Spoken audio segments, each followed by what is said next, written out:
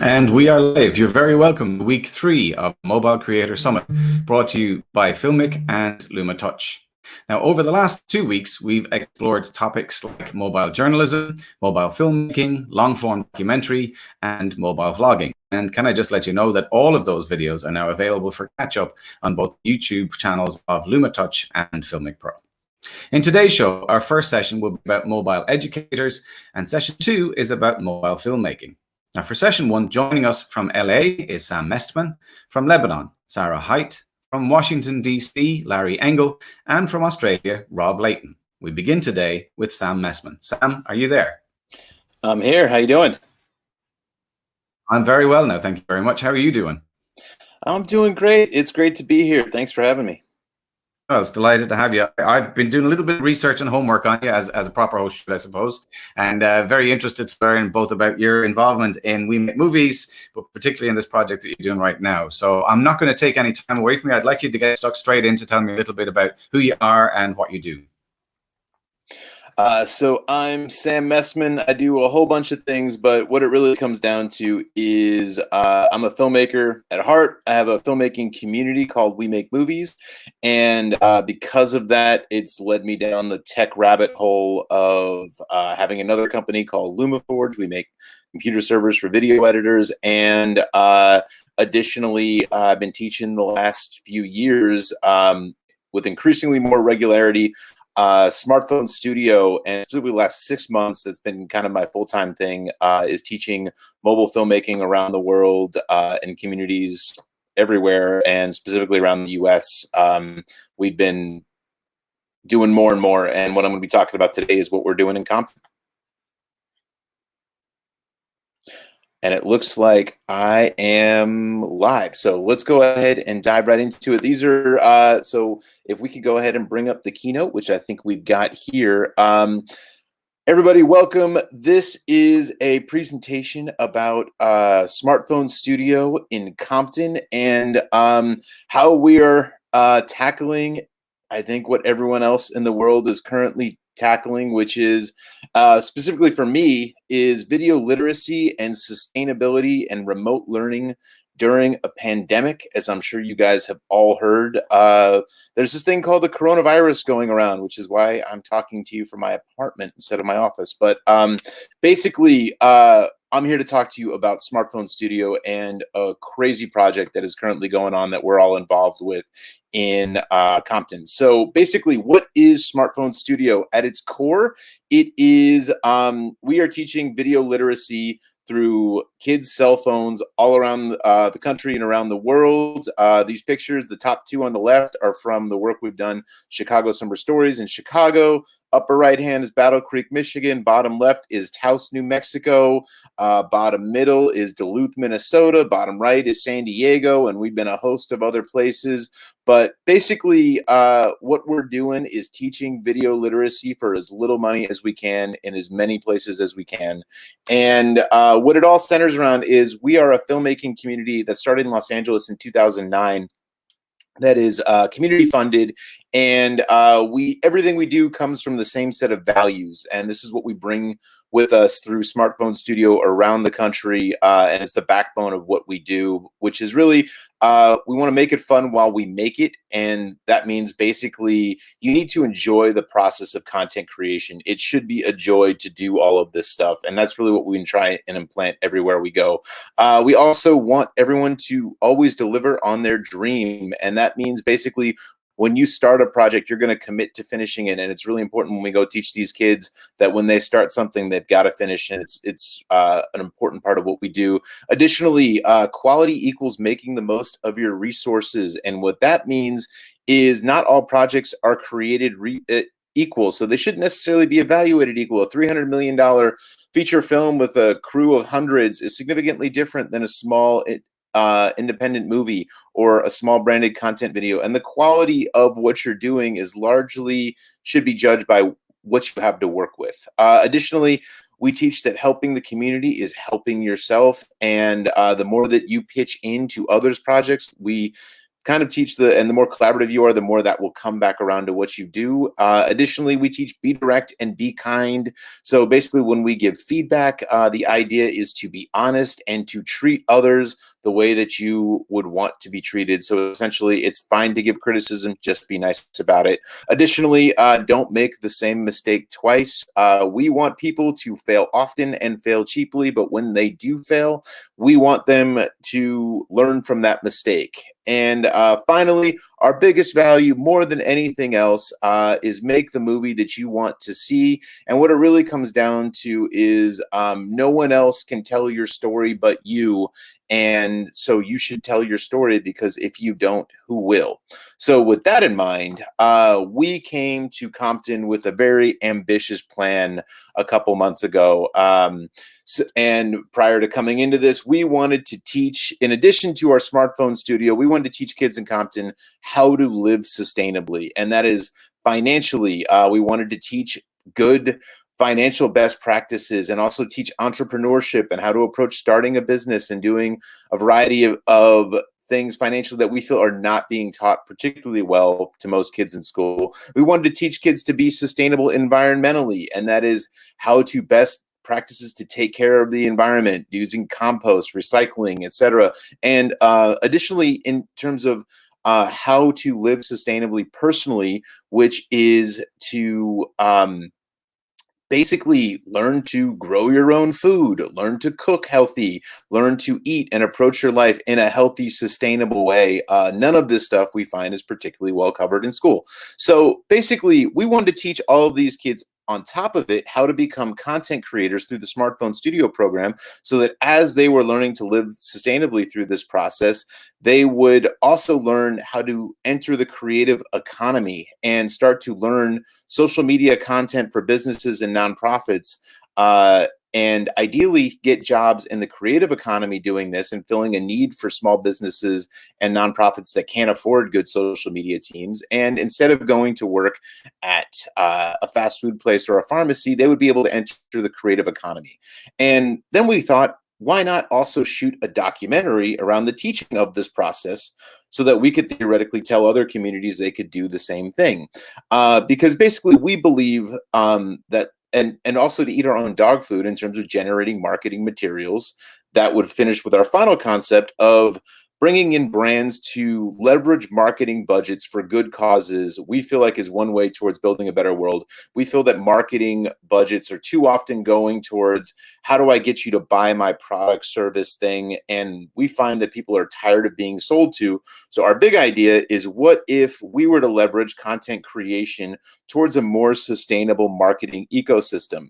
And really the key to all of this too is we believe that the cell phone is a democratizing tool. So everything on this project was to be shot with iPhones and iPads, right down to the documentary. And we were going to eat our own dog food and teach the kids that they can make a living with what's in their pocket, and they can generate content that is high quality with what's in their pocket. So that was the challenge.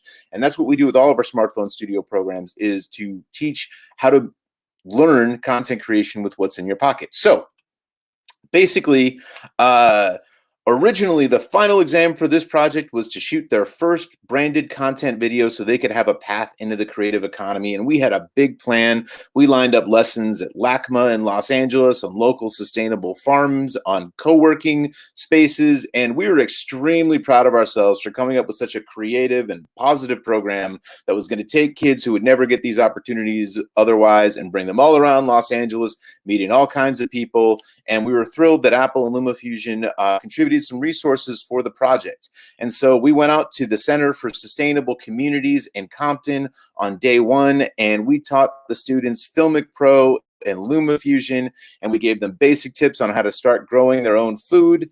In the garden here, you've got kids basically seeing a real world community garden in Compton, which, by the way, has more earthworms per capita than any other community in the world. I found that out. There's an amazing instructor, Dr. Ross, and he showed us how one of these pods in the upper right-hand corner can actually feed a family of 4.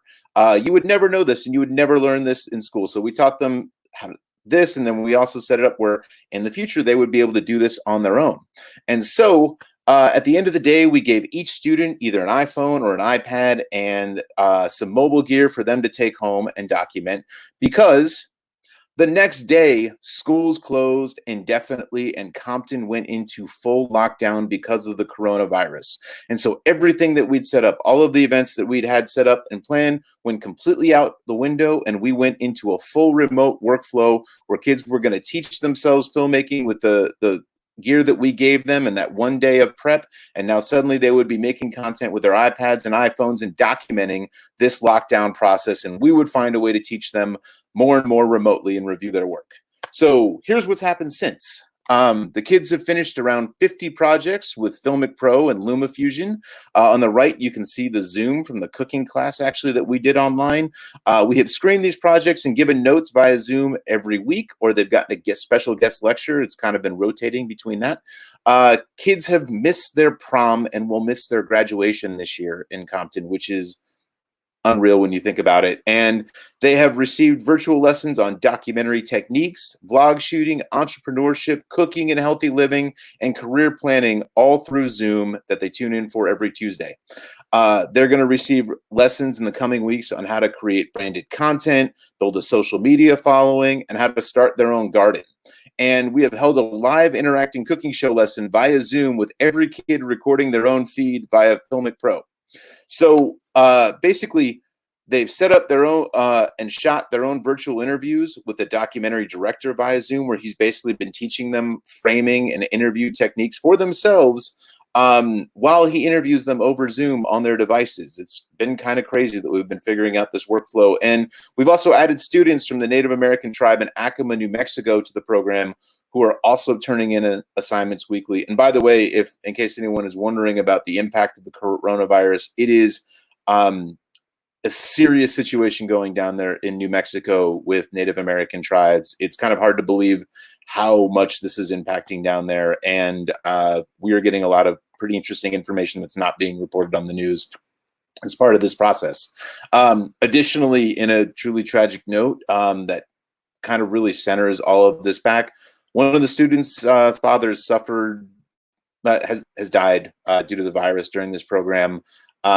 It's sobering working on this project. And what I can also say is that what has easily been the highlight of my week is getting to work with these kids week in and week out and do all of this stuff with them and ideally build something a little bit better and find a new model coming out of this and find a way to turn a negative into a positive. So what's next? Anyway, Luma Fusion has stepped up and they have agreed to hire these kids to create a testimonial about how they use Luma Fusion during this program. That's going to be their final exam, and they're going to be paid to actually create their first piece of branded content that is actually an educational process around what they've been going through during this assignment. We find it's a very meta way to teach them to enter the creative economy and do a better version of marketing, in our opinion, that actually benefits people. Everyone's really excited about this, and we're very grateful. Additionally, here are some things that we've learned during this process, which is don't save to the camera roll when you're shooting. Don't save to the photos. Really emphasize media management with Luma Fusion and FiLMiC Pro as you're teaching these kids. Also teach them to shoot 24p for narrative and 30p for documentary.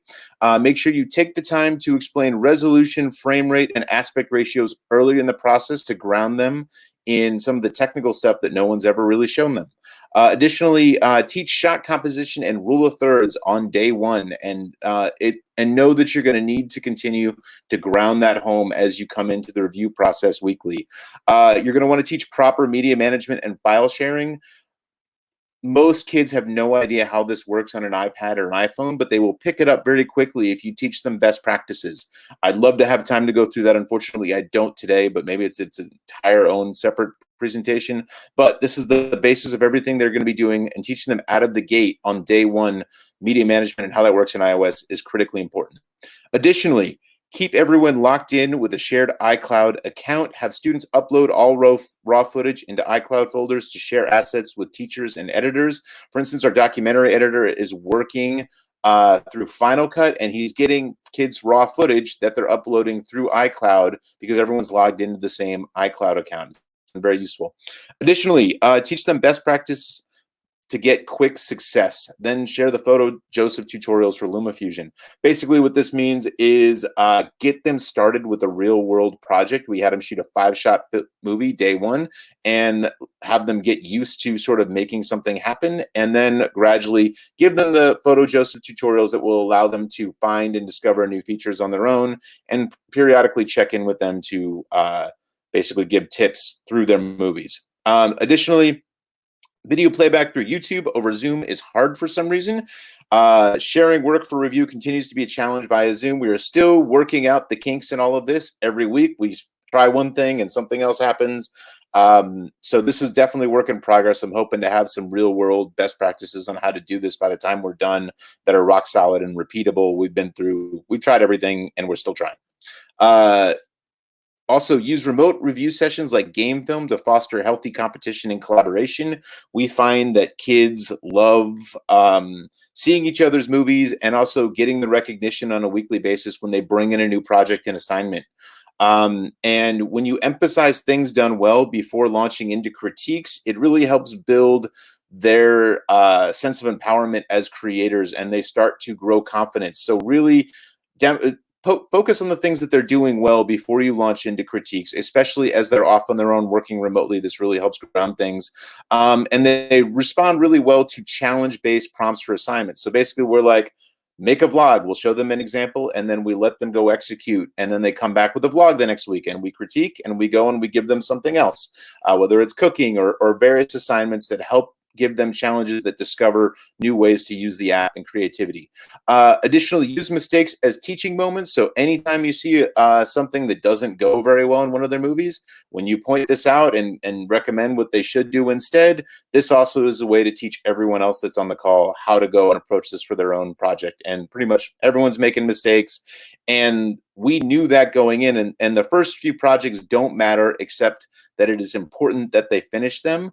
So, because what we are doing is teaching them to fail cheaply, quickly, and often with their cell phones. They're making more movies per week. I didn't even make a movie my first year in film school. They're already on their 5th, 6th, 7th, 8th project now, each of these kids. And really the bottom line is that iteration is the only thing that matters here. And that's really the focus of all of this. Is it's so important that they know that every new project they do is an opportunity for them to get better. So anyway, additionally, as this project develops, we're going to be gradually shifting them from LumaFusion on iOS over to Final Cut Pro. They're going to be getting a MacBook where they're going to be able to port over all of their projects into Final Cut and learn that functionality. So they're going to learn to edit on iOS, and they're going to learn to edit on the Mac. And our goal is to really teach a creative ecosystem through Apple hardware that is easy to discover and understand. And so basically, here's a few quick notes on the LumaFusion to Final Cut Pro XML. LumaFusion has just introduced, with their last update, new Final Cut 10 XML operability. So here's what's working so far in it, which is most basic timeline functions, transitions, stills, and audio crossfade should work. Transform, crop, opacity, spatial conform, fit and fill, and basic speed changes, audio levels, keyframes, and panning, and titles as stills, which are not going to be editable, as you'll see in this video in a second. It's going to come in as a clip. So you may be better off holding your titles for doing it in Final Cut. And also what doesn't work is color correction, LUTs and effects, audio effects, timeline mixer, and track functions. So really the best practices for doing this, if you want to incorporate this workflow, is use LumaFusion as a fantastic rough cut editor to get something really nice in place, and you can have it be something that students might use when they're working from home, and then for instance they can come into the Mac lab at the school when those open back up again, and then pop this right in over Final Cut XML into a Final Cut 10, which should work pretty seamlessly, as I'm about to show you in this video. But really the idea here is to start in LumaFusion on your iOS device, get something together that looks solid, and then really refine and revise it once you get into Final Cut 10 on the Mac, when you have a little bit more screen real estate. That's what we're finding is a pretty good workflow. So anyway, here's a little video about that process.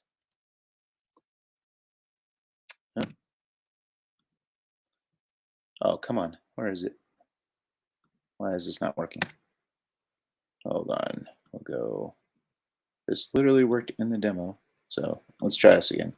Okay, we are in the Luma Fusion app on my iPad Pro, and we are going to take some of this Compton footage, this little sequence, and send it to Final Cut 10 from Luma Fusion. So first things first, hit the share icon on the bottom right-hand corner, and if you haven't already, make sure you unlock the in-app purchase for export to Final Cut 10, and then select the XML destination once you do so. And in this scenario, we're going to use other app / airdrop, and this is going to send a package to my MacBook. So under XML settings, basically there are 3 options under FCP project settings in this window. There's full media, trim media, and no relinkable media. Full media will send all of the clips in their entirety. Trim media will just send trim sections, and no relinkable media will send a XML to reconnect the footage on your Mac. Once you've selected that, we select trimmed. We're going to go to Earth Compton and rename that project, which is how it's going to appear in the downloads folder of your Mac. And then we're going to hit the share icon. And now what it's going to do is trim all of the clip sections. So it's just the trim sections that are going to appear when we send it via airdrop. And now we're in the airdrop menu. I'm going to select my MacBook, and that's going to send it over to the Mac, and it'll appear in my downloads folder. So let's go there. And now we are over on my laptop, and we're in the downloads folder, and you can see Earth Compton zip. I'm going to unzip that, and now I've got a folder with all of my trim media in addition to an XML file that we are now going to bring into Final Cut. And I'm going to go into the file menu and go under import, and I'm going to select XML. And I'm going to go find that XML within that folder that I was just in under the Earth Compton folder. And there it is. There's the XML. We're going to import that. And now there is all of my clips and my media, and also a project where my sequence lives. And as you can see, all of the media that was just in Luma Fusion has now been safely transported over into Final Cut 10. Super simple, super easy. One little thing, you'll notice the title here is now its own clip, but it is not editable. That is one little thing that you probably should know. But otherwise, that's pretty much all there is to it, guys. It is fairly simple. It works really well. You stay within what works and what doesn't, and you'll be fine. And so I'm out of time. I wish I had another 10 or 15 minutes for this. I could probably go on for an hour around all the stuff and all the lessons that we've been doing. But basically, we are in uncharted territory with this project, and we are literally making this up as we go along. But we're making a lot of progress and having fun doing it. Thank you all so much. It's been a pleasure getting to come in and share this with you. There'll be a lot more coming.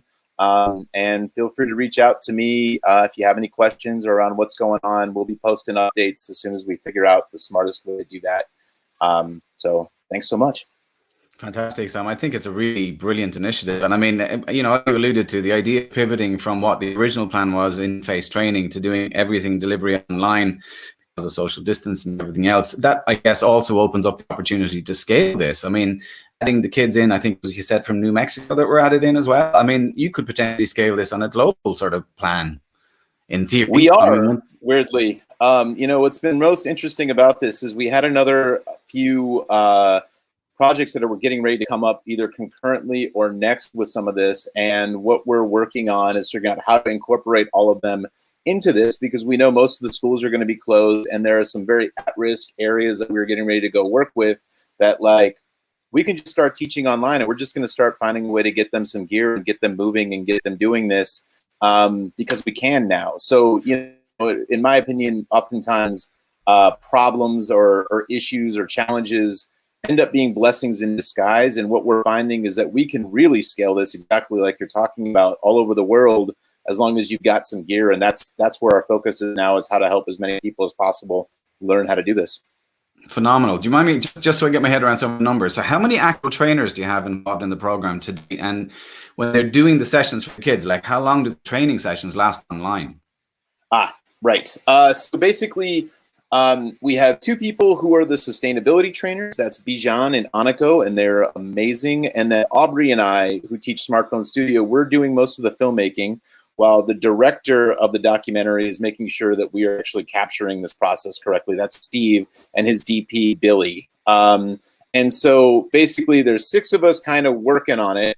We all show up because it's fun every Tuesday to see the kids and see the projects, or to get a speaker in, because we've had special guest speakers in entrepreneurship. We've got one coming in on growing their own food and social media strategy. Ryan Walker from TSMA will be coming in to teach that, and also how to optimize these kids into careers. So it's kind of like we have a bunch of special guest speakers mixed with like 4 trainers, half teaching sustainability, half teaching filmmaking, and now we're trying to figure out how to scale that. And it's all kind of a work in process, but I don't know, we're figuring it out. And do you mind me asking, like, I mean, so the dual strand of your approach is partly life skills, but also media literacy, video literacy. Like, do you see video literacy as really, really important for these specific kids, or do you think it's a kind of a global thing that everyone should know basic skills? What's your strategy?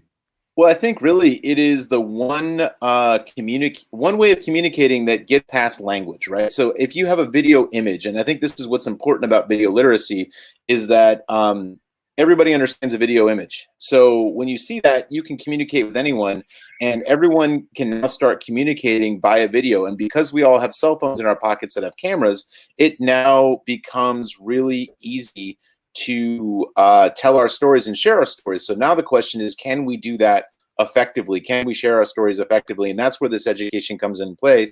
And giving people an affordable way to get repetitions doing this is where this becomes really important.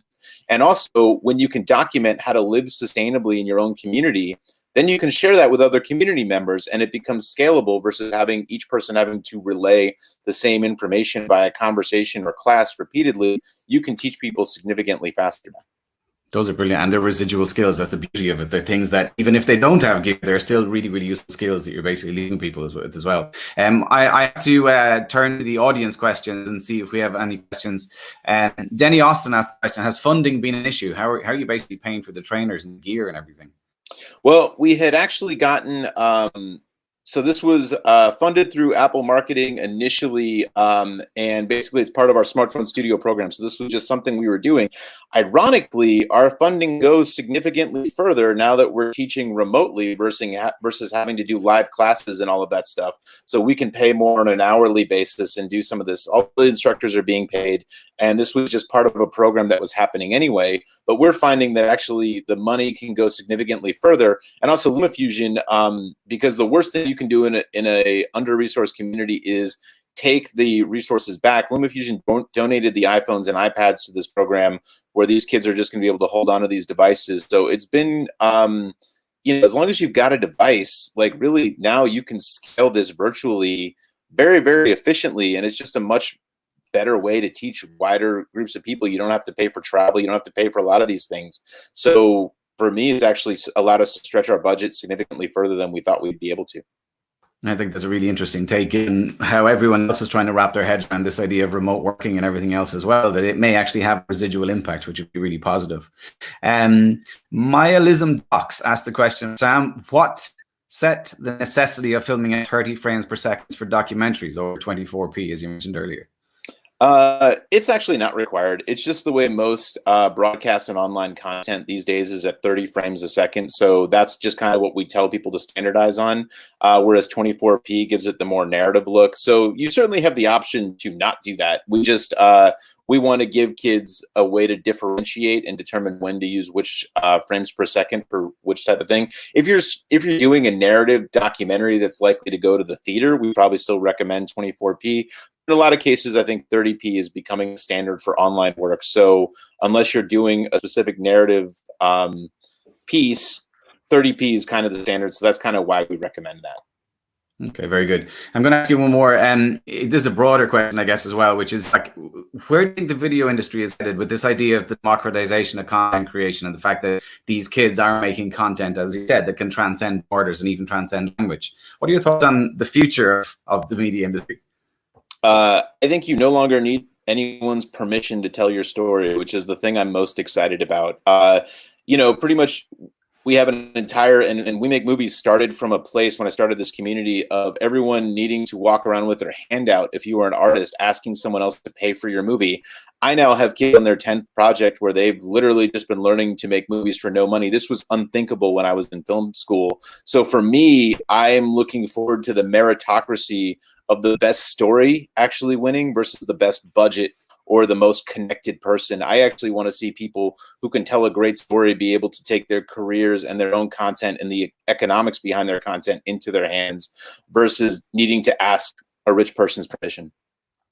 I like that. No more gatekeepers. There is one question that everyone keeps asking, actually, as a team. Where can people see the student film content? Are you sharing it on a YouTube channel? Is there a website?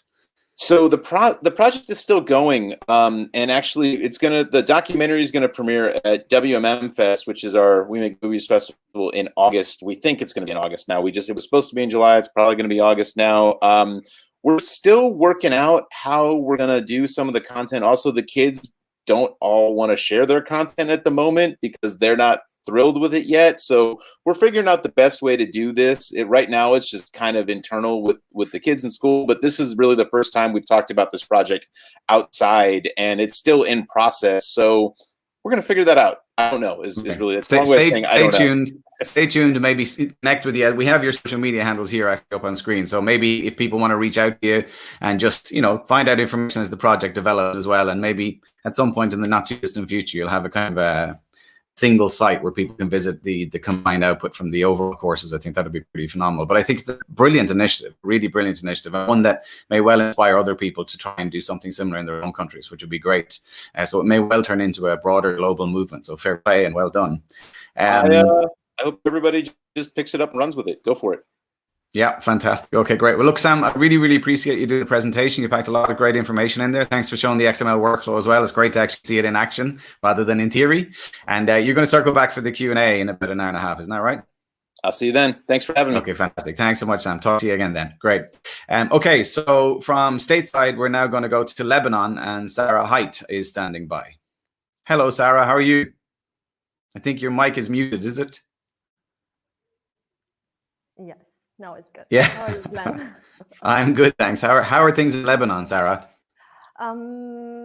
As all over the world, like quarantine and lockdown, we're living at home, working from home all of time. But I guess that thing's gonna be good very soon and in progress. Okay, very good. Yeah, I think everyone is trying to grapple with how you can continue to basically conduct any form of business or creativity basically from home. But I think, as in Sam's case, there has been some really, really interesting initiatives. And I know that you're involved in some really, really interesting outreach programs as well. So I don't want to eat into your time. I'm going to basically hand the stage over to you. You have a presentation, I understand, right? Have like a couple of videos that already produced from my participants all over the training. So we're going to start. Okay. Great. Well, how about you tell us a little bit about your background and basically what you do? Yeah. At first, I'm a journalist, freelance journalist, and video journalist. Usually, I work with Deutsche Welle Academy as a freelancer on mobile journalism and storytelling. And we work all over Middle East and North Africa. Our target audience or group are refugees, journalists, and community that they are in need for mobile journalism to tell their stories. My first journey with mobile journalism started in 2017 in Lebanon, a refugee camp. It's around like 3 months, a very intensive workshop that I done with Deutsche Welle Academy in camps. And around 20 or 40 refugees were trained on mobile journalism for 3 years. The video that we're gonna show you in a moment, it's about a refugee who live in camp and trying to come back to life after the war living in Syria. This video produced by Dareen. Dareen is one of my participants. She started with us when she was 15 years old. And she's insisting to continue on journalism because she has a very maybe she's passionate about journalism and she wants to be a journalist in the future. So she done this video by herself after the training and after taking from us feedback about how it will come out and how the story should be or the storyline. So can we start with the video, please? بكرهها وقت انفعلت ابي وقت اخذوه من بين ايدي وما قدرت بساعده ولا 1%. وقت كمان اخذوه على المستشفى ما قدرت الحقه. هذيك الساعه انا صرت بلوم حالي انه انا ليش هيك من بين كل الناس صار معي هالشيء هذا كلياته. اسمي محمد احمد العلو، عمري 24 سنه، من سوريا ريف حلب الشرقي. سبب اصابتي كنت بسوريا طالع فوق سطح البيت واجت الطياره ضربت بيت جيراننا. من الخوف قلبت على ظهري. وجيت على كم حجار وصار معي كسر فقرات بالظهر. انا بدي ارجع سوريا حكم عنه البروفيل ما فيه هالقد. يعني اذا الشخص مرض يعني بيطلع على منطقه ثانيه لحتى تلاقي الطبيب المناسب. بحب كفي علاجي وبرجع مثل قبل يعني. اكثر شيء كنت حاط من بالي انه تعلمني المسرح من كل هالنشاطات اللي كنت عم بعملها. يعني يوجهوا مثلا على او فتحوا معنا دورات او اي شيء او اي نشاطات من هدول. نتعلم مصلحه منهم، نفيد حالي منهم، نفيد اهلي منهم. اهلي هن 100% مدافعين للأمانة. يعني هن مأثرين فيا كثير مو بس شوي. هلا بعد ما صارت معي الإصابة إنه الوضع هذا أكثر شيء بالبيت هون. تقريبا حدود الساعة 4 5 العصر بس عند الجهاز الإجرائي بطلع بمشي بالحارة ما أعرف آتي. قبل الإصابة كنت بقضي يوم أكثر شيء كنا بالشغل. نضل كل نهار بالشغل نحن والعمال.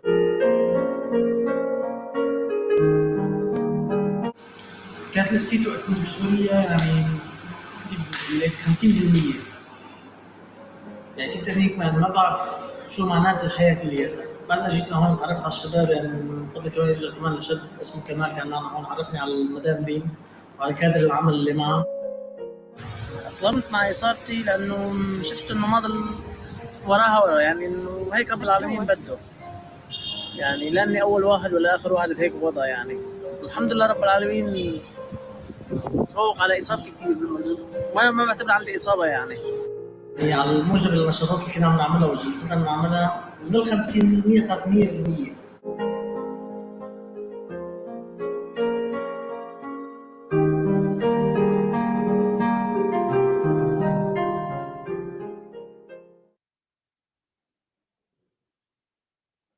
Okay, so this is the first video that you've shot from refugee camp. Now I'm gonna share my story with this training. It's not just about letting them know how to shoot, how to film, or how to edit. It's also to let them express themselves very clearly about what's happening in camp and tell their story with the maybe, if we can say it, with positive side, or maybe in very constructive way. So this is our aim. It's not just with refugee camp, but also with the other community that I'm giving them training from Lebanon. And this camp, we're gonna move to Libya.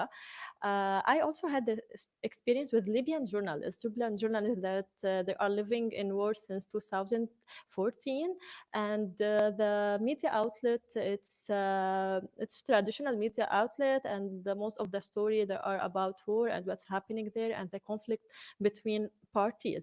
And the training now was happened in 2019 in Tunisia. We bring journalists, around 40 journalists from Libya to Tunisia to get trained on mobile journalism. And my experience with them was very very surprising, because they didn't have a lot of time to search about the stories and pitching topic, because usually in our training in 5 days, for example, or 4 days, we insist to each trainee or group of trainee, they had to share story or produce story by their mobile during the training. So the Libyan, they have around 24 hours or 48 hours to pitch a story, write storyboard, and go outside and shoot. And they did it very well, even if they are in Tunisia, the country that they are not living in, and they didn't know anything about what's happening there, or they are not very familiar what's about the people, or they didn't know the community well. And after the training that it was around 5 days, the project insists to each trainee send us a video from Libya, and to be sure that they are really working on mobile journalism and storytelling line and everything. And honestly, I was afraid about the content that they're gonna send to us, but it was really impressive because the content wasn't about the war. It didn't mention that they have war, because already we know they have war, and the most important thing, they are telling a story about the community, that they are working on themselves to build their future and to improve themselves. So the next story that we're gonna see now, it's from Libya, and one of my trainees did it. She's Mawadda, about a very nice project that they are recycling garbage for making a nice things for house and home. So can we please play the next video in Libya?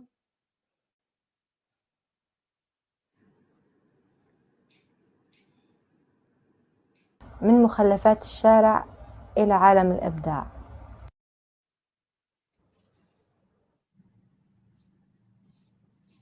اسمي غادة الهوني من مدينة بنغازي، هاوية الفنون والأشغال اليدوية منذ الصغر.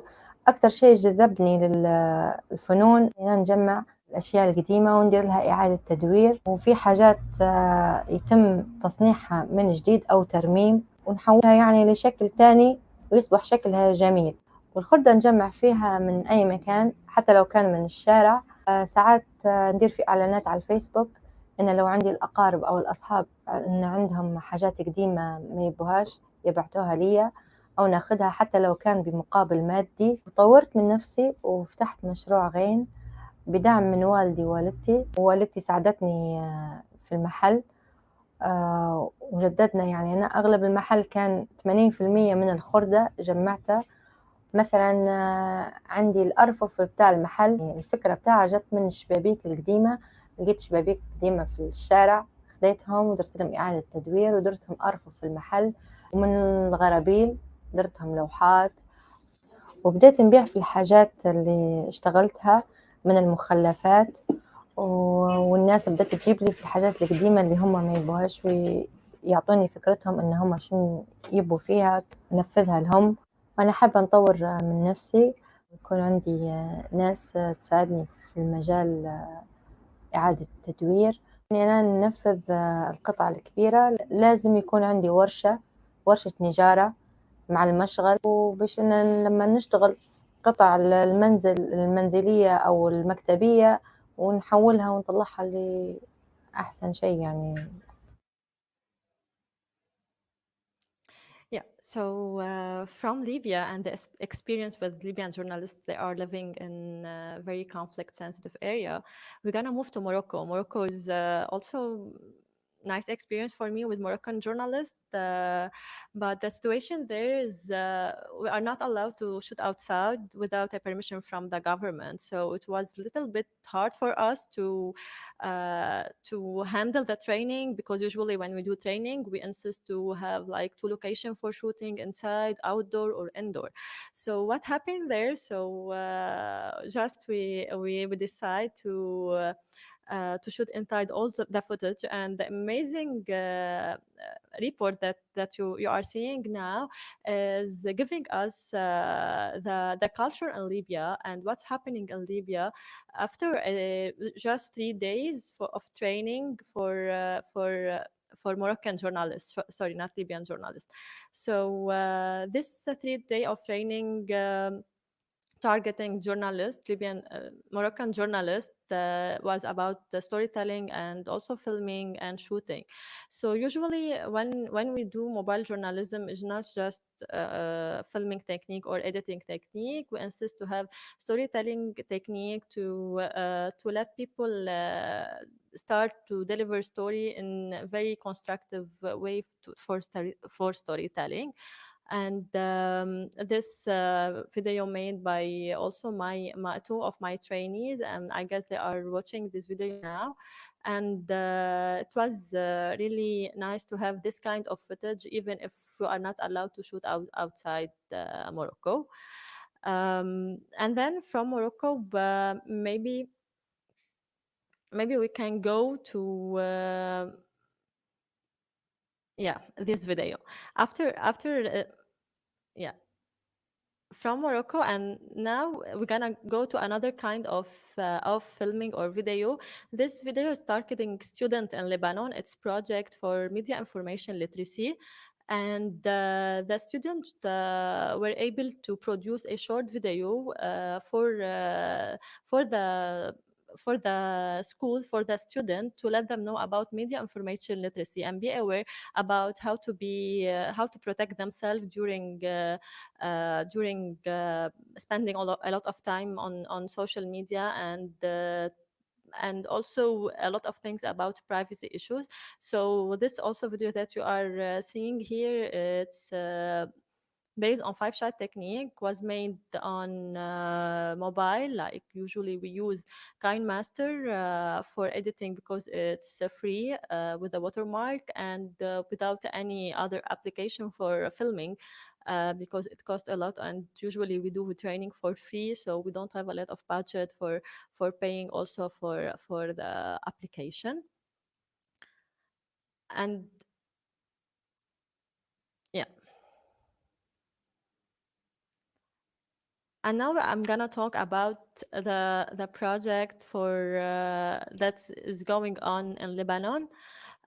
Before playing the video, and I'm gonna talk about the project. Usually, what we train, it's the community itself to let us know what is happening, and to know the story in their audience. So the last training that we are engaged on is about it's around 20-25 participants from different regions in Lebanon, and each region has to tell us what's happening there and their community. Our target in this target in this project is to let each participant tell us their story. For example, we have in this training participants from camps, from rural area in Lebanon, North Lebanon, in Akkar, in Tripoli, in South Lebanon. And all of them, they get trained on mobile journalism, storytelling, human rights, media information literacy, to try to build this community together, to elaborate for a new medium of story maybe, and new things that they reflect themselves.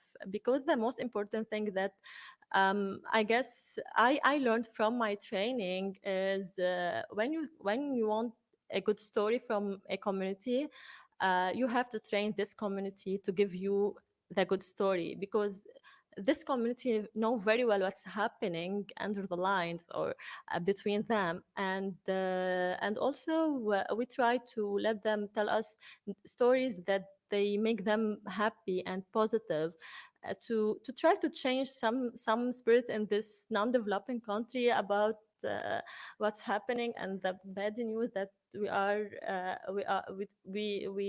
all the time hear it. So this is our main goal. And for me, if I want to come up with a conclusion, concerning my training in mobile journalism, and especially in Middle East and North Africa.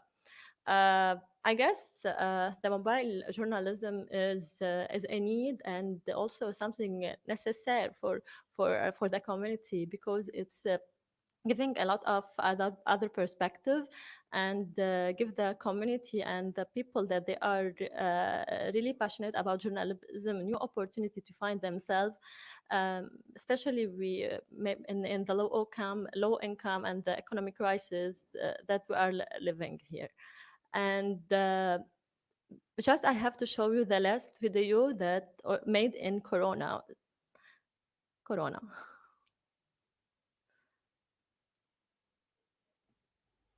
Yeah, this video made in Corona. In few seconds, you're gonna see one of my trainee. She's Alisar. She tried to film herself while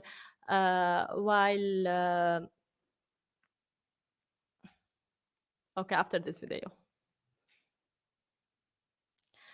So can we talk about this video? It's about a kitchen that this lady, she's cooking a meal for free for people during Corona. And my participants just pitched a story and went there to shoot during the COVID-19 in Lebanon and made the story. And all the stories that were made during this COVID-19 and with this group especially, gonna be published on a media platform called Our Stories.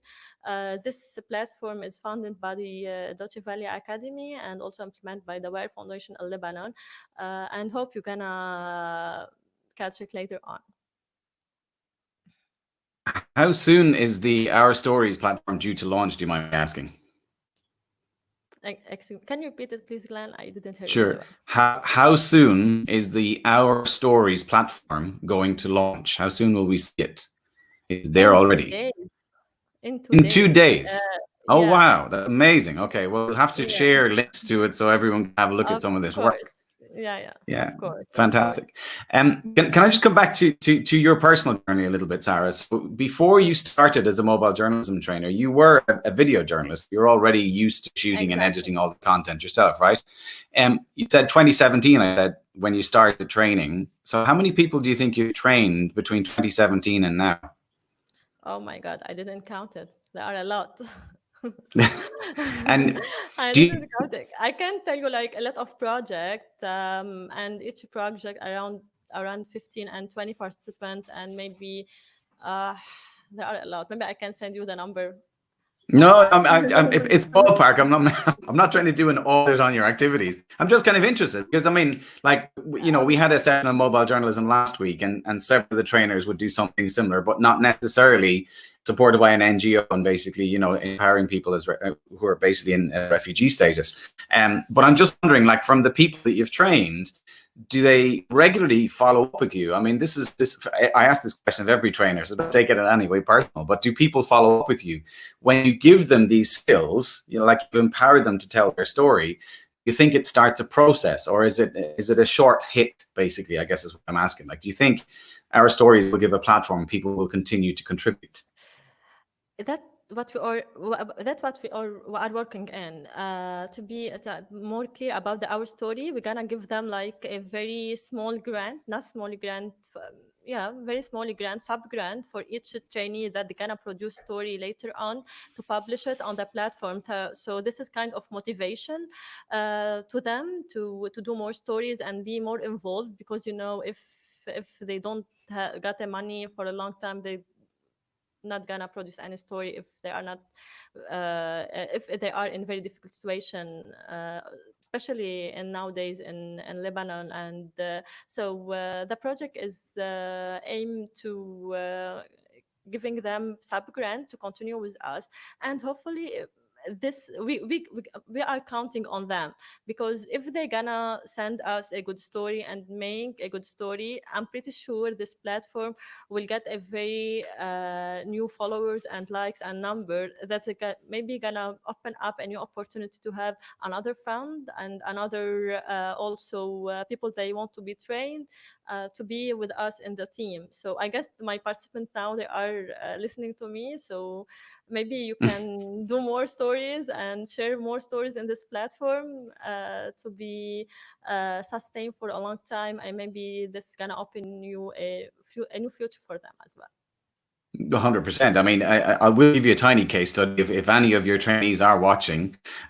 So a good friend, both of us know, basically a lady called Wad Al-Khatte, who basically was, you know, a resident in Aleppo during the Syrian conflict, and spent 5 years initially filming on a smartphone and then subsequently filming on any camera she could get her hands on.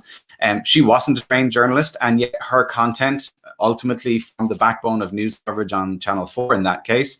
And subsequently, I think it was 50 or maybe 500 hours, I can't remember which, of content that she filmed over 5 years, made a feature film which, you know, was nominated for an Oscar. So if you want to be ambitious, you know, think about the special nature of the type of situation you're in, but how people not necessarily familiar with what's happening, and how that very intimate personal take can be very, very powerful.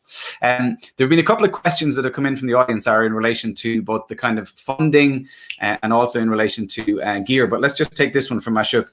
How comfortable are the people getting used to the concepts of visual stories, and how excited are they? How do they feel when they see their final creations? Oh, this is a very nice question. Thank you, Ashok. They are very happy when they see not their stories, when they see my nice feedback.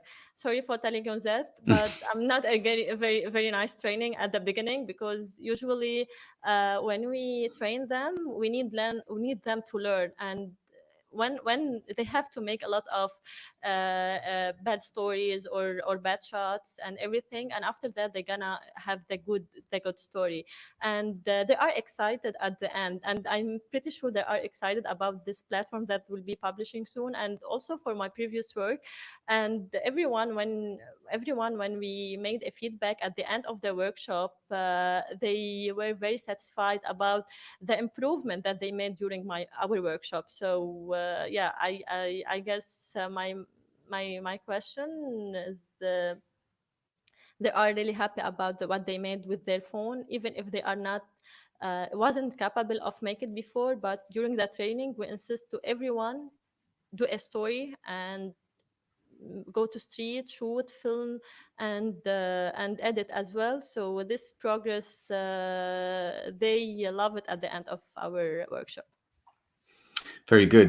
Do you mind me asking, just in relation to our stories platform, is it being gamified is the wrong word, but basically, is it being funded in any way? So I guess where I'm going with this is, if someone becomes a regular contributor of stories, is there a way that basically, because they're putting so much effort in, because they're contributing so much, that they were rewarded for that effort, and in effect, over time, could build up gear and basically become, far more proficient, but with a roadmap for how to get there? Because I guess for everyone that you're training, equipment is going to be the big challenge in many ways. I mean, unlike Sam, do you have a big sponsor where you can leave gear behind you, or do they have to kind of make do with what they have already?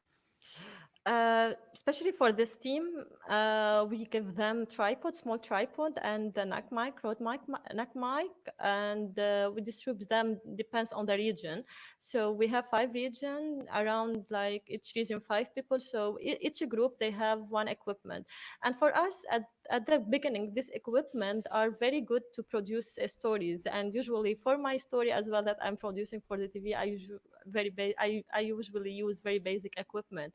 So I don't think the struggle now is about equipment, because they have a good phone, they have a good camera in their phone, they know how to shoot basically the 5-shot rules and the continuity and everything, and also they know the basic editing. So there is no struggle to making a very basic story, and they are amateur, if we can say it, because they just started.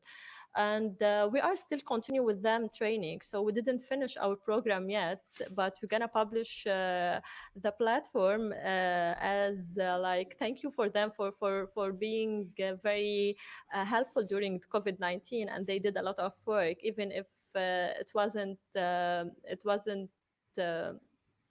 during our online our physically training. And so I guess there is no struggle with the equipment, and I'm happy because they are now doing stories based on the storytelling technique, and this is a very hard thing that you know, Glenn, I guess it's very hard to let the people think differently and storytelling and the stuff. But for me, because they are doing very well, so we decide to publish this platform at the end. And just to let you know that my trainees is not journalists. They are from different career. They are designer, somehow amateur, animators, graphic designer, fashion designer, nurse. I have a nurse, journalist, and refugees, and that's it. So this mix of people give us a lot of ideas for making story, and this is our big point, or this is our main core in this platform. Okay, very good. I think we've just time for one more question, Zara. I know that there's quite a few actually stacked up. A question from Mike Hoey: is there any danger in creating these stories? I guess this is to do with verification and vetting. Danger verification, or danger? Do you mean like because we are in Middle East? So could be either. Yeah, it could be that one too. Actually, you're right. Yeah, it could be that too. Danger? I guess no, because unfortunately we got to use what's happening in our countries. There's no danger, but we are taking into consideration what's happening around. If there is any protest or anything gonna affect the trainees, we decide to not let them go out and shoot. But usually we are handling even in during COVID-19. So I guess we are quite good in this situation now. Okay, very good. We've run out of time, Sarah, but I think it's a really phenomenal initiative as well. And I think, in many ways, when people have spoken about the idea of mobile and mobile journalism for over a decade, the theme has always been giving a voice to the voiceless. And to give you credit, I think that's exactly what you're doing. So well done, you. We have your social media contact details up on screen right now. People can connect to you via YouTube or via Instagram or via Twitter. We'll be hopefully speaking to you again in roughly an hour from now, I guess, for the panel discussion. But for now, thanks so much for sharing your story. See you later. Thank you. Bye. Nice. See you soon. All right. Thanks. Bye-bye. Okay. So now from Lebanon, we're crossing the pond back over to Washington, D.C., where hopefully Larry Engel is standing by. Larry, are you with me? I am indeed, Glenn. Good to see you. And good to see you too. How are you doing? Under the circumstances, hunkered down, letting my hair grow out. But yeah, you both haircuts. Haircut's a big theme. Everyone is talking about I so desperately need a haircut. But hey, I've been threatening for 30 years to grow my hair. I think now I finally have a legitimate reason. What can I say? There you go. There you go. Right. Larry, tell me a little bit about the backstory. I know it, but you had a great line that you used on the bottom of the website. Like, we're going to try and squeeze 50 years of experience into 20 minutes. I'm really interested to see how you're going to do that. 5 decades, 20 minutes, and here we go. So I'm a longtime documentary filmmaker. I started in 1976, and I was also starting my teaching career at Columbia University in 1976. I ran a production company in Manhattan for nearly 30 years before I came down to Washington, D.C. to pick up teaching and filmmaking at American University. Since that time, I've witnessed an amazing opportunity to travel around the world. Filmmaking for me combined wanderlust and the magic of cinema, and I could not have been more pleased. So let's go to our 5 decades in 20 minutes, 250 films on 7 continents, multiple times. And now let's go to those 5 decades of film in about 90 seconds. So stand by. We'll catch you at the back.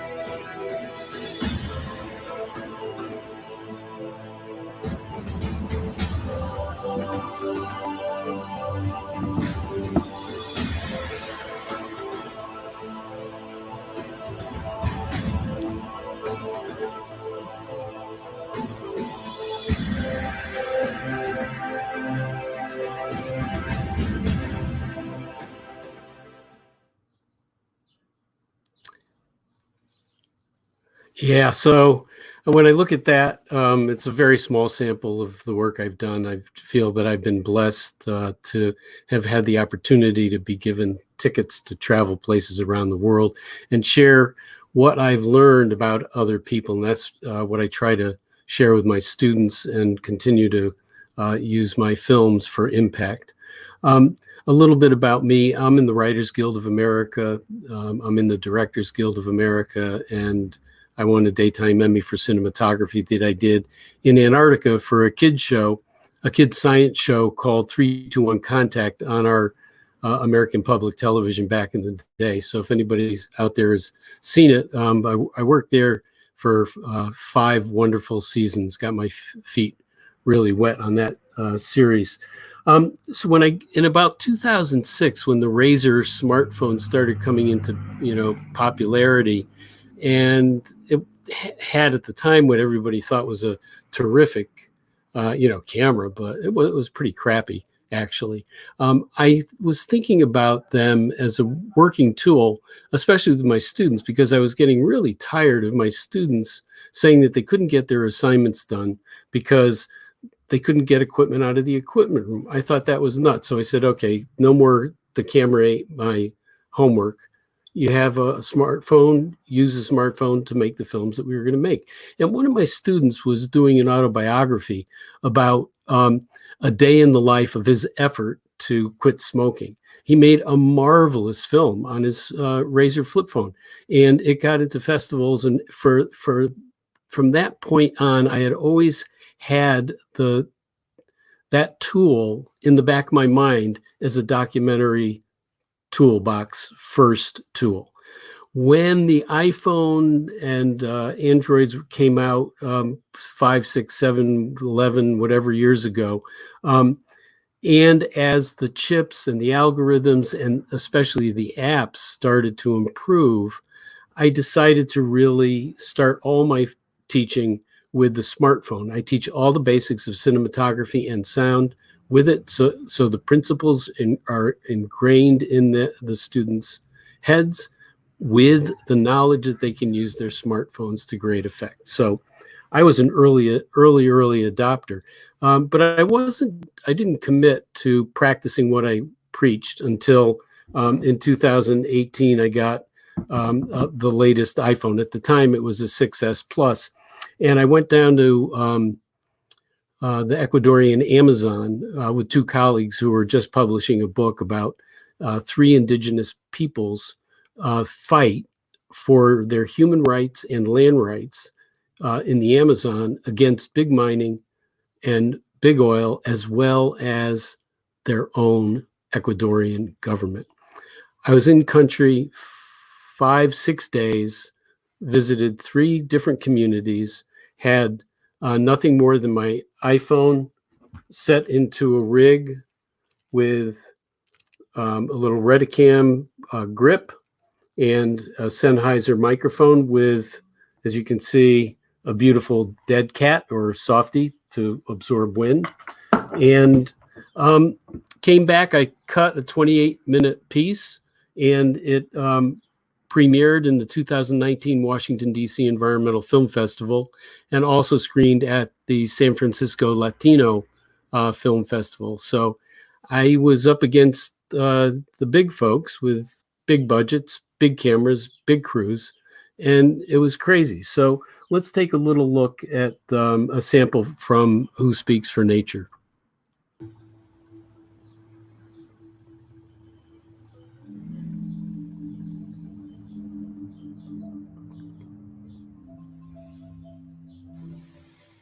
Sarayaku is an indigenous community made up of the Pueblo Quichua, or the Quichua people of Ecuador. It's located in the province of Pastaza, which is in the central part of Ecuador that is yet untouched really by oil extraction in the country. Nuestro plan de vida proyecta para tener vida en armonía con la selva. Estamos protegiendo la selva. Hemos guardado el bosque con toda la vegetación y donde practicamos la chacra, donde practicamos la cría de animales silvestres. Estamos haciendo una práctica para tener aquí cercanía en asentamientos humanos. También manejo de piscicultura. Entonces, ese engloba todo el plan de summa causa. Sarayaku is an important center intellectually of the concept of summa causa, which is sort of the good life, which is beyond just being sort of the Western conception where humans and nature are separate. This is a situation in a belief system where they're integrated, where humans are part of nature and simply another animated element of the whole, which is nature itself. Okay, so I'm very, very proud of that film, 5 days, 28-minute film. We're going to go now to some pointers that I share with my students based on my career. And up first is if you only knew how easy it is to watch documentaries, but making them sometimes is really a challenge. Making them not easy. So let's take a look from Height of Courage, the Norman Vaughan story for National Geographic in Italy. Day 2. Winds are gusting to 60 miles an hour. Day 3. Wind chill has hit 70 below. Day 4. There are those mountaineers who would seize on a fleeting break in the weather to make their retreat. But there's too much riding on this climb to do that. Norman's climb is becoming an 8-day ordeal. That's kind of destroyed, so just pop up with that right foot just a little bit. There you go.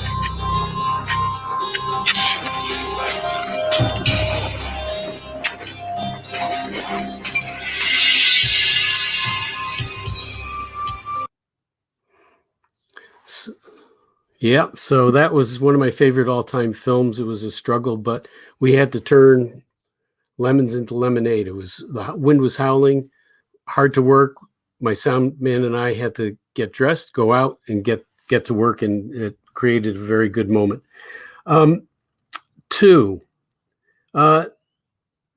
we film what characters do, but we have to do what they do too. So this is the opening of a film on acid caves that we did for Nat Geo as well as for Discovery. Check it out.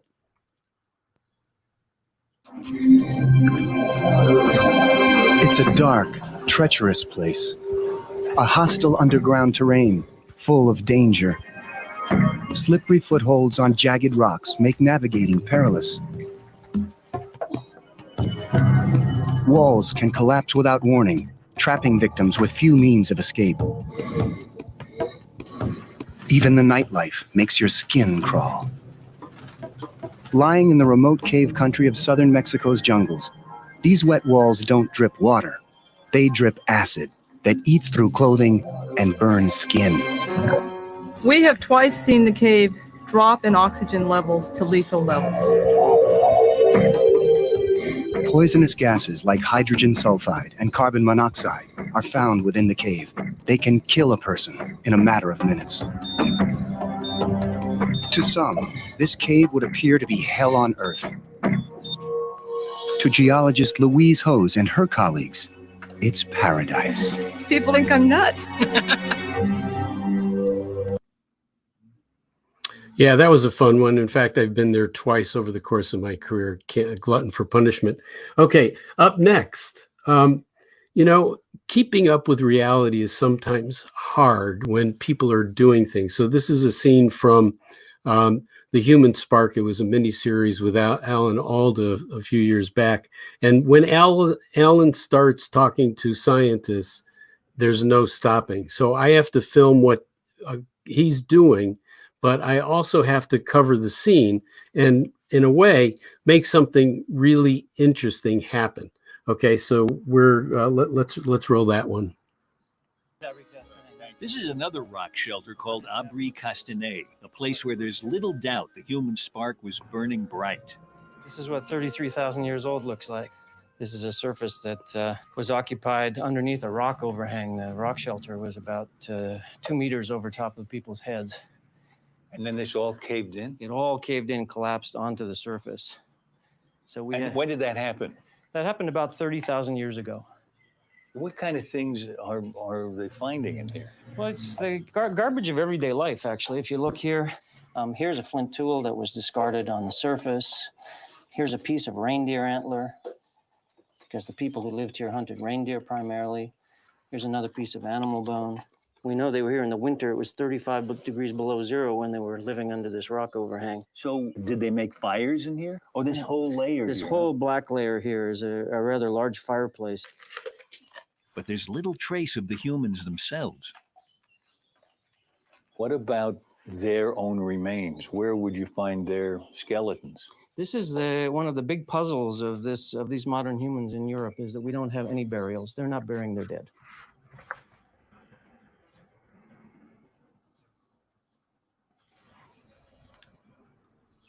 Yeah, so that was an interesting one, trying to make archaeologists look interesting when they're on their hands and knees and their faces are down. Notice that I used a lot of camera movement as one of my main techniques, but also extreme close-ups. Okay, so this is outside. Let's go inside to see how hard is it to make a laboratory interesting. You got to turn the ordinary life into extraordinary. So take a look at this scene on the Titanic DNA testing that we did for PBS. Preservation isn't the only concern. The team must guard against even the smallest trace of contamination. Before handling the bone, Dr. Carney Matheson dons a clean suit and enters a sealed chamber. An air shower sweeps off any particles that might corrupt the data. Tiny flakes are scraped from the arm bone and soaked in a solution of enzymes that liberate fragmented sequences of DNA.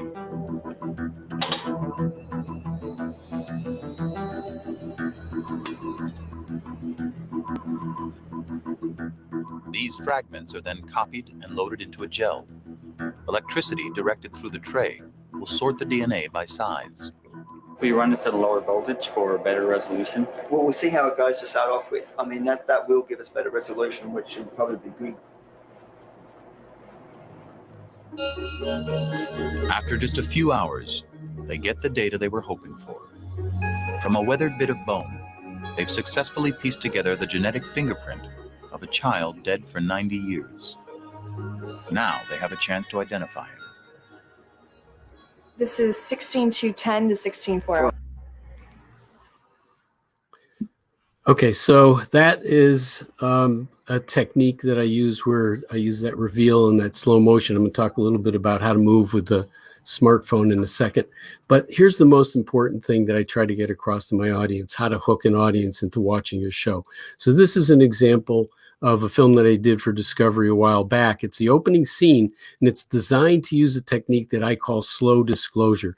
We have a drip, drip, drip of information, but the assumptions that are made are turned as the audience learns more and more about the situation. So let's take a look at slow disclosure. Careful writing, careful close-up cinematography, and distributing information along the way. This is meaningful data. We're going to have a edema problems here. It's about the pressure line. I want to zero it before he goes close now. Don't take it up too high. Don't take it real fast. A chest cracked open. A pump substituting for the heart. Okay, we're back in. A team working feverishly against long odds. At first glance, this scene might be taking place in a hospital emergency room. But it's not. Though the patient is human, the operation is led by a veterinarian. Well, it's not that easy. Assisting is a computer programmer, a nurse, a magazine editor. A heart-lung machine replaces blood with antifreeze. And for more than a day, this patient has been dead.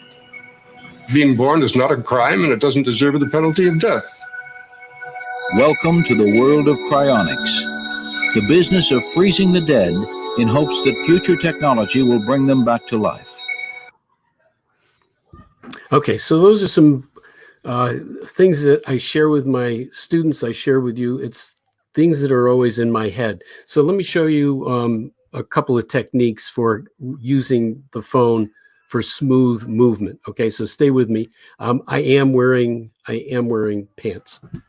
So first of all, if you're filming from over here to over here, you might just make a move like this or something. You walk, move farther away, and you walk across, and you walk across to where you're going.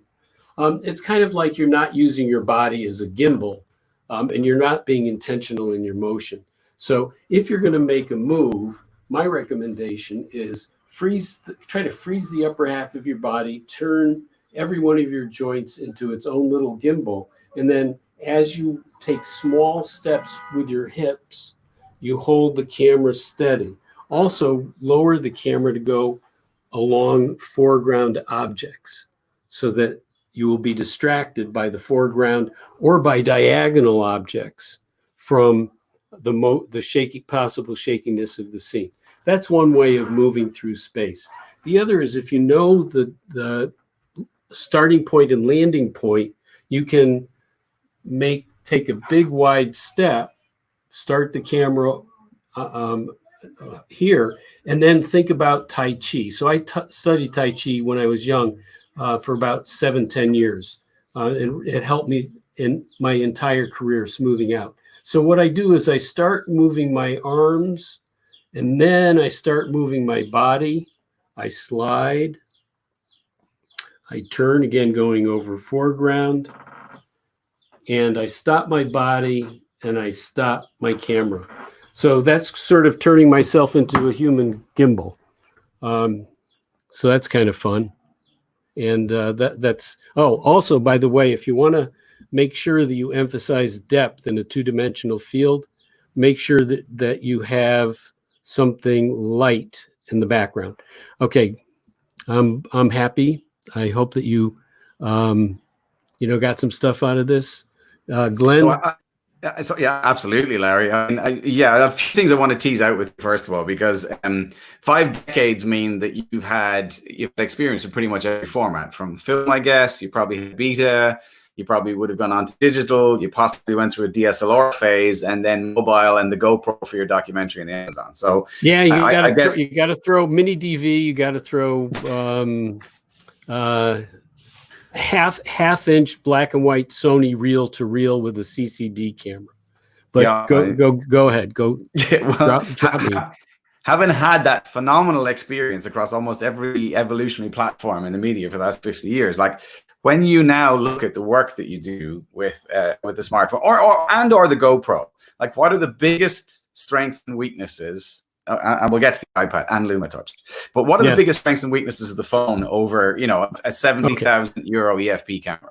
Okay, really quick. The beauty of the phone is that it's always with you. It's in your pocket, it's in your shirt, it's with you, and it's ready to go to work. If you know how to tweak the apps, and the game changer for me came with FiLMiC Pro's slider bars that allow me to focus and change aperture on the fly while I'm shooting.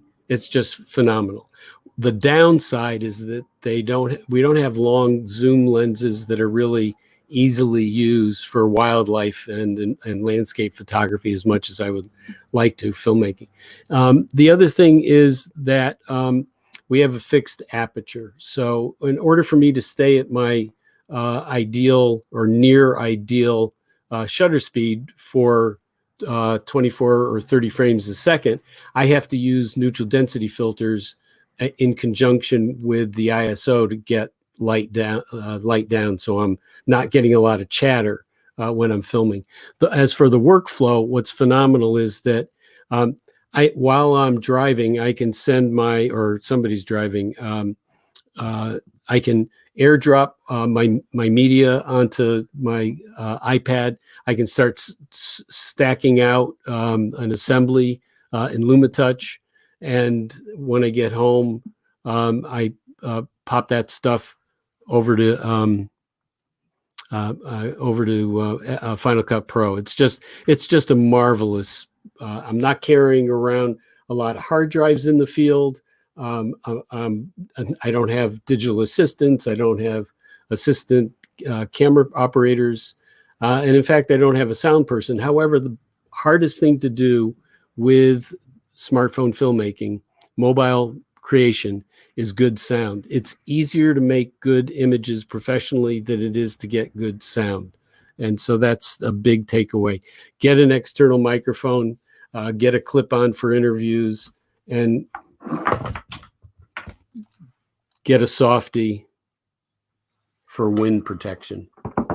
Yeah, I think the wind protection tip is particularly good because the mics on the iPhone, great and all as they are indoors, outdoors, wind's their single weakest point, I think. I'm kind of interested. So you're teaching students that I guess are what age? Like 17 through 21? Is that a reasonable ballpark?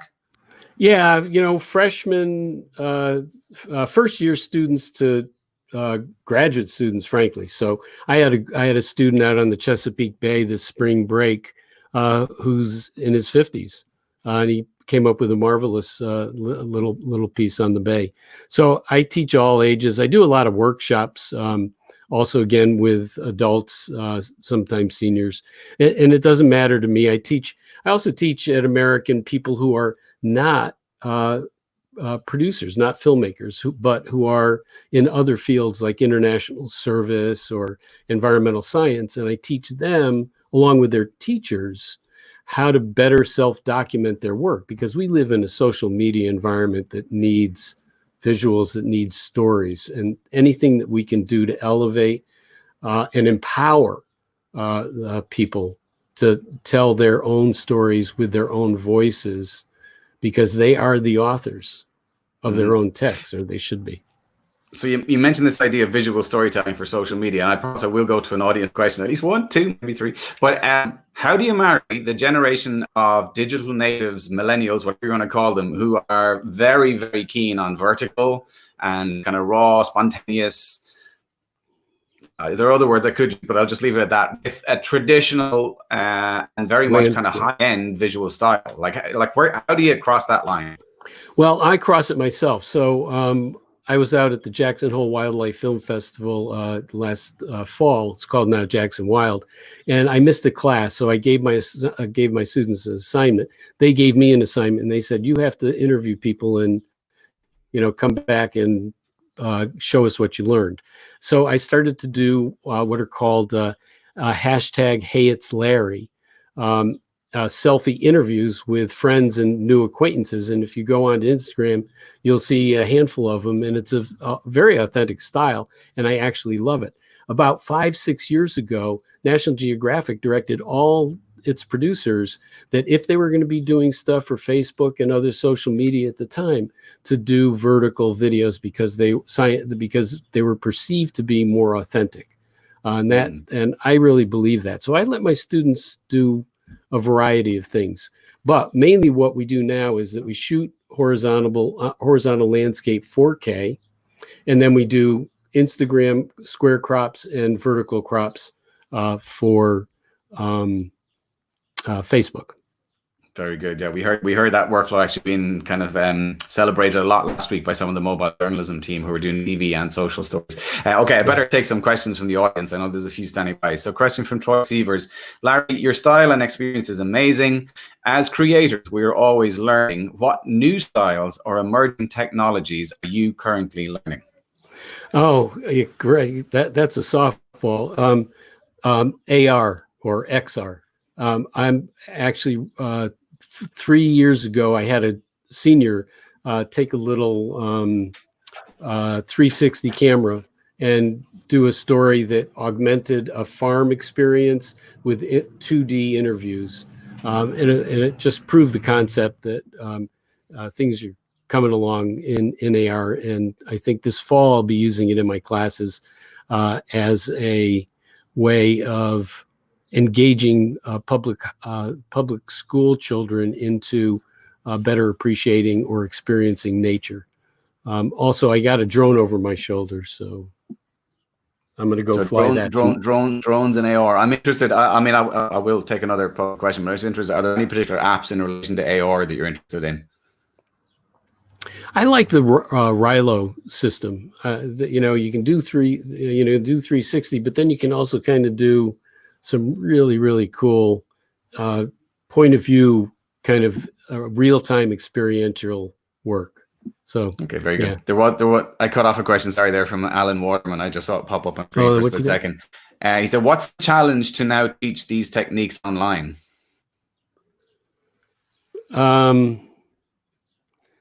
It's a pain in the butt when you can't walk around a room and gauge the involvement of the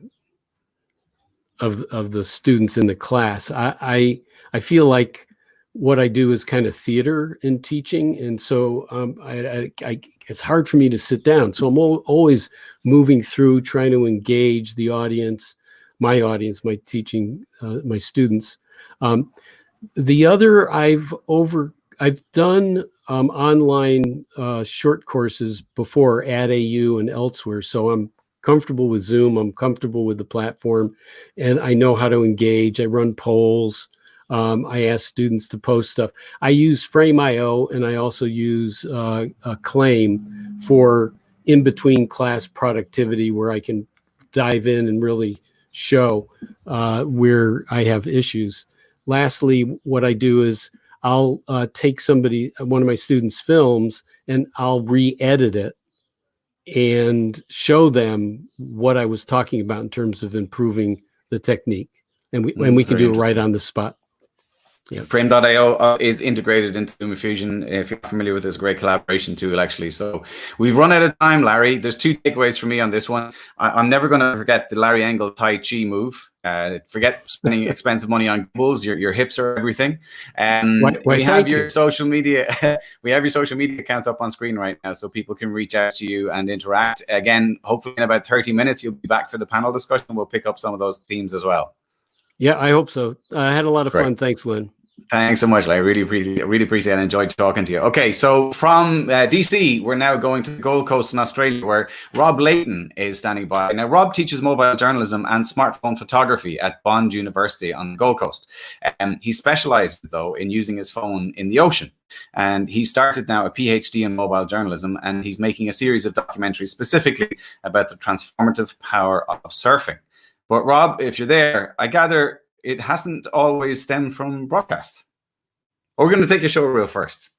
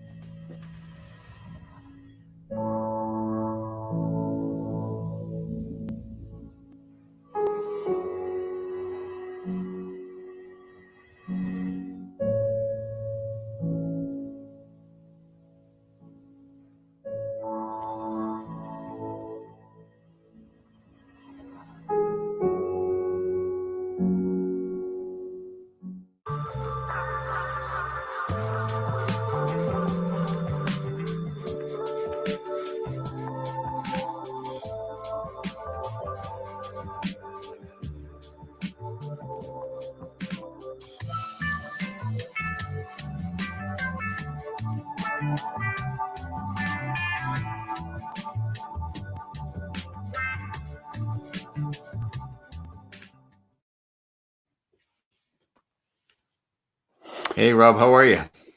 Yeah, good. Glenn, how you going? Yeah, man, I'm well. The stunning show reel. I mean, amazing footage. That golden light hour, or that golden hour light that you have there is pretty freaking amazing, to be honest. Yeah, it's pretty special. We've got about another 2.5 hours before that comes up here, so it's a bit early in the morning. But yeah, look, it's really special where we live, and I love getting out in the ocean. But you were saying before, no, my background isn't broadcast, so I'm probably a bit different to many of the other speakers who have been on the summit, in that I actually started my life as a print journalist, but all my friends were photographers, and that's how I learnt the basics of photography. And then I started moving into mobile a few years ago. I was thinking, well, how can I do this with my phone? And well, my journey really started when I was stuck at Singapore airport for about 11 hours. And it was there I decided, well, what can I do? I can either sit and watch movies, or I can teach myself FiLMiC Pro and Luma Fusion. So I found this wonderful website, YouTube site called epic tutorials, sat down, watched it all, taught myself, and that really was my start. And it was then I went into the ocean simply because I had shoulder surgery a few years ago, and I was banned from surfing for 6 months and looking for something to do to keep myself fit. And I thought, well, how can I use my phone in the ocean?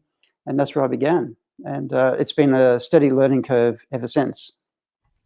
I can only imagine. I mean, the one thing that really strikes me about it, I'm a pretty poor swimmer. I mean, I look like a dog drowning, to be perfectly honest, when I go in the water. It's not a pretty sight. I'm presuming that you really have to be a pretty competent swimmer when you have this device in front of your hands. I presume there's a case and stuff involved as well, like you're probably shooting just with the phone. Yeah, look, that's right. It's probably something I really should stress right now is that I have been doing this for a long time. I live in an ocean culture here on the Gold Coast. Everyone is used to the ocean. The ocean can be a very, very dangerous place. So I really need to stress that you don't go out of your depth, literally, because, you know, it's all fun to go out and try some photos and videos in the ocean. But if you don't understand the dynamics, you can very easily get yourself into a lot of trouble. And people die here. People die not regularly, but they get into trouble. So it's something that you do need to be fit. You do need to understand the ocean. You do need to be able to swim.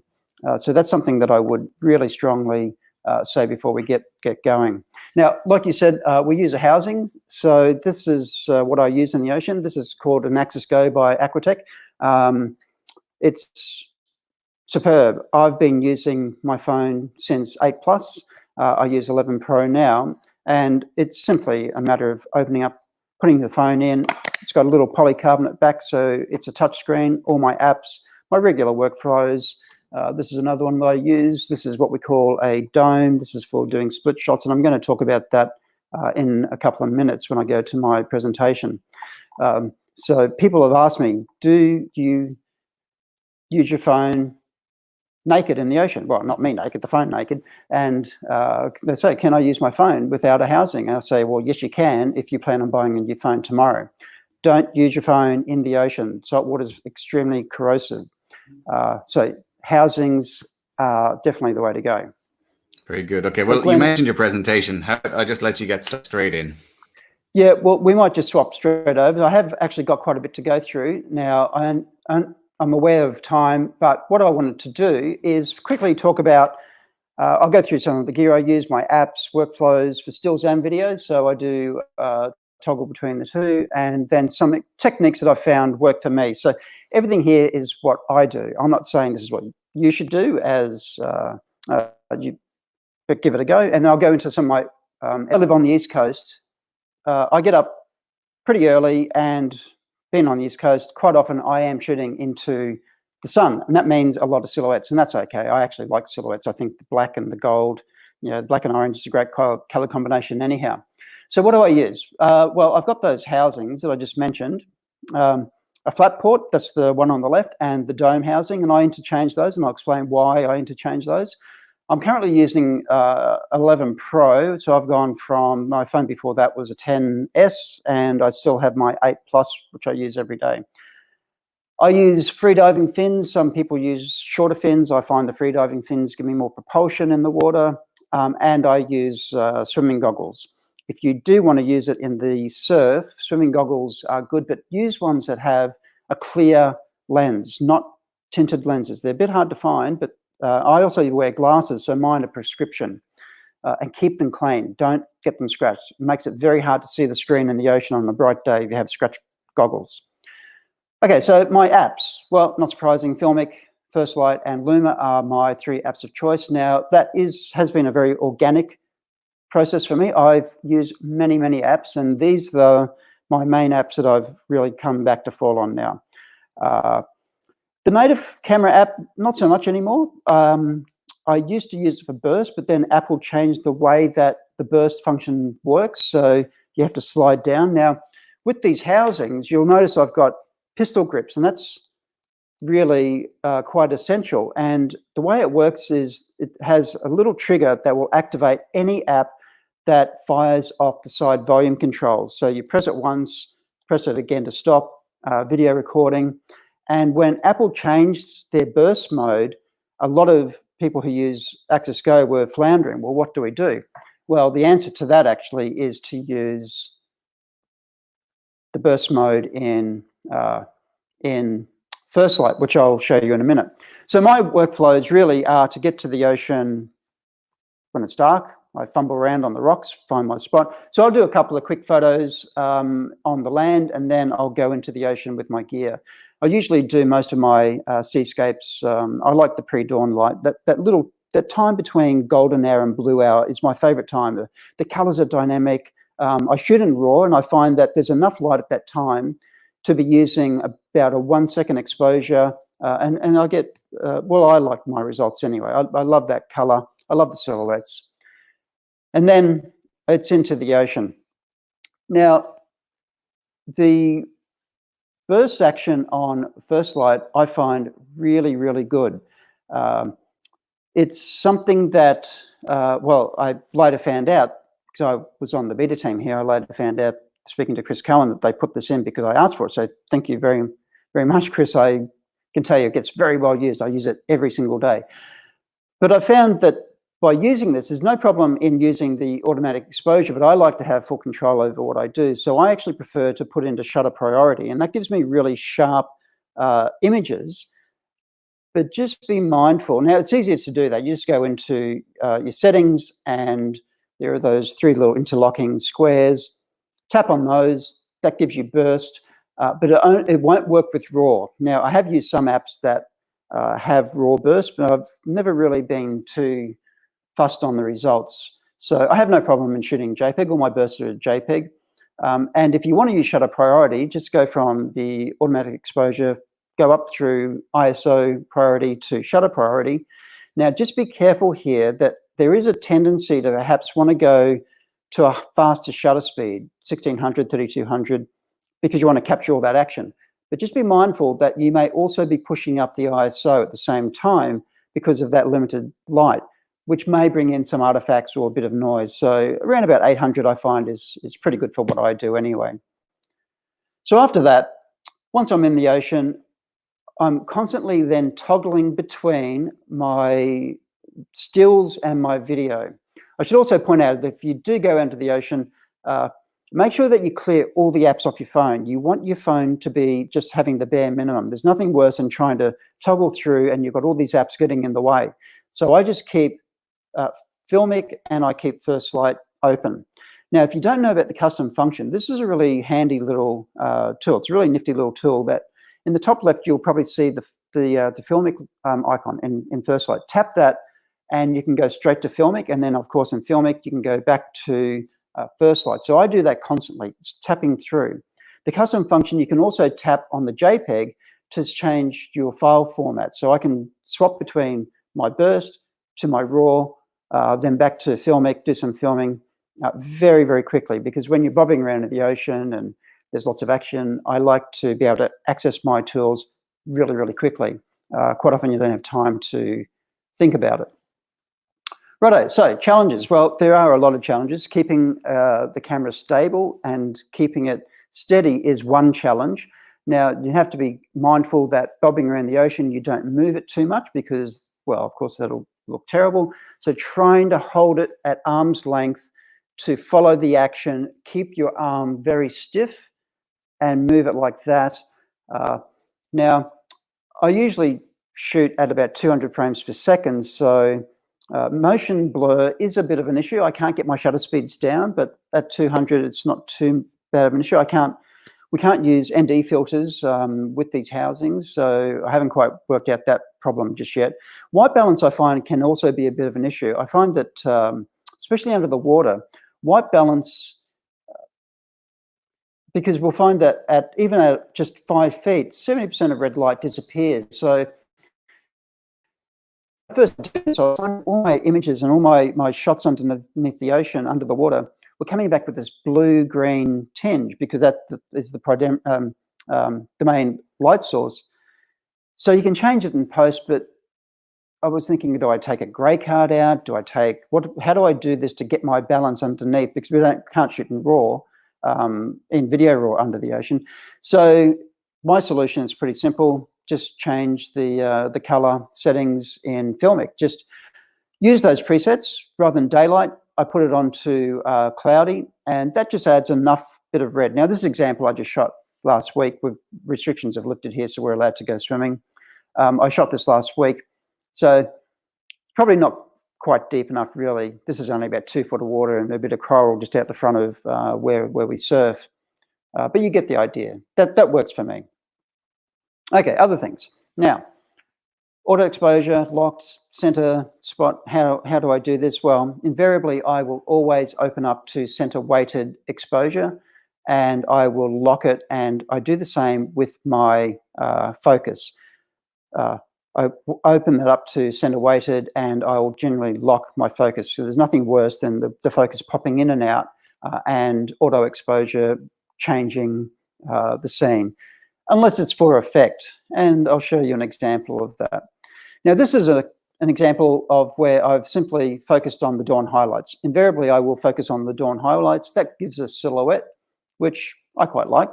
But the problem with focusing on the dawn highlights, of course, is that then anything under the water will go completely dark. You can see here how when I go under the water, it gives that beautiful golden dapple, but it's very dark because light at that time of day really doesn't penetrate the ocean at all. Most of the light will hit the top of the ocean and skim off. So it's not penetrating until it's about 30, 40 degrees in the sky. So we can use auto exposure if we want to get a bit of a transition between the above and below. So this is auto exposure. You can see how it's starting to change around about here. You can see it's changing. We go under, we got that beautiful illumination. It's nice and golden. We come back up again, and it's starting, and you can't really notice much change there at all. In fact, I find that the transitions, the auto exposure transitions in FiLMiC is superior to the native Apple video. It was a lot smoother.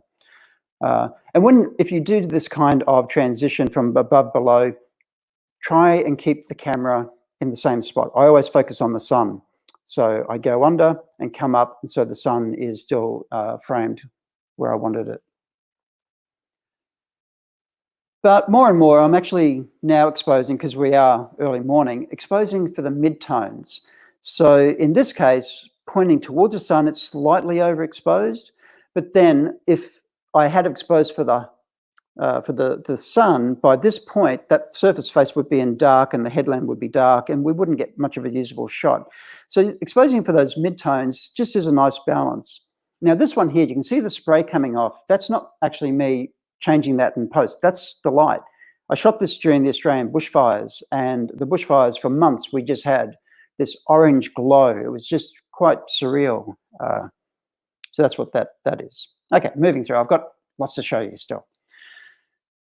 All right, so Robert Capa said, if your pictures ain't good enough, you ain't close enough. And that really applies in the ocean with an iPhone, because that wide angle of the iPhone, you need to get your subjects close into the frame. Now, in this case, I was actually focusing on the boy coming down the wave, and then I saw this woman over my shoulder, so I quickly swapped to her and kept on her instead. So keep it close in the action. I'll just point out, you can see all these bubbles coming in the front of my screen. That's because I'm using a flat port, and as I've gone under, it's attracted the air, and the air gets sucked into the front of the flat port. Now, this is where domes come in really handy. This shot here is with a dome. So if I'm going to be shooting only under the water, such as in this case, I was just shooting surfboards under the water, excuse me, I shot this with an ultra-wide dome. So the ultra-wide dome has an ultra-wide lens fixed to it. So I'm actually very, very close. I've panned across as this surfboard's gone past me, and it's only a couple of feet in front of me.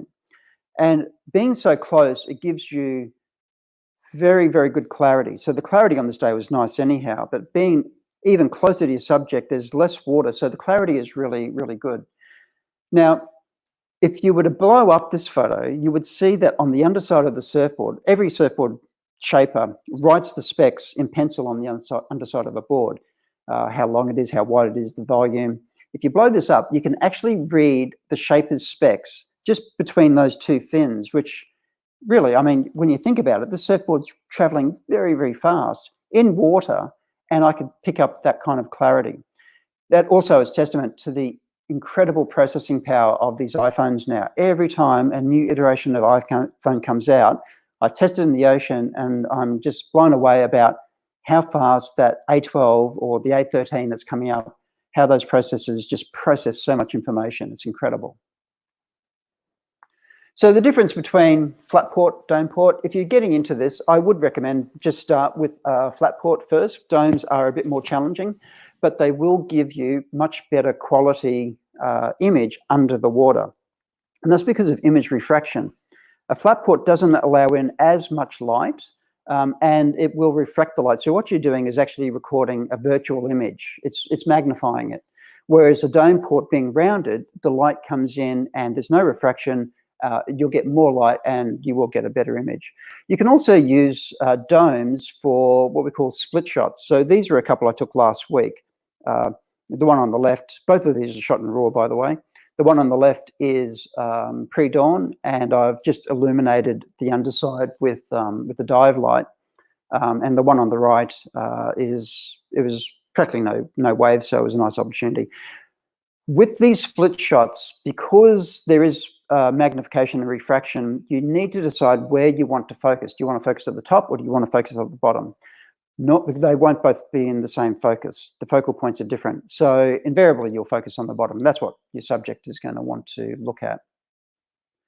And if the best time to photograph or video under the water is when the sun is at its highest, very calm days with no wind, and that will allow the most light penetration.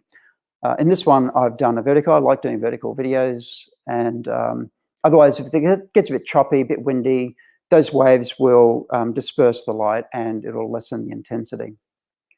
Okay, so moving on now to my workflows. Now, my workflow is to use an external hard drive. I use this WD, My Passport. I like it because it's SSD, so it's got no moving parts.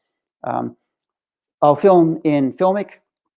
I'll then, from the FiLMiC library, we'll have already set up my structures in the WD, and I'll export directly to the WD. Now, if you're used to using AirDrop as your workflow, and I use AirDrop all the time, you'll be surprised at how much faster this is. The WD sets up a 5 gigahertz band, and it's super fast.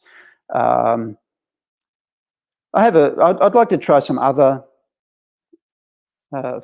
drives. I know that the Narbox seems quite popular. I haven't looked at that, but I mean, this one serves my purposes quite well. And then, of course, from Luma Fusion, I pick them up directly in Luma and drop them on, so I can work anywhere. I've done this in the back of a four-wheel drive in Africa. I've done it in the Australian outback. So you don't need any connection. It sets up its own localized Wi-Fi. It works really well for me. Okay, so getting into the editing side, I know that we're pushing for time, so quite often you'll see I do a lot of slow-mos. That's because I've shot at 200 frames per second. Most of my projects generally are 25 frames per second. My workflow is to cut it where I want the slow motion to start. I go into my speed and reverse, bring it down to wherever I want this. In this case, it's back to so you can see I then go, where do I want it to come back to normal speed? I cut my clip again, and then put that back up to normal speed. Now, sometimes I'll do this in increments. I'll cut it, go to 75, cut it, go to 50, cut it, go to 25, and it's almost like a speed ramp that way. And that's quite effective, I find anyway. Color correction, well, I am predominantly a photographer, so I'm really particular about how my images look. And every clip I do, I will have some color management. So in this case, where that beautiful light's coming through, I'll go into the color and effects, tap on any of the presets, the original, then maybe change up a bit of, pull the saturation down, vibrance up, change the midtones, maybe add a bit of red if I'm underwater, whatever. And use quite often I'll use the clipboard to then copy all of that and then go to my next clip and paste it on so I get uniformity in all of my clips. Music, well, whenever I do my little films, I like to put a bit of backing track to it. Most of them comes from the YouTube audio library. I find that's really good. And I used to use the music policies, but unfortunately now YouTube have cancelled that. So my workflow used to be to listen to artists on Spotify, find them, go to the music policies, see what how they've said that you can use their music. Usually the trade-off is they'll take any revenue from advertising, but sadly YouTube's about to pull the pin on that one. And then finally, I just thought I'd show you how I make my titles. So this one, I've got 3 sets of titles: burly heads, a key line, and then surf point, that subheading. And a bit of basic animation just by putting some transitions in. One transition goes left, one goes right. And it's a very simple way of doing a bit of title work. All right, so I think that about pulls me up. So Glenn, are you still there? No, I'm still here, Rob, and trying to plug up the confidence to try, seeing as I still have that Access Go that hasn't seen a single droplet of water. Please don't tell Access Go that. Well, we're going to do something about that. Next time I come to Ireland, I'm going to drag you over to the West Coast and we're going to jump in. I don't know if they do adult-size arm floats, but yeah, as long as we have that, I'm all good.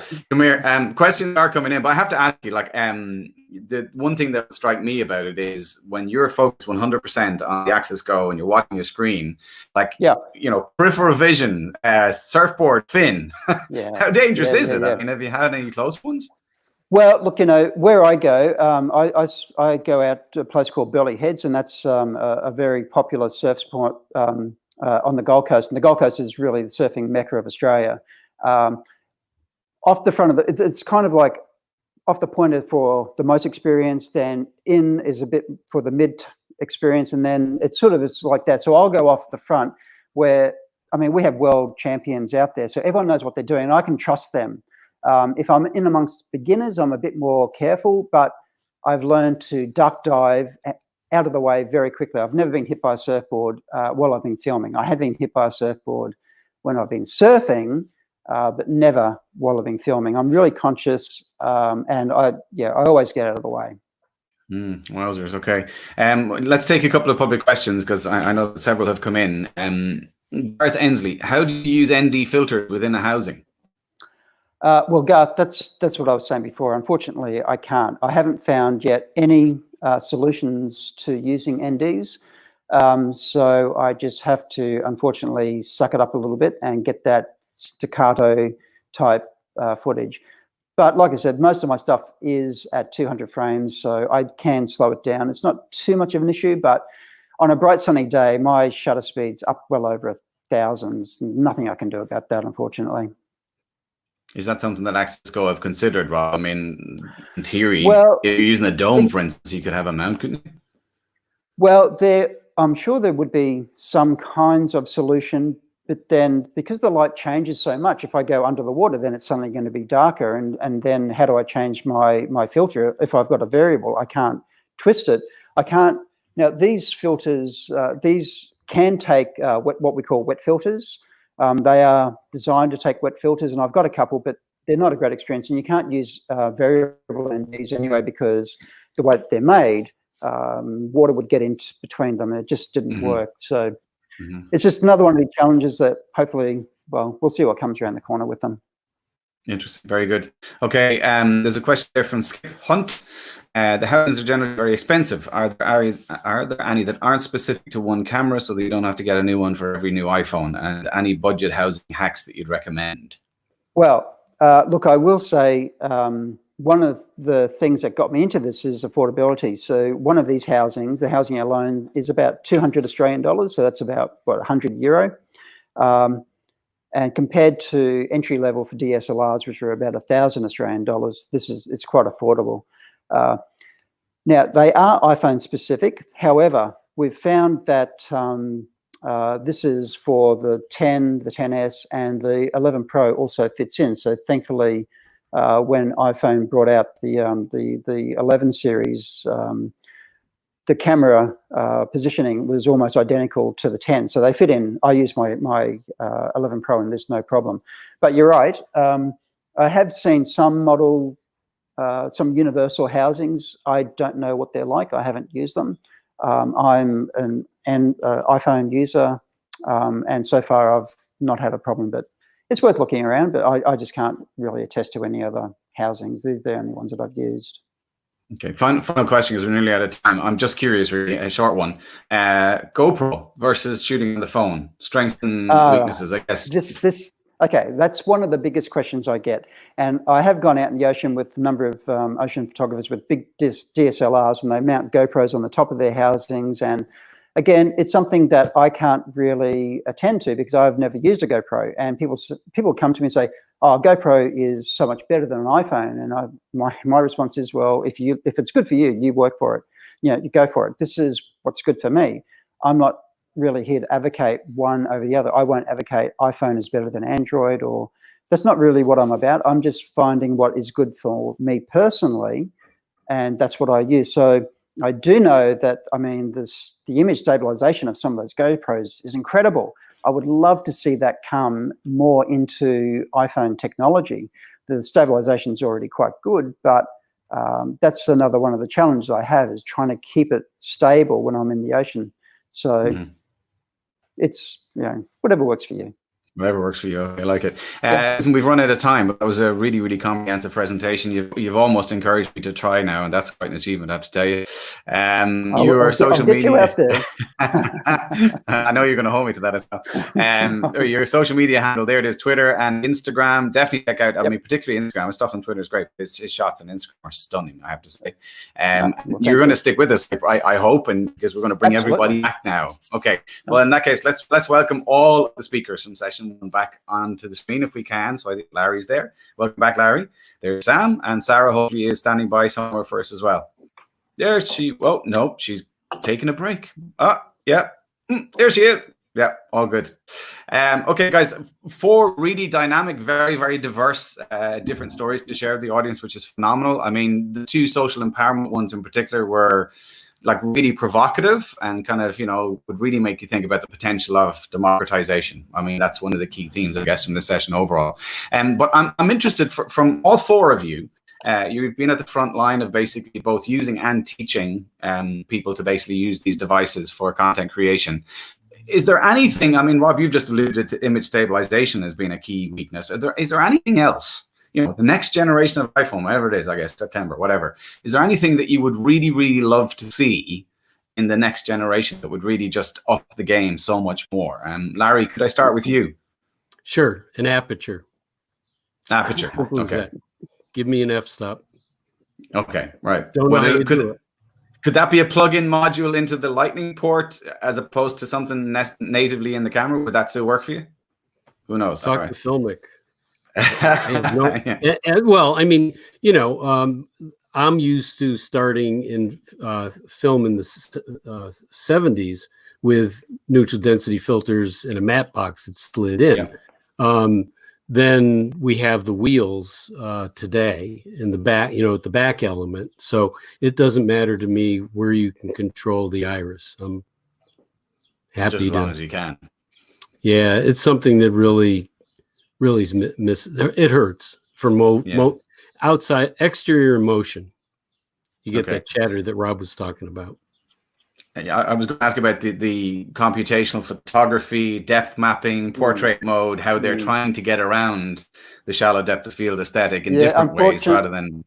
Yeah, go on. Unfortunately, well, I understand, Larry. Coming from a photography background, having f-stops would be terrific, but unfortunately, I think that having that variable iris is not going to really happen. I think, Glenn, you probably know there was one manufacturer who came up with a variable aperture phone, didn't they? But I don't Samsung think was it Samsung? Someone gave it a go. Yeah. But I think that all the manufacturers are really looking to computational solutions, and this is an area that I'm really interested in as well, is how these computational solutions are overcoming hardware limitations. And I think this is going to be, it's not just a trend, this is set in stone, and this is the way that we're going to go forward. And I think that the new SE is a good example of that as well. The way that they're doing their portrait mode is more computational. How one single camera, where, when the first dual cameras came out, there was just looking at taking two images and looking at the disparity and judging a depth map from that to blur that background and get the bokeh effect. But I think that this computational solutions that are coming forward, this is just going to continue. I think that the SE is proving that as well. So the way that phone does portrait mode is slightly different to the way that the XR was doing the portrait mode, in that the XR was slightly hardware driven, where it was working on the focus pixels, whereas the SE is more computational. So I guess the answer, in short, is we're going to see more of it. And that's something, Glenn, I would like to see a lot more of in the iPhone, is dedicated sensors for depth mapping. And having that LiDAR sensor coming out in the latest iPad, I'd be very surprised if we didn't see something similar in the next iPhone. Mm-hmm. Certainly, probably in the Pro model, Rob. I'd agree with you 100%. I would think so. Yeah. Sam and Sarah, from your perspectives, what would your big ask be if there was anything that could be changed within the next generation of phones, out of curiosity? Sam? Well, I would say it's actually really a simple, stupid thing, but I would love to see Apple standardize on either USB-C or a Thunderbolt 3 across all devices, which would simplify the peripheral market, which would then allow you, because people have so many different iOS devices, and really being able to standardize on peripherals, whether you're on the Mac or on the iPad or the iPad Pro, which has USB-C versus Lightning port on the iPhone.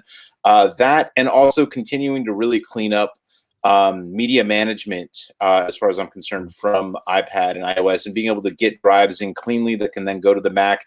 It's really just creating a unified experience across the Apple platform between connectors and media management. That would be the single biggest thing that would make my life as an educator easier. Yeah, very good. I mean, I have that problem. A myriad of bloody dongles for Lightning. Like, literally, I've lost count at this stage. And I 100% agree. I think that's a really good observation. Sarah, from the front line, what would your perspective be? I think Sarah's feed is frozen. Has it on us? Oh, we lost her. Just a moment. Okay.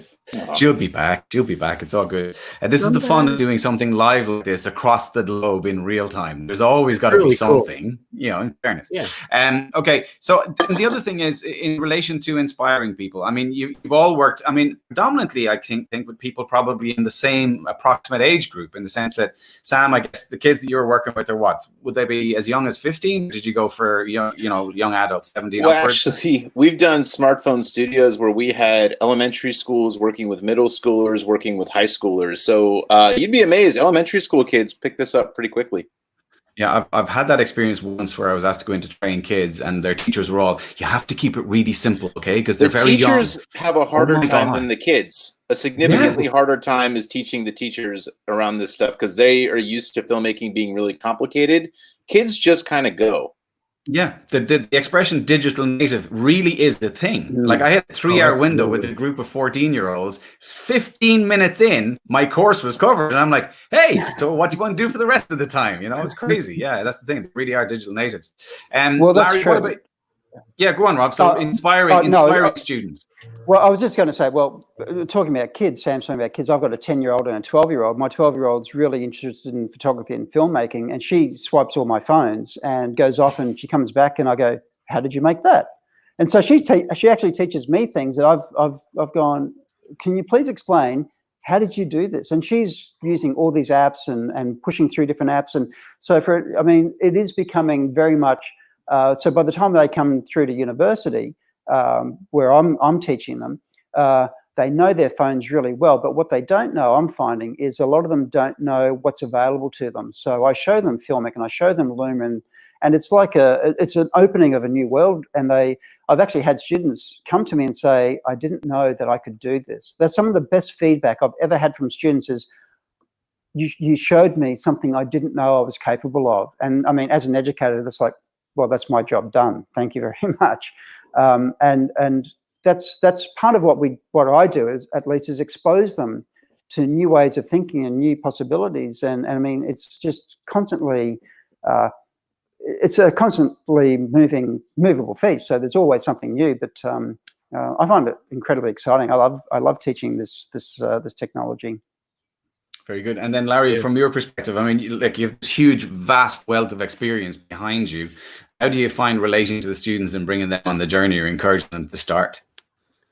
I'm riffing off of what Rob said. My favorite moment usually takes place in the first class when I teach my students that they can lock the exposure and focus on the native app, and then that there's a slide bar that they can adjust exposure for, and they look at the phone, they look at me, and they go, "Holy cow! I never knew that." Not all Eureka of them, but moment. most of them. Yeah. And I actually, again, riffing off of what Rob was talking about, I don't really assign books, textbooks in my classes anymore because they're just too freaking expensive.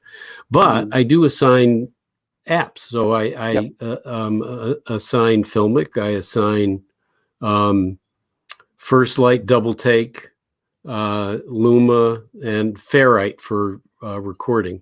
And they spend a little bit of money, but it empowers them to be able to go explore the world, with their phones and not have to go to the equipment room and get a huge, big shoulder bag that they can't carry around, a big tripod.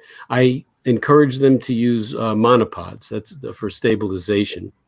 And it makes their exploration of visual storytelling so much easier. They can concentrate on what they want to say. Yeah, it's great. Very good. Larry, Jeopardy and sex. Oh, yeah. Well, okay. So this is one of my biggest takeaways, and it was based on my first big gig. I worked for a science kids show, as I mentioned in my session, 3-2-1 Contact. It was a show in the 80s. I worked 5 out of their 6 seasons. I worked from a field producer doing 9.5-minute segments that were hosted by kids in their later teens, acting younger. And I couldn't go out on my first shoot, which was a show about the aerodynamics of a boomerang. And in fact, I have that boomerang hanging over my closet in my bedroom. And so I went to my senior producer and I said, I got the plan. I got, crew is ready. We went through, the script of what we're going to do. And he said, okay, that's great. But where's the Jeopardy? Where's the sex? And I said, this is a kid's show. What are you talking about? Sex and Jeopardy? And he said, well, when you're ready to answer the question, come back. And so a few days later, and then you can go on the shoot. And so I said, okay. I thought about it, and finally I figured it out. It's all about obstacles and engagement. So I came back in and I said, okay, Franklin, the Jeopardy, you got the boomerang and you throw it and it might not come back. So that's one. So then I said, and I know where the sex is. The sex is you throw that boomerang and you see how beautifully it flies through the air, and it arcs and it comes back and you're in love. So it's that great lifetime expression, Larry. If you love something, let it free, and if it comes back, it's yours. Kaboom. Yeah, there you go. But I apply that to all my films, because when I look at my films, I'm looking at a character on a journey and facing Jeopardy and facing attractions. So there's the tension that is of real life. We face Jeopardy. We survive on sex. We need shelter and water or food. And what more do we need? All the essentials, 100%. Listen, we have a huge pile of questions coming in from the public, so let's take one from Alan Waterman. What challenges do you have in teaching students shot sequencing? I was actually going to ask you about storyboarding, so there you go. Seems they just want to follow the subject like they see most YouTubers do. I'm interested, actually, particularly, Sam, on your take on that one, because of the profile of the kids that you're teaching. We start with a very, very simple exercise, which is a 5-shot challenge. And basically the idea is you get 5 shots. That's it to tell your story. And, you know, it can be something as simple as exiting a doorway. And basically the analogy I sort of use is, okay, I could stand with my camera back and just do a wide shot of someone leaving the doorway, but is that the most interesting way to capture that? And basically the answer is always no. And then it's like, well, what would be the most interesting way to capture that? And giving them something really simple and stupid in life that you would take for granted and saying, what is the most interesting way you can capture that for a first assignment? No sound, no music, no whatever. That is how you start getting them to wrap their heads around telling a story visually and constructing shots that lead from one end to the next versus just look at me YouTube. Yeah. Really interesting. Rob, when it comes to inspiring your students, like, do you have any tips or techniques that you use to kind of, you know, get them on board? Yeah, well, we do a lot of peer support. So I think Sam's 5-shot sequencing is we have that in some other subjects. I think that's a terrific way of doing it. So I send them out. We get the basics, and I send them out to do a very, very quick little story about something on campus, and then they come back, quickly assemble it on their phones. I get them working in teams. We have 3 or 4 teams who are doing their films, and I just find that the process of sharing it then on the big screen and getting everyone in the group to critically look at each other's work. And those students who maybe haven't quite got it, realize then why they haven't got it, because they can see that their film is, the editing is too long, or they haven't got a sequence, and they look at other students and go, hey, well, we've done the same thing, but you've really nailed it. Why didn't we nail it? And then we analyze that and we workshop it together. And just working as a group on each other's projects, I find really, really helps them. They come away from that much more enlightened, I guess, into how to shoot and how to sequence. Yeah, really, really working on the group dynamics. Okay, very good. And your take on it, Larry? Yeah, it's I'm doing both. We work in small teams, but each person on the team directs or makes their own film, so they have their own take, but they're mutually supported. I do something like Sam's 5-shot sequence in exploring. I really start almost just with photography, static shots, exploring a space, any space, and find different ways of expressing what it looks like, what it feels like, and make that work. But I also, in my early classes, I said in my presentation, you have to be able to intensify reality. You have to be able to compress time. And so one of the best ways for them to think about how to apply that is to turn something that's absolutely mundane into the best film ever. So I have them do process films, how to brush your teeth, how to open, and Sam, how to open a door. What's it like to wake up in the morning? Making coffee, spaghetti, eggs. And they have to do a variety of prescriptive shots that include establishing shots, moving shots, just prescriptive. And then they have to edit it, and they have to make sure that they learn the concept of overlap action for smooth editing or jump cutting. So that's some stuff that I do. Okay, very good. We're still, just for the record, trying to get Sarah back, and the connection just literally is dropping out, unfortunately, so it keeps freezing on us, but we're still working on that. Let's take another question from the public. I gather there's still more coming in. So the awakened sleeper, using mobile devices for storytelling is a relatively new idea. What have your students taught you that resonates and sticks? Interesting one. Anyone want to grab that one? Sure. I'll go and I'll take that one, which is, when working with kids, because I started from high end sort of studio workflow and all this stuff, and you try and get this esoteric ivory tower thing and really translate to the best of the best. Whereas when you start working with kids, you actually have to really challenge yourself to make it as simple and easy as possible. And it also really puts things into a perspective when you go in to teach at a Native American reservation and they've never had a media department before, and you pull out your iPhone 11 Pro and one of the kids looks up at you and says, "Are you rich?" And then you realize you actually are.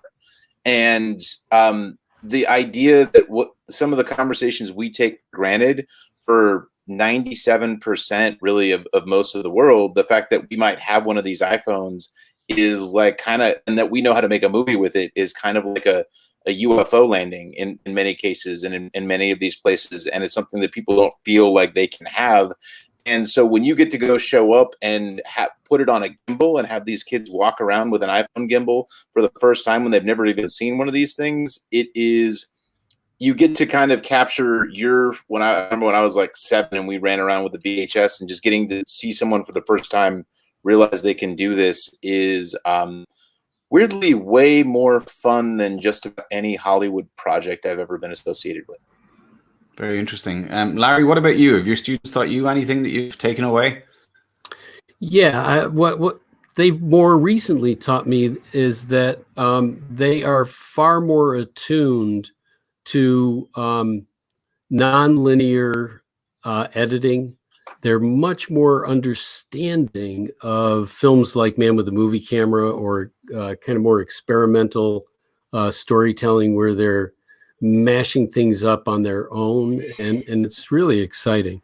And also that they've taken to filming and editing on mobile devices and being very creative in their own voices. So I'm liking it. Very good. What about you, Rob? Takeaways from the Yeah. students? Yeah, I would actually echo just exactly what Larry was saying. That's one of the things that I really have taken away from with students, is that increasingly it is an expression of themselves. So now that's not to say, maybe it's because of the society we live in and the selfie culture, but I'm not really talking about a narcissistic type of expression, but it's really their own individual personalities and uniqueness that is coming through. I mean, just last semester I had our final projects, and so many student projects, I just went, wow, I would never have thought to have done that. This is really unique. And I find that really exciting as well. It's not just conventional, it's not just traditional, but this is a whole new world of, well, these young people have these tools that yes, we are very fortunate. There's no doubt that, as Sam said, to have an iPhone 11 Pro is quite a privilege. But we can get these tools that, well, I've got this phone and that person's got the same phone, and we're going out, but we're seeing the world through our own individual eyes, and that's what I'm getting from a lot of what my students are doing. It's like, well, thank you. I've just got an insight through how you see the world, and I mean, for me, that just creates more empathy for them and for other people. And well, I think the world could always be more empathetic. Very good. Okay, let's take another. Sorry, it's a way of supporting democracy, because it adds a personal story in a long, big conversation, and that's at the core of what democracy is. Very good, true. Let's take another question from the public, because they're stacking up here behind us. Here's a question from Cassius Rayner, actually, to the panel. What percentage on average of any shoot that you do is organic in the moment versus pre-planned? Oh, can I take that? Sure, go for it, Larry. Yeah, okay. So the way I do it is, I think that because most of my work has been commissioned, and therefore money is tight and I have to deliver when I have to deliver, I find that pre-production and writing is of critical importance. And writing is not necessarily putting words to page. It is thinking about structuring your story. So there are various stages where writing becomes critically important. But if I come up with a treatment, an outline, a block outline, a beat sheet, I ask my students to do that. Sometimes I get it, sometimes I don't. But it's an organizing principle that's what's important. And it's sort of like it's a map that helps you navigate the story. However, if you are not capable of dealing with in the moment, being organic, being responsive, then you're running into trouble because you're forcing a fiction on a non-fictional situation, and that's probably is not going to work for your film. So the way I like to think about it is I got an idea, reality happens, react to it, dance with it, go with the flow. And you'll end up making a better film because you'll know when something different happens, what the adjustment will be to get back on that story's path, that journey. Very interesting. Sam, Yeah. what's your take on it? I would say, for me, I think because iPhone shooting has now become so disposable, I think I'm far more interested in what is the absolute best way you can capture something. And the best way that you can capture something is when you're able to think it through. So for me, the highest form of filmmaking at this point is when, and this is kind of what I tell the kids, is like, you're a filmmaker if you can execute what's in your brain onto the screen and share that. So the closest you can get to what's in your head to what appears on the screen, that is how you measure your ability as a filmmaker. So for me, I think being able to plan and execute something is the most interesting thing. And even that comes down to improv, because even if you're improvising something, being able to think through the best way to capture that improvised moment and get that on the screen and connect the dots, that for me is what separates a professional from an amateur. Okay, very good. And then Rob, in your own filming, I guess yours has to be organic by the nature of it, no? Oh, well, I mean, with the way I film, of course, I've got to react to what's going on around me, but that's not necessarily what we're doing in the classroom. So we, like Sam and Larry were saying, we have to deal with structures. Now, one of the first principles that we really establish with students is visualization. So exactly what Sam just said. Now, I teach textual journalism as well, so writing, and it all starts with a picture in your head. So when it comes to writing, I tell students, get that picture in your head and just describe it. Write it in words of what you're seeing in your mind, and that's how we start with writing. And I think that with this visual journalism or visual documentary making, it's similar. Get that picture in your head, storyboard it, get a structure, but then be nimble enough when you're out there filming to capture those special moments. Capture to look around and not be so rigid that you're going to miss it, but you're part of that environment. You're part of that story. And I think that then makes it much more authentic. Very interesting. Okay, we've another question from the public. I think this one is audio related. What's your approach to get students to focus on good audio in the field? Use a microphone. Use it. That's a nice succinct answer right there. Yeah. Have them fail on their first project. So usually the second thing, if we have time to spend some time with kids on a practical level, we'll be like, okay, so now you're going to go ask one of your friends 5 questions, and it's kind of a little bit of a trap what we do, because we have them do the onboard mic and they stand far away, and then they play back their project at the end once it's done, and it universally never sounds well. They don't know what a crossfade is, and then once they've usually realized how badly their project went with poor audio when someone's talking, then you can really get them to listen. And so for the third exercise, when we go and teach documentary technique and interviews, basically what we'll do is we'll have them set up with a clip mic attached to one microphone and then with an onboard mic, and we'll start to teach syncing this way, and we'll have them run through 3 different interviews and interview 3 different people, but they will really start to focus on getting it right after they fail once with the onboard camera audio. And this is kind of it's a little, use failure with audio is usually the best way, I think, in my Yeah, absolutely. Yeah, we actually do exactly the same thing. Sam, that's what I do with my students, is I get them to do interviews. They go out, I get them to use the onboard mic. Then I get them to plug in a lav or a shotgun mic, and then come back and listen to the differences. So from the same interview, and they can hear how different it is. And that makes them realize that they do need to up their game with the audio. Yeah, me good. too. Larry, It's pretty much that's it. the same. Same. Okay. Well, I try to really emphasize the critical importance of short shotgun microphones for field recording, and with the softies or dead cats, because you just can't do it any other way. I also talk a little bit about techniques where we create wind blocks. We put backs to the wind when we can. Barry, I work with Countryman Radio, Countryman B6 lavs. Transmitters. So I teach techniques to bury microphones rather than use clip-ons from documentary work.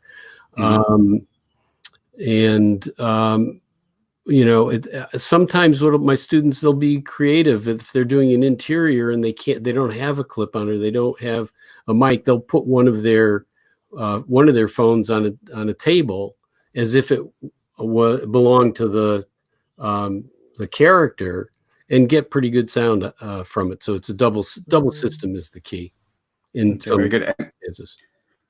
In the session that we did on mobile journalism, which I think was last week, it's all a bit of a blur at this stage. John Inge Johansen from NRK in Norway, he said something that really struck a chord with me, because Larry, you mentioned ferrite earlier, but in their workflow, what they do he does a lot of his editing basically in Luma Fusion in the field, but he basically used it as an audio editor for NRK radio, as well as a video editor for NRK TV. Are any of you using it as an audio editor in that way? You mean Luma? Yeah. Well, you got 6 channels of audio, so I mean, unless you did the full-on lab version of ferrite.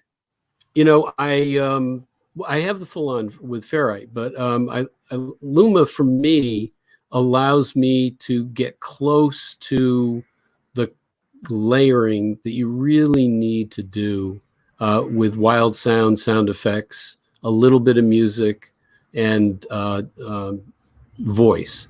So I emphasize I beg my students, not even beg, I don't allow my students early on to use music.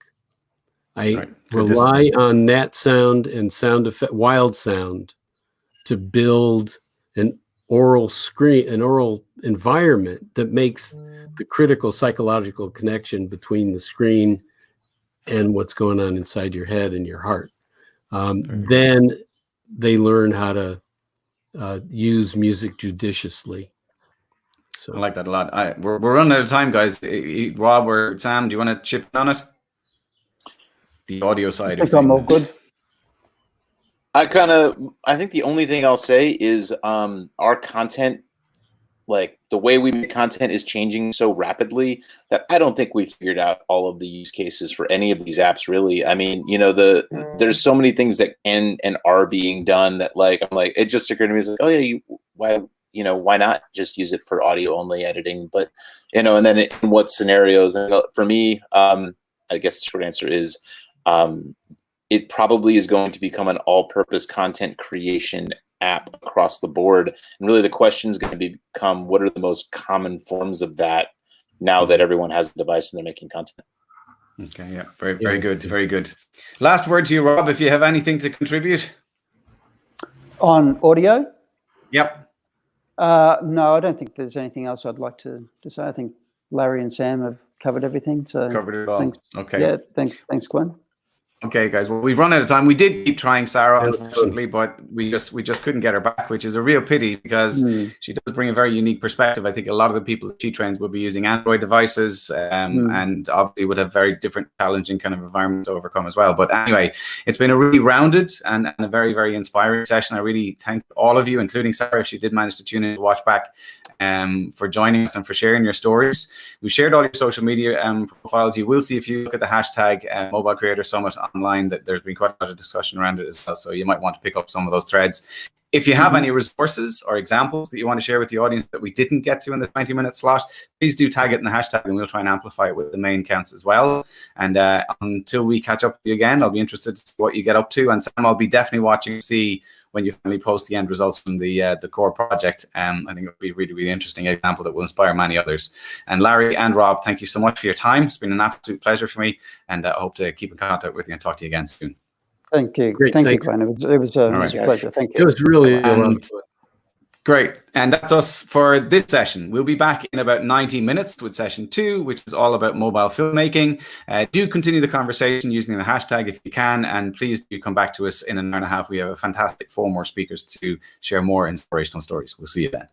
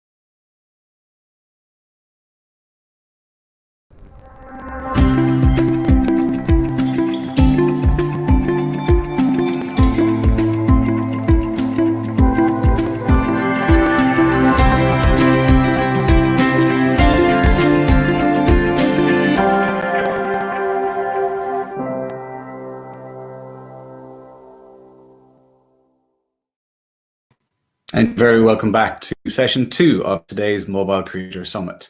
Now, before the break, we explored the topic of mobile education, and we heard some inspiring stories of empowerment of underprivileged communities and lots of great tips for storytelling. Now we turn our attention back to what has been by far the most popular topic of all over the series, mobile filmmaking. Joining me for this session from Texas is Blake Calhoun, from Durban, South Africa, S.J. Van Bria, from the Pacific Northwest, Courtney Jones, and from New Zealand, Steph Harris. We start first with Blake Calhoun of iPhonographers. Hi, Blake, are you there? I am. How are you? I'm very well now, thanks. How are you keeping? You good? We're doing okay. We're doing okay in Texas. Are you on lockdown like everybody else, Blake? You're trying to make a living working from home? We are. Actually, today, though, interestingly, Texas has reopened the economy to a degree, not completely reopened, but restaurants and that kind of thing. But yes, I've been at home for about 6 weeks. Okay, wow, interesting.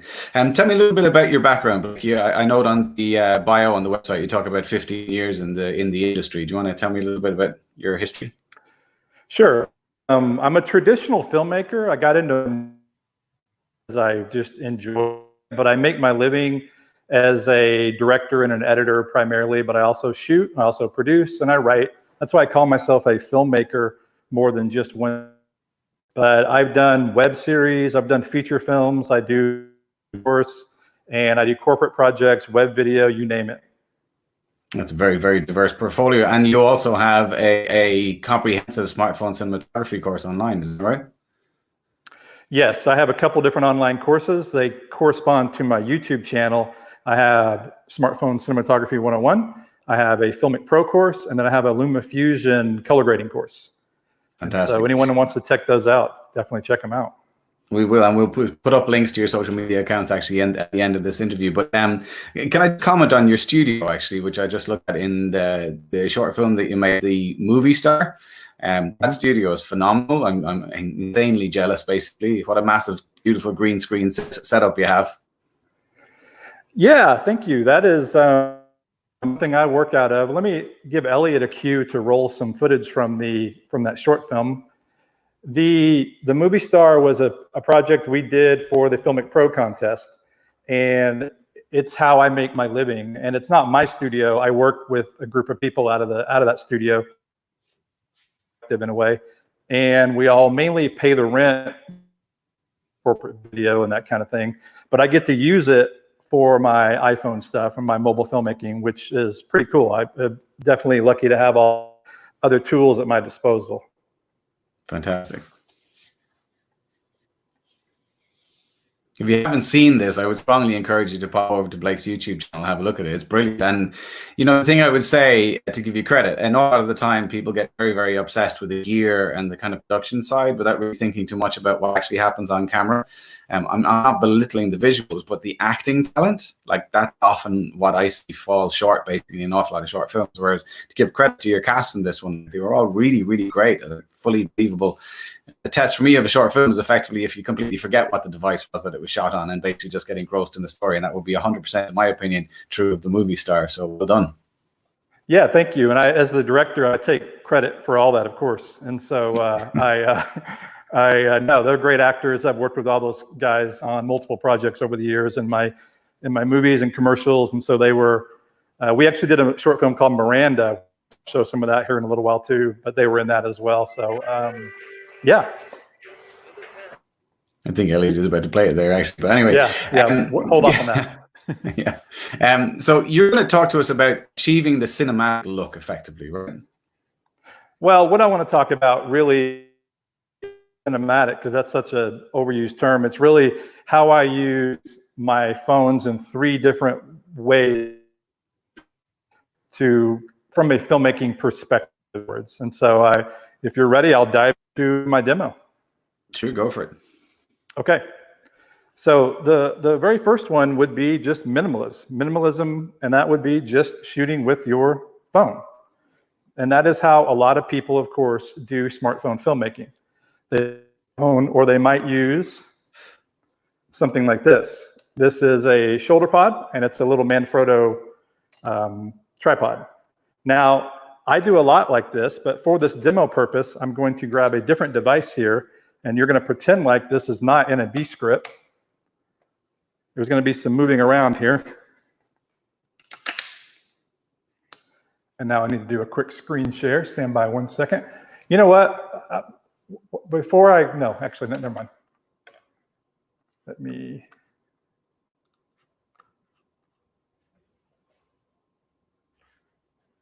Give me 1 second.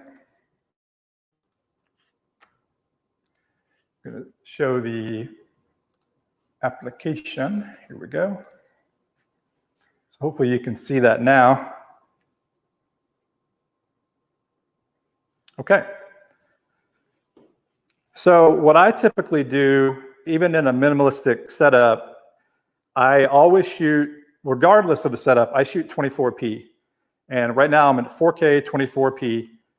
And then I also like to lock the white balance. I go to my, and I do preset. I'll do auto. If you do auto, use the orange auto, which is auto white balance and lock, but I don't want to get into that too much. I have been recently discovering that using the automatically locking feature is the best way to go. That way you won't get shifts, and it's much better for color correction and grading later. The other thing I do is I usually shoot with one of the profiles from FiLMiC Pro. It's the cinematographer kit. So I've got flat or log V2, and you have natural or dynamic. I rarely shoot with dynamic. Typically, I will do log V2. By the way, some of these things I'm going to go over here in the beginning are really geared more towards beginners, probably, or people new to mobile filmmaking. But I'll show some stuff here in a little bit that really people may not have seen, which is going to be pretty cool. The other thing then I also always want to make sure is that my shutter is set correctly. And here it's at 148, which is great. And it's at ISO 55. One thing you'll often hear is that your footage will get true shoot log in particular, but if you keep your ISO under 100, you will typically have low noise and have good results. At least that's been my experience. I also like to use presets. And so presets I would have set up for like slow-mo, time-lapse. I don't want to load that right now. But for the most part, the number one thing I shoot with is, inside I should say, is flat. If I'm outside and I need more dynamic range, I will go with log V2. And one thing I failed to mention on the shutter, if you're inside right now like I am and you have low light, the shutter will typically, if you're shooting 24p, default to 148. If you're outside though, it's a different story. That's where you have to use ND filters. And ND filters, one accessory I recommend on my YouTube channel, or when anyone's asking me about what's the first accessory you should buy, and that is an ND filter. So this is the minimalist setup, okay? Now I'm going to switch to what I would call the indie film setup. And I use this setup right here to shoot. I did a 20 short films in 20 days back in 2018, and they were all very much DIY experimental shorts. And I did pretty much every one of those short films with just the phone and just a mini tripod, no additional lenses or anything. But now I'm going to show my next setup, and that would be using a beast cage like this or a similar. Now, Elliot.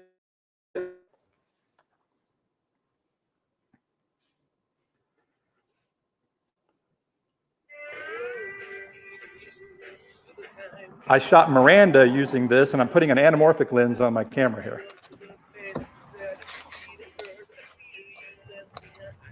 After today, we're square.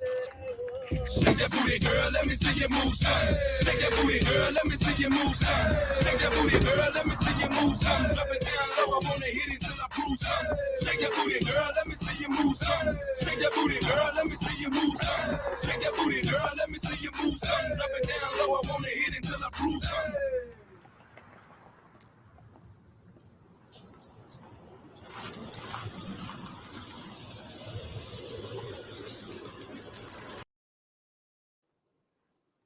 In Miranda, I did use anamorphic, and I also used tele lens. But now we have this anamorphic shot up on the camera. We back? Yes, I think we're back. One thing you'll notice right away, though, is with these anamorphics, skew the image inadvertently. And so you want to make sure your anamorphic's lined up. You can see that nice flare there. Now, before I've got a couple actors I'm going to bring in just a second. Before I do that, I want to show you, as you're looking at this image, you might be saying, hey, that looks stretched or squeezed. And it is. And this, by the way, is the B-script anamorphic that's 1.55. And forever, it's had the 1.33. You can do a 1.33 squeeze and see your image. And that looks good, but this image, this lens actually is 1.55. And so now, this is actually a new version of the app. It's not out yet. It's a beta version. It's coming soon. Maybe about the time, if you watch the replay of this, you may already have it. But now they now have a 1.55 anamorphic squeeze. So you do that, and you can just barely see the difference. There's the 1.33, and there's the 1.5. So it's nice, and you can set that to where it'll squeeze it for you. If you do de-squeeze preview only, it will only preview the de-squeeze it in post-production. Now let me get my actors over here. Come here, girls. I've got my kids involved here. We're all homeschooling. No school today, though. All right. So this would be kind of a typical shoulder shot if she was a little bit taller. And what I will do normally here is I will lock the exposure, or I'll go in and do it here manually. But again, this is pretty good. This is 148 and ISO 54. And the other thing I'll do is I usually go into what is called the full auto mode for the focus, not for exposure. I would always lock my exposure. But oftentimes, I will let this autofocus with this larger reticle, and you can get good results. You could also lock it depending on the shot. Now, to take this one step further, what I like to do is use filters, and not an ND filter. And I've showed some of this on my YouTube channel. I don't know if you can see. That is a Hollywood Black Magic filter. And it's with a step-up ring right now. This is a 77mm filter, which is, I can use it on all kinds of lenses. And this B-script is a 58mm. And so I have a step-up ring. Let me put this on real quick. Stay settles, girls. All right, now I'm going to roll on this, and it may be a little bit hard for you to see, but what that filter does is it kind of takes the electronic edge off the image, which I really like. And I might post this on my YouTube channel or Twitter just to show. It also will glow highlights.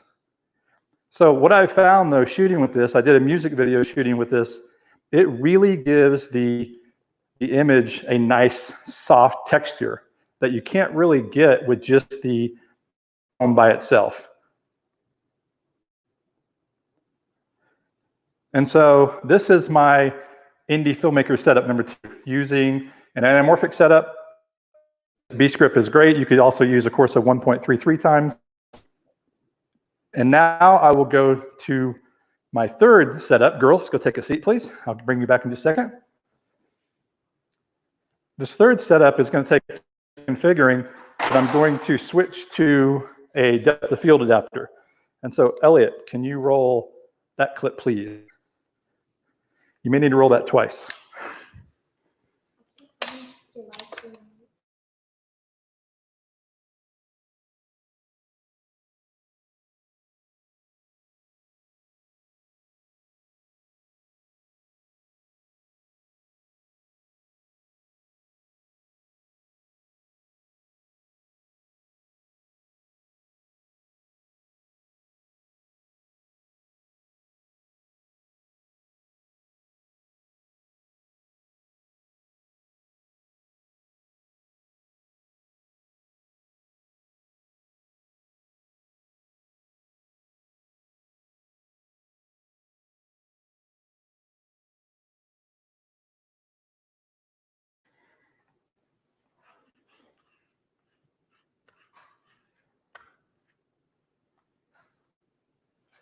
This is a clip from the movie No Hard Feelings, and I did an episode on my channel about it, and they shot it on FiLMiC Pro, and they used this.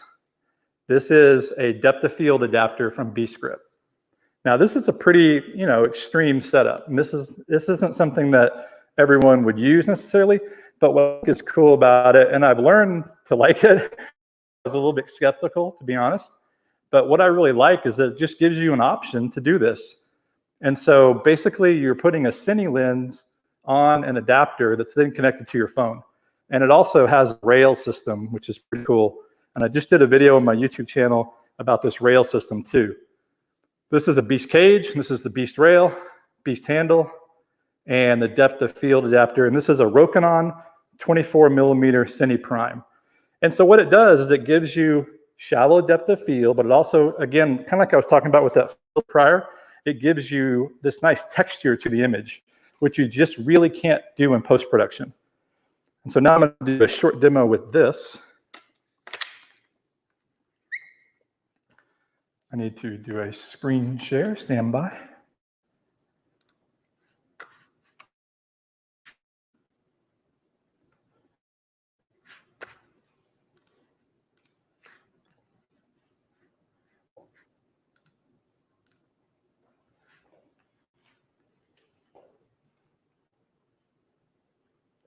No Hard Feelings isn't available to watch yet, but that will be coming soon, I'm told, sometime this year. It's on the festival circuit.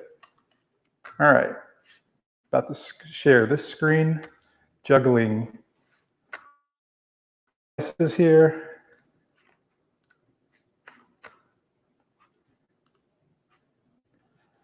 All right, we should have that. Okay. Now, you'll notice a couple of problems. So this is what you get when you first turn the phone on, you got the adapter on. The image is upside down. And so you've probably seen in the hardware settings in FiLMiC Pro, it's a 35mm adapter setting. And that's what that's for. You flip it around and boom, now you have a normal looking shot. It's 16:9. You might also notice the edges of the frame are a little bit, you can see the edges of the adapter. That's okay. If I take stabilization off, you can really see it. And when I move around, you can see the edges. What you can do is you can put stabilization on, push in on it a little bit, or you can actually zoom in just a touch in the camera. As long as you keep it green on the zoom, it is okay. Or what I often do is I reframe that in post-production. Okay, girls, come back. My actors. So I just want to show one other little scene here. It may be hard to see live stream. Let me get exposure. And so this is a little bit, the depth of field adapter, you do lose some exposure with it, which isn't necessarily a bad thing. For these purposes, it's fine. The nice thing is you can control your focus and your exposure on the lens too. This is a F or a T1.5, and so it's a really fast piece of glass. But as you can see now, with my kiddo's head right here, everything is out of focus. So this looks like a more traditional shot you might see in a movie. And then, if I wanted to, well, let me back up. One thing you really want to do with this is use focus peaking. It's very important. And so now I have her in focus. And then let me roll on this. And then I could rack to her, and then you can see, let me turn this off. You can see how shallow that really looks. That looks like a DSLR or a mirrorless camera. And I can rack back to her. And then again, as I mentioned, like the film No Hard Feelings, you've got this really nice texture that it adds. It just gives it a cinematic filmic quality that I haven't really seen before, and you really can't achieve this even with plugins and such. And so when you shoot like this and you use plugins, then you really start getting images that are very equivalent to, and in some cases better, just depending on what you're doing, than much more expensive equipment. All right, we'll cut. All right, you guys can go sit down. Thank you.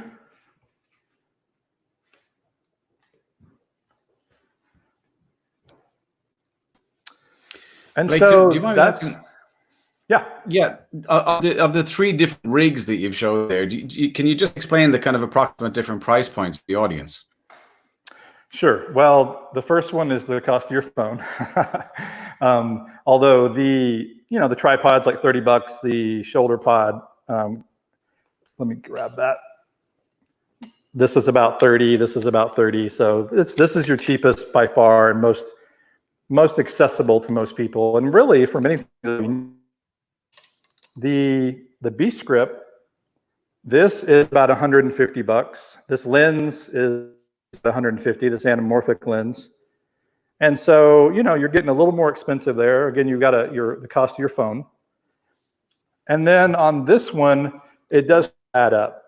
The main thing is, and I always argue this, you'll hear people say, why don't you just use a DSLR? And that's valid for sure. But you already own the phone. And so each of these components does add up a little bit. The rails are like the adapter is the most expensive part. It's like $260, I believe. And then the cage, I believe, is about $150. I could be wrong, maybe less. The lens is something I already own. And so more than likely, people that are going to do this wouldn't necessarily buy their own lens. They may already own it. They could. And of course, you could use really old photo lenses on this as well. And I've seen people do that. You can buy photography lenses on eBay, for $50 or under. This lens is about $400 or $500. It's a Rokinon, I said earlier. It's a Cine Prime. So it can add up. But again, depending on what you're doing, you can get really good results. And one thing I want to say is no matter what, you don't need all this for sure. And that's the beauty of it. There's just no right or wrong answer. You can do whatever you want to do. And I love that it's expandable, I guess is what I'm trying to say. Okay. I mean, again, for the aesthetic, I guess that's still a relatively low price to pay, to be fair. And I mean, I'm just, again, one question in relation to the depth of field adapter. Does it come on Micro Four Thirds or a Nikon or a Canon mount? Like, are there different options for different lens kits, or is it just one, or how does that work? Right. Well, this one is the B script version, and it is EF only. And as a matter of fact, you can't really use electronic glass on this, although the guys that shot No Hard Feelings did, and they had a workaround, which is pretty funny. They had a Canon 5D on set. And so anytime they wanted to change the aperture, they'd put it on the 5D, change the aperture, and then put it back on. Because this doesn't talk to the camera.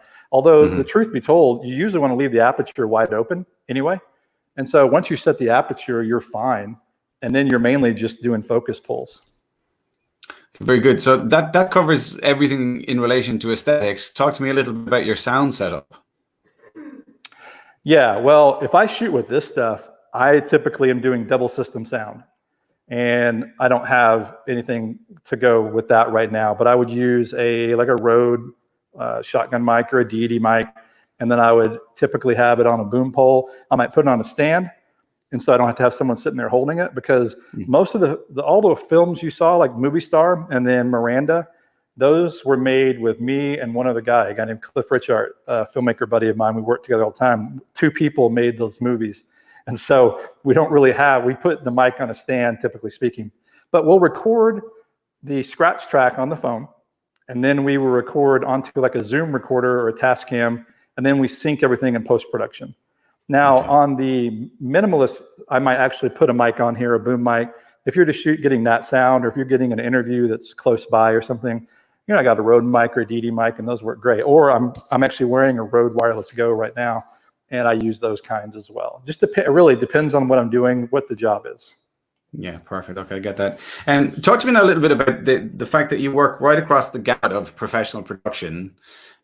What attracts you to mobile filmmaking, given that you clearly have access to high-end cameras like, I guess, C300, C500, that kind of range? Yeah, I shoot on all kinds of stuff. I actually forgot to play. I was going to play my reel at the top of this, and if we have time, I guess we could. You can let me know if we have time. It's about 2 minutes long, because I meant to do that at the beginning. I shoot on all kinds of cameras, and at our studio we have Blackmagic cameras. We have, as you mentioned, Canon C200s. We have a Red camera, and I don't know. I just was drawn to it because I love the freedom that you get shooting on mobile devices. I love that how it democratizes everything. Same with the post side these days. You can edit, and I do. You can edit on Luma Fusion. Even just if Final Cut Pro, $300. I mean, it's cheap in the comparison, especially 15 years or plus ago when I started. An editing system cost you $50,000, and that was on the low end at the time. You had to have Betacam decks and all that kind of stuff. A $10,000 deck, and so technology just intrigued me. And the reason I got into it in the beginning, with FiLMiC Pro, that is at the time in 2012 when I started my YouTube channel, it was the only app I could find that you could shoot 24p. Because then I think always 30 frames per second, which kind of I'm not a 30 frames per second guy. I know you guys in Europe are 25, and so that looks better to me than 30. Yeah, well, that's the perpetual question about mobile, to be honest, that native is 30, obviously, in pretty much every smartphone, but having to adapt to the local frame rate and everything is often a bit of a challenge. Again, that was actually why we adapted FiLMiC Pro within the mobile journalism workflow on the TV station I used to work in as well. I'll just ask you as well, so because you've worked on, really high-end professional cameras, but also work with mobile, do you ever run into any issues with, I won't use the word credibility, but I mean, there definitely has been a few directors in previous sessions have spoken about, I won't call it, they just feel that they get slightly questioned by their peers, let's say, as though they're almost becoming a turncoat. Have you ever encountered any questions or challenges to your credibility because you embrace mobile actively? Not in real life, but on YouTube, of course. On YouTube, you'll get the people that love it, and you'll get people that think it's silly. I think that's changing. I had a good conversation. I have a podcast, and I had a conversation with Richard Lackey and with Chris Cohen, and we all agree that this reminds us a lot of the DSLR revolution from 10 plus years ago. And I say this a lot. When those came out, I had a Canon 7D. I didn't have a 5D. If you showed up on set with that, you were laughed off. You were laughed away. Mm-hmm. And so even today, to a degree, on bigger shoots, you might shoot behind the scenes with a GH5, or I shoot a lot with a Sony a6400 mirrorless camera, but you wouldn't ever shoot a real project with that. And so I think the point being is, I really believe, especially when you can trick out phones like this, and with the technology changing, the iPhone 11 Pro Max in particular has gotten so good. I don't know that it'll ever be the exact same, but I can see a time where, especially if the codec gets better, if you will be able to shoot some sort of professional stuff and not be laughed at on a mobile device. I think much sooner than later, especially if Apple will increase the sensor size. I mean, there's limitations, but in a way, the limitations actually can make you more creative. I mean, again, I started several years ago, excuse me, and all those cameras were small chip cameras. Now everything is full frame or Super 35, but in the beginning, even broadcast cameras were 2/3 inch, and you know what I mean? So phones, in a weird way, I mean, these phones are better than a darn Betacam I used to shoot on when I first started out, and that was a $40,000 or $50,000 camera. Surely that's going to upset a few pro ENG cameramen if you say that to them. I've had plenty of these fights as well. Trust me, for the record. I don't necessarily mean color space or anything like that. I just mean the image quality. So yeah. 100%. Listen, we have a question from the audience here that I've neglected my role. It's a question from Skip Hunt. When he's editing with Luma Fusion, how does he handle the sound sync to his phone scratch track? Slate only? In Luma Fusion, whenever I haven't done a lot of syncing, to be honest, in Luma Fusion. I usually edit in Premiere Pro for that kind of stuff. But if I do, I just manually sync it, usually do a clap, and then come in there and I'm moving the waveforms to match it up. So not really, to my knowledge, there's no auto sync in there yet, but I don't even in Premiere Pro often, I'll just use a clap and then I will manually, if you're doing a movie and you've got hundreds of clips, that's a different story. I would use software. So I remember that piece of software called Pluralize that seemed to be the revolution when DSLR video kicked off in 2009. But that for mobile would probably be a useful plugin if there were such a thing. Hint, hint. Anyway, listen, we have run out of time, but thanks for sharing that insight. I mean, those 3 rigs are really quite inspirational and very accessible. I'm surprised at actually how good the overall price point of the Beast Grip rig with the depth of field adapter. So definitely after whetting my appetite, shame Christmas is so far away. Anyway, listen, on screen down below, we have Blake's contacts, so Twitter and YouTube. Definitely go and check out his YouTube channel in particular. And if you can, please go and have a look at the movie star, because actually I really, really enjoyed that movie. And you can go and drool over his studio as well, as I did over the last couple of days. You'll be back to chat to us in roughly an hour and a half, hopefully, for the panel discussion, yeah? Indeed. Yes, I will. Fantastic. Okay, great. Look forward to a few more questions and a bit more of a chat with you then. Okay, so for now, that's Blake Calhoun leaving us now. Now we're going to go to South Africa, where SJ is hopefully standing by. SJ, can you hear us okay? Yes, I can hear you fine. Can you hear me? Loud and clear, yeah. I Durban, I got it right, Durban. Yes. Listen, for the sake of the audience, can you tell us a little bit about your career path to date? And we'll talk about your movie and everything a little while, but let's do a little bit of background story first. Sure. I'm currently a freelance director and editor based in Cape Town, but I'm in Durban for lockdown. I'm with my family. Currently, I'm shooting and editing my first feature doc completely shot on mobile. And I've also just become a Me creator with Xiaomi Studio. So that's actually what I'm doing right now and where I'm at. But for a bit of background, I studied mechanical engineering straight out of school. I did that for 4 years. I worked in the aerospace research industry for 2 years after that. And it was great, but it wasn't the type of creative that I wanted to be. So I went to film school afterwards. Thank goodness my parents were very supportive and helped me go to film school all the way in Canada, in Vancouver. So I attended VFS for a year and stayed in Canada and did a bit of work. And now I'm back in South Africa and shooting on mobile. And that's a bit of the background to it. Very good. So will we talk about Jane Digby? Sorry, Jane Digby, yes. Yeah, so tell us a little bit about Jane Digby and also about it, FiLMiC Fest. So the film I shot, I think it was in May last year. I think I shot a film on mobile, a short documentary, with artist Jane Digby. She's a local South African artist. She's actually here with me in Durban. She's a Durban-based artist. And yeah, I shot a short documentary for her. I saw FiLMiC Fest, and I was like, well, great, let's enter it in this. And I actually ended up winning the documentary category. Yeah, it was a really great experience. Actually, FiLMiC Fest is a great film festival. Actually, I only have good things to say about it. Fantastic. Well, congratulations on the win. Well deserved. To have watched it, I have to say it's beautifully shot, like really beautifully shot. And clearly the training in Vancouver definitely paid dividends 100%. Interesting pivot to go from engineering into a very, very creative discipline. Yes. How do you marry the two, though? I mean, I was broadcast engineer once upon a time, but I don't think I have the same creative flair that you have, to be perfectly honest. Oh, I'm sure you do. I'm sure you do. Engineering, there's a lot of things that obviously I don't use very specific engineering things, but it taught me hard work, which is vital on a film set. It really does teach you how to work hard. And I think I've brought a lot of that over long hours. I was quite used to that. So that is also beneficial on film because 12, 14-hour days are what you're going to have. So yeah, I think it's that sort of work ethic and just the creative thinking behind engineering as well helps me a lot. Very good. I like the discipline part of it as well. You have a presentation for us and I'm eating into your time. I apologize. So will I let you dive in? Great. No, that's okay.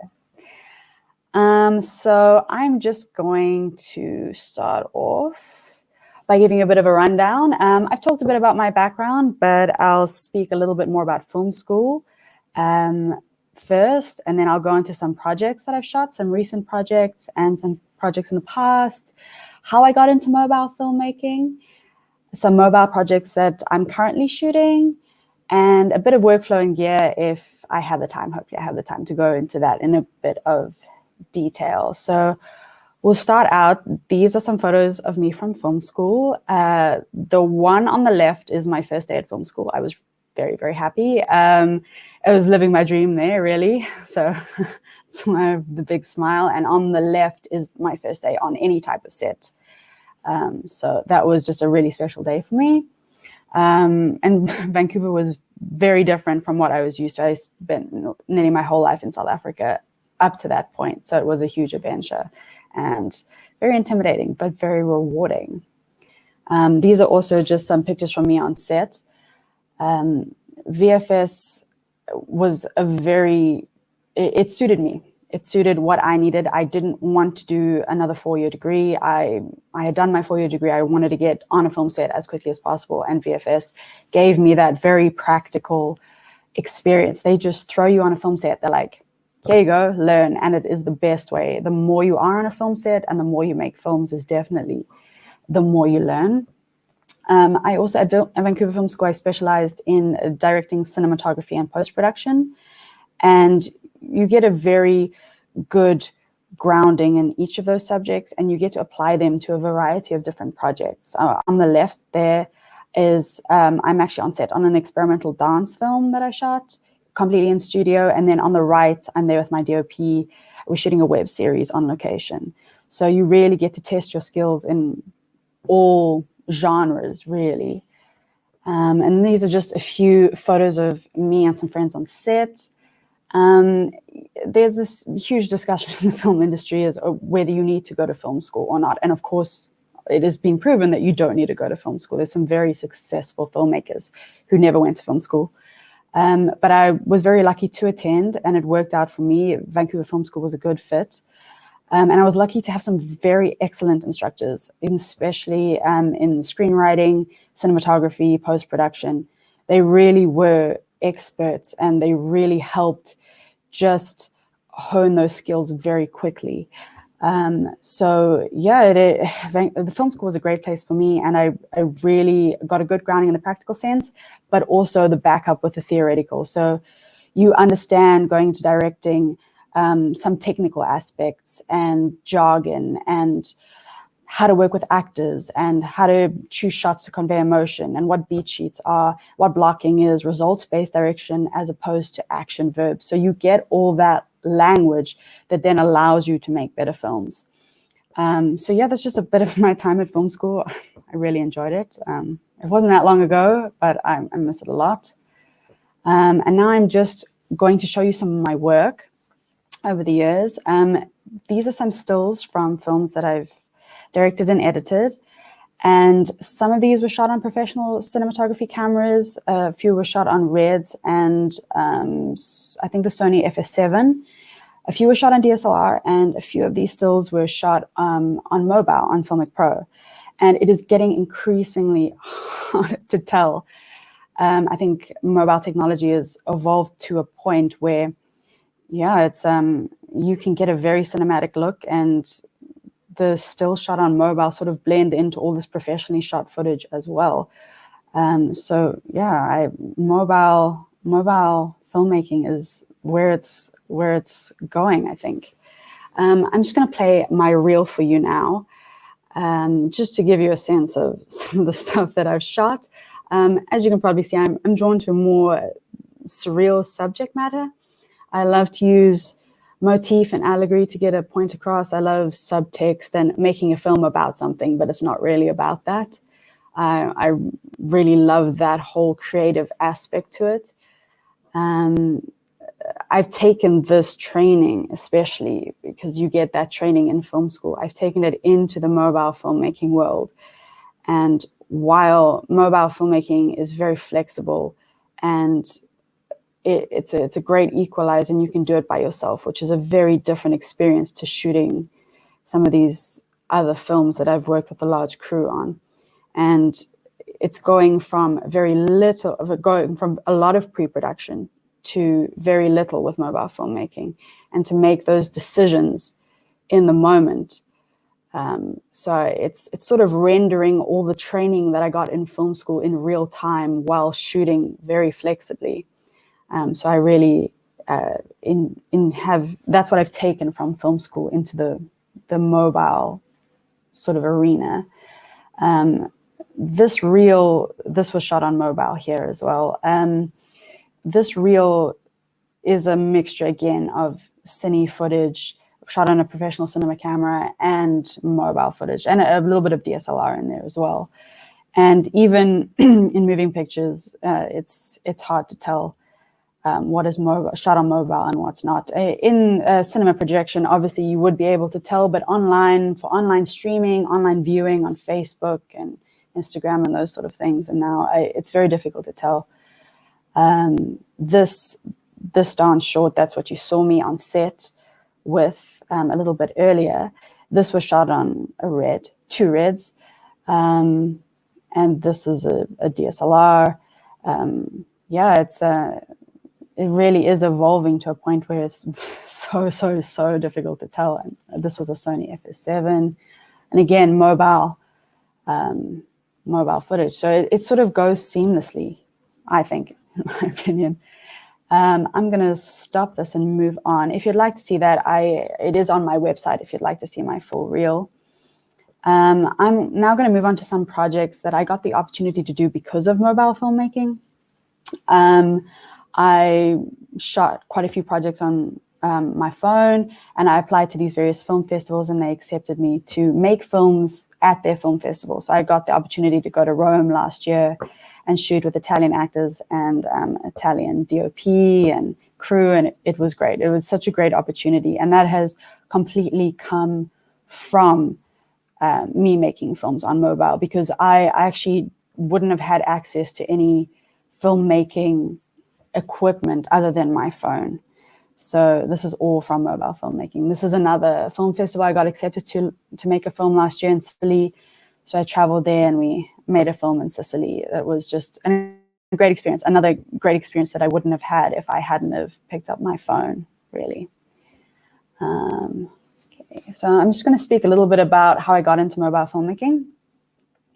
When I returned to South Africa from Canada, I worked there for a while, and I returned home, and I didn't really have any contacts in South Africa because I've only been an engineer here. So I had nothing. I had a phone and I had ideas, but that's it. And I saw an advert for Nespresso Talents 2018. So I decided to make a film vertically for that competition, and I submitted it, and I came in the top 10 internationally with that film. There, I can do that. I had no gear. I had my phone. I didn't have a tripod at all. It was just a phone and my still student version of Premiere Pro that I edited on. And yeah, I made this short film, and that's the moment it sort of twigged for me that it was like, you can actually do this with a phone. It looks good, and you're getting to tell your stories. You don't actually need that large crew and that sort of intense process that film school trains you for. It is very good training, but when you get out into the real world, you don't always have it. So after that, the potential of mobile filmmaking really was just, yeah, that's how I got into it. I'm just going to quickly talk about some of my mobile projects. I'm currently shooting a feature documentary focusing on visual artists in South Africa. I just want to give them a platform really to show their amazing work. And because of this, I shot Jane Digby, which is a segment of it. I'm just going to play the film while I speak. Yeah, I shot Jane. It's shot on mobile, not completely on mobile, because I do have some drone shots that I did source. And obviously that's not shot on mobile, but everything else is. I wish I could take credit for the whole of Jane Digby, but to be honest, Jane's personality shines through in this. And if it wasn't for the actual subject matter and what she talks about, I wouldn't really have this film. I have to give credit to her. She is an amazing artist, and she is an amazing speaker. So this film won the documentary category of FiLMiC Fest 2019. And it was, I think it was my second film shot completely on mobile. And I just really enjoyed the freedom it offered, the ability for me to plan a little bit beforehand I met Jane before and I got to know her and then had a plan, a lot of match cuts, which is typically my style, but you have to plan them a little bit before. But then on the day, because you're just a single person moving around with very minimal gear, I think I only had a tripod at that stage and my own mic, but I didn't have any sort of add-on lenses for this. It allowed me to get some shots that I don't think would be very possible with a traditional camera. And I just love that as well, because mobile filmmaking is like the great equalizer, really. No one has an excuse now not to tell the story they want, because you can shoot it on a phone. And I think that just promotes story. It promotes the advancement of stories in film. I think a lot of people get wrapped up in effects and cameras, but really it's about the story. And this allows you to do that really easily. If you'd like to watch Jane Digby, it is up, I think, on the FiLMiC Fest website and on my Vimeo as well. But I'm going to just move on from Jane to another artist that is part of that documentary series. This was also shot completely on mobile. This is an artist called Julia in KZN. She's an abstract expressionist. This is Brendan Edwards. He's a large-scale metal sculptor in the KZN Midlands. This was shot also all on mobile on FiLMiC Pro and graded in DaVinci. And also Natasha Barnes. She's an abstract artist. She's actually my neighbor. So yeah, this is the feature that I'm working on currently. I'd also like to talk about another mobile project that I shot, the Secret Love project in Cape Town. This was actually shot for Nespresso Talents 2020. I haven't submitted it yet, still working on it a little bit. But this was for a charity called the Secret Love Project, where they hand out stickers to the homeless, and they sell them and buy food and buy clothes for themselves. It's a great charity and very relevant right now in South Africa with the lockdown and the homeless situation down here.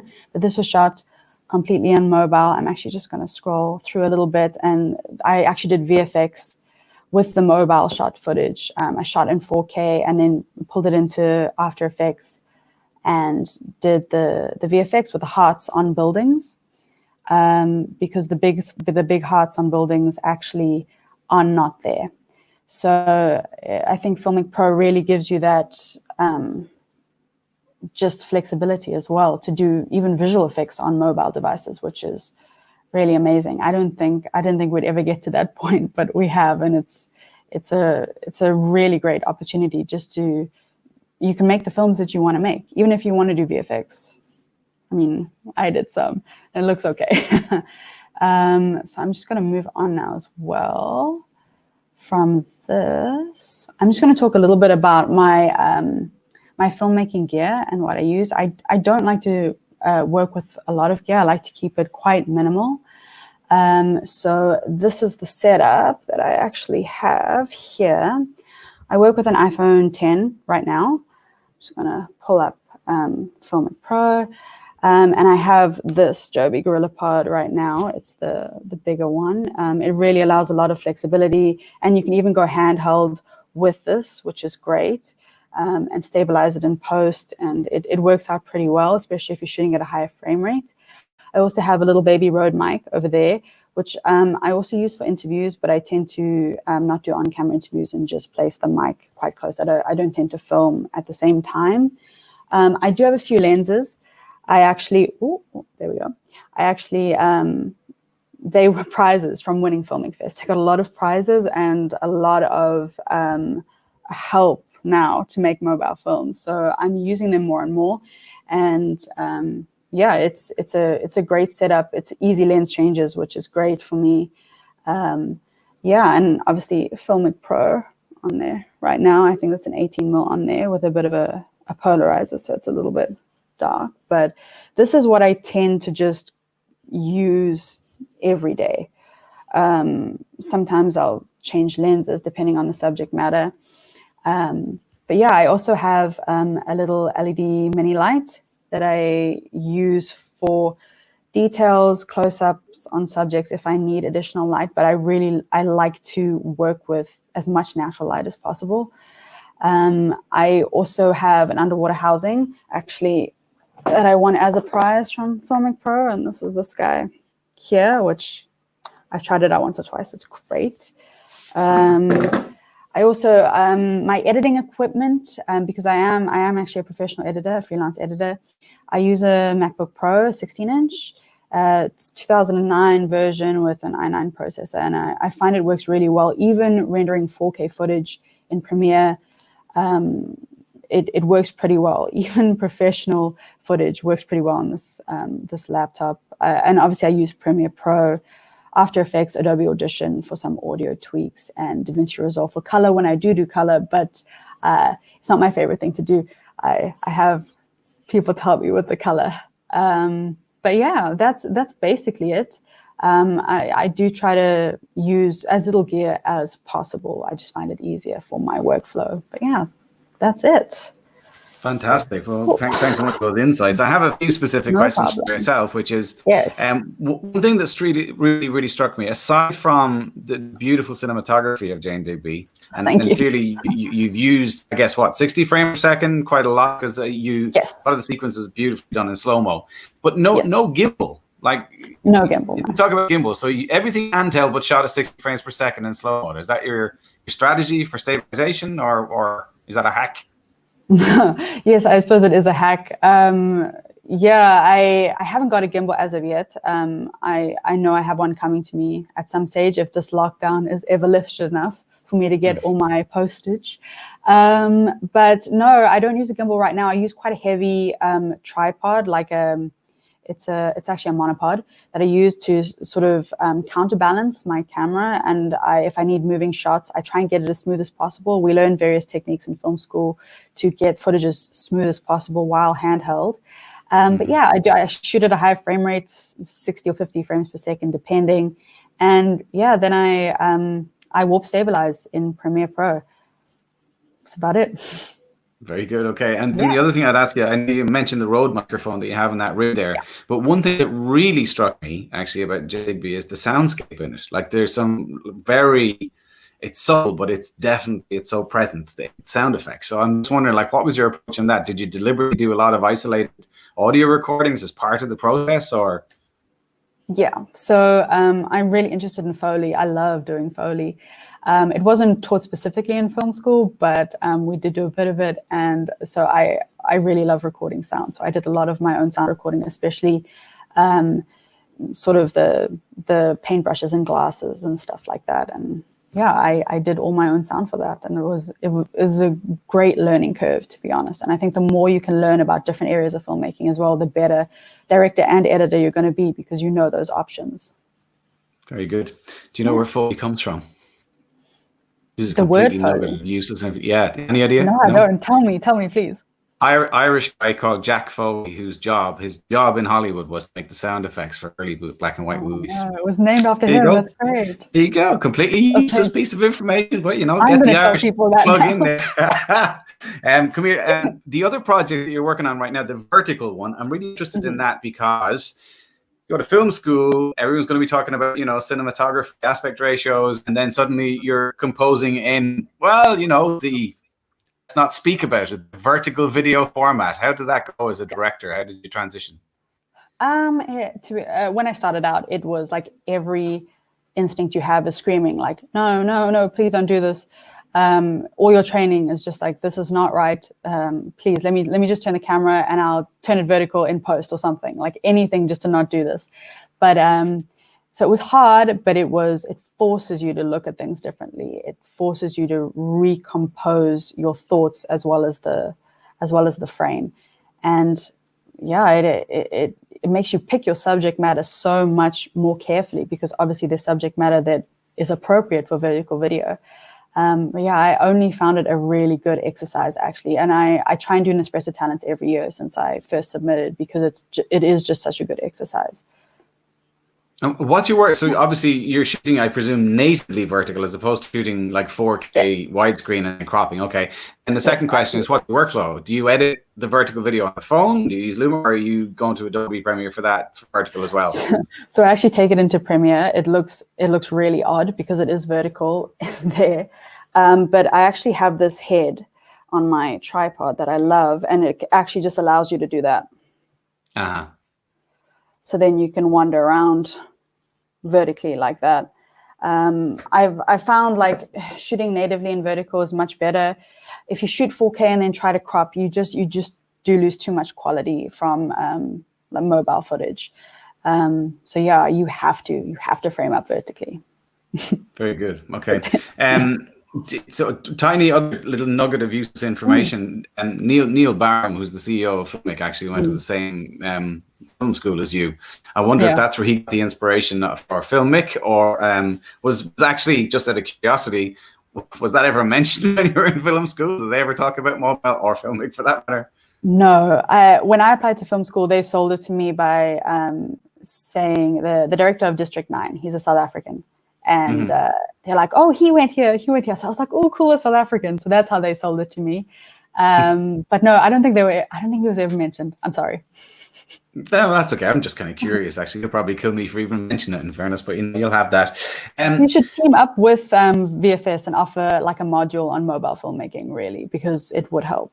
That's where everything's moving. There you go. Neil, if you're watching, and I'm guessing you probably are, there's a really good tip. I'll follow up afterwards. Having transitioned from a red all the way down to a mobile, what are the biggest benefits, but also the biggest challenges of shooting mobile? I mean, obviously, your phone doesn't overheat every 5 minutes. No, I'm sorry. I've just had bad experiences with red. Obviously, number one is the flexibility. And you can just put a phone anywhere and get any shot. You can get much more creative on the fly shots, which is great. And also, sort of a negative with a phone is that it's not just if you hold a red up and you capture a subject, it's going to look cinematic. It's a red with probably a really nice prime lens on the front, and with a mobile phone, you might not just get that immediately, and you really have to be very selective in your shots. You have to force that depth of field. You have to force that cinematic look. But it is a really good exercise. It trains you really well. And I'm really glad that I've done it. It's taught me so much. So am I right in saying that the kind of technique that you used quite a bit in the Jane Digby film was extreme foreground and background? So the kind of, I think the foreground focus on the phone is probably about 12 inches-ish before you almost hit infinity. So, I mean, the paint brushes and things like that, they were definitely really quite close to the lens. Is that how you created your shallow depth field? Yes, in Jane Digby, yes. I really did try to put things foreground and then extreme background and try and get that really cinematic look. Now I have a few more lenses from winning FiLMiC Fest. So that gives me a bit more play. And I recently just got a macro lens as well. So that's a really great lens. But yeah, you have to force it. You have to bring things into frame. If they're not there, bring them in and, make that depth of field. So, yeah. And can I ask you just last kind of question in relation to the filming side? Did you film everything in Log V2, or like what was your approach? You mentioned grading in your presentation. So would Jane Digby have been graded but shot log? Yes, I did. I think just before I shot Jane, I bought the add-on extension for FiLMiC Pro. I think that's when you get the log version. And I shot it all log. It's just how I was trained as well. I mean, you don't really shoot anything in the professional world with a lot like baked in, just for that color grading purpose. So yeah, I try to shoot everything log. Okay, very good. And then looking forward, last question. So you mentioned the current project that you're on. You mentioned that there's a roll on from the Jane Digby project. What else are you working on at the moment? At the moment, I am editing a lot of footage that I've had saved up because I can't really go out and shoot. You can't go out to shoot. Unfortunately. But I'm also looking forward and hopefully working with Xiaomi as a Me creator. I'm really excited about that opportunity to create content for their social media channels. So that's the sort of way I'm going, is shorter pieces for distribution, hopefully on their channels. Fantastic. Okay, great. Okay, so you're going to circle back to the panel discussion as well, I guess, not too far away. Okay, perfect. Well, look, your social media accounts are up on screen right now. We have your Vimeo channel, so I would definitely encourage you to go and check out Jane Digby. It is beautifully shot and extremely creative and artistic as well. Not just because she's an artist, but the film, I think, really it echoes, if you like, the actual nature of the content beautifully. I think it's really, really well worth a watch. And SJ is also on Instagram, so if you want to check out her work on Instagram, please do that as well. For now, SJ, thanks so much for sharing your story. You're an inspiration, and I look forward to chatting to you again as part of the group discussion in about half an hour. Yeah. Something like that. See you later. Okay, cool. Thanks, Deanna. All right, bye-bye. Okay, so from South Africa, we're popping back stateside now, where Courtney G. Jones is basically standing by. I hope. Courtney, are you there? Sure. Hey, how are you doing? God, do it again. Do it again. You know that ASMR thing? Just listen to that voice. It's like chocolate, velvet. And you said it's the microphone, but I think it's all in the vocals. Oh. You have a presentation for us that I know is going to fit like 15 or 20 years experience into 20 minutes as well. Isn't that the target? Yeah, I'm boiling it down into all of that. So we should have a lot of fun. It's going to be like drinking from a fire hose today. So I look forward to that. I'm not going to take any more of your time. Over to you, sir. Okay, good deal. All right, so good morning, afternoon, and evening, everybody. We're going to talk about forgetting digital cinema. We're going to talk about mobile filmmaking from concept to completion today. So switching over. So why mobile? Why mobile content? It's because you are a studio today. Everything that you have in your pocket, on your desktop, on your tablet, makes you a studio. So what you can do with your studio is anything you want. You can create anything you want today. The sky is the limit, literally. So, but when can you create? The great thing with mobile is that you can create right now. When you have digital cinema cameras, or even some of the bigger prosumer cameras and DSLRs, there's a lot of uptake with that. You have to get it prepared and get it ready. With digital cinema, you can basically pull it out of your pocket and go. You can use an iPad, an iPhone, Android phones as well, but you can use them in the whole process, and I do mean the whole process, and we're going to talk about that today. Production values matter, but if you don't have a Red or an Alexa, it's not going to kill your project, contrary to popular belief. Gear doesn't matter as much as story, and I think we all know that, but story is always king.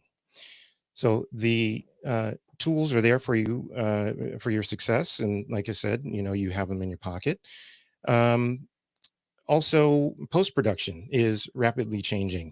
Right now, we have products like the iPads, for example, that are just as powerful. And this is not me talking. This is people who do all the specs and all that kind of stuff. It's just as powerful as a laptop, and that's an amazing thing. And then we have such full-featured software like Luma Fusion that has every bell and whistle that you probably need to do a great edit. And then the other great thing about mobile is that you probably already have it. So talking about gearing up. So we're going to talk about what you want, what you could have, and what you do have. And those things are, the standard things. You want the big lights and the fancy car with the gimbals and the cranes and the big crews and the big lights and all that kind of stuff, and that's all great. The A-list talent, that's all fine and dandy. The issue with that is of course that costs a lot of money, and again, if you just want to grab your stuff and go, that it makes it a little harder to do that when you have to lug around a 150 person crew and a 40-foot truck full of gear. The digital cinema cameras are spectacular, 4K, 8K, beyond is coming, so that's great, but it's going to cost you. The wonderful thing about mobile is that, again, you have it, it's more cost effective, and you can have a lot more stuff that'll kind of fit in the backpack, and you can just go, and as long as you have some decent lenses, which a lot of the phones come built in, maybe a gimbal, so you can get smooth footage.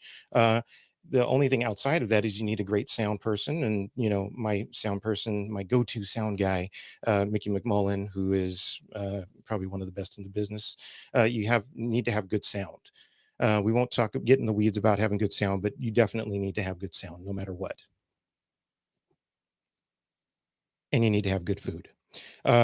So the two of the pieces of software that I use the most, obviously FiLMiC Pro, on whether it's Android or iPhone, you have to have this on your device so you can capture good footage. And then in order to edit it, I am in love with Luma Fusion. So not having any or all of these things in terms of, like the big cinema cameras and the prosumer cameras and all of that, that's just an excuse for not getting your project done. So don't let that be the barrier to entry, you not having a $50,000, $100,000 camera. So the distance between the things that you want in terms of cameras and editing software and hardware, and the things that you have, iPhone, iPad, what have you, is getting closer every day. And to prove it, you have an iPhone and you have a Samsung here, and one of them shoots 4K, the other one shoots 8K. The 8K isn't necessarily as viable right now, but as you know, the technology is not going to get worse. It's only going to get better. And you already have it. So go shoot with it. So all of this gear in GAC I used on a movie, and I put it in these two backpacks. And here here's kind of a trailer from a feature film that I did a few years ago. This is a few years ago. This isn't even with current the current iPhones and Samsungs and all of that. But here's what I shot before with a backpack full of gear.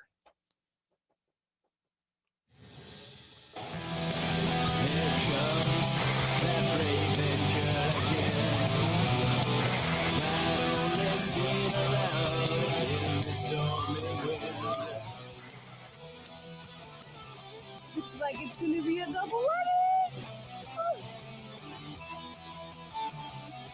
Now we're downtown Seattle trying to catch the ferry.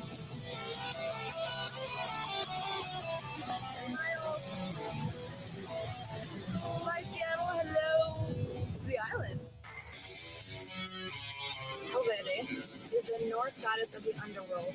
Her attempt to overthrow Odin failed, but as a result, she was banished from Asgard to the form of a tree. She still stands trapped in the same form unless otherwise revoked. Since now we're going all the way out into the woods to look for some tree lady that needs souls.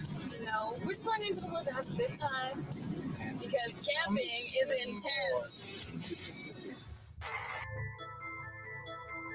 All right, is that your treat?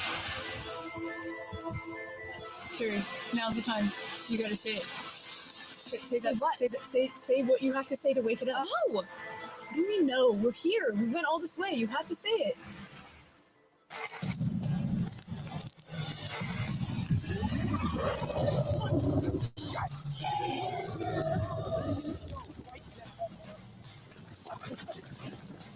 Go!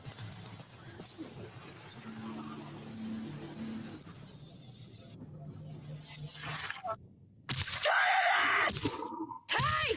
Where do you think you're going, bitch?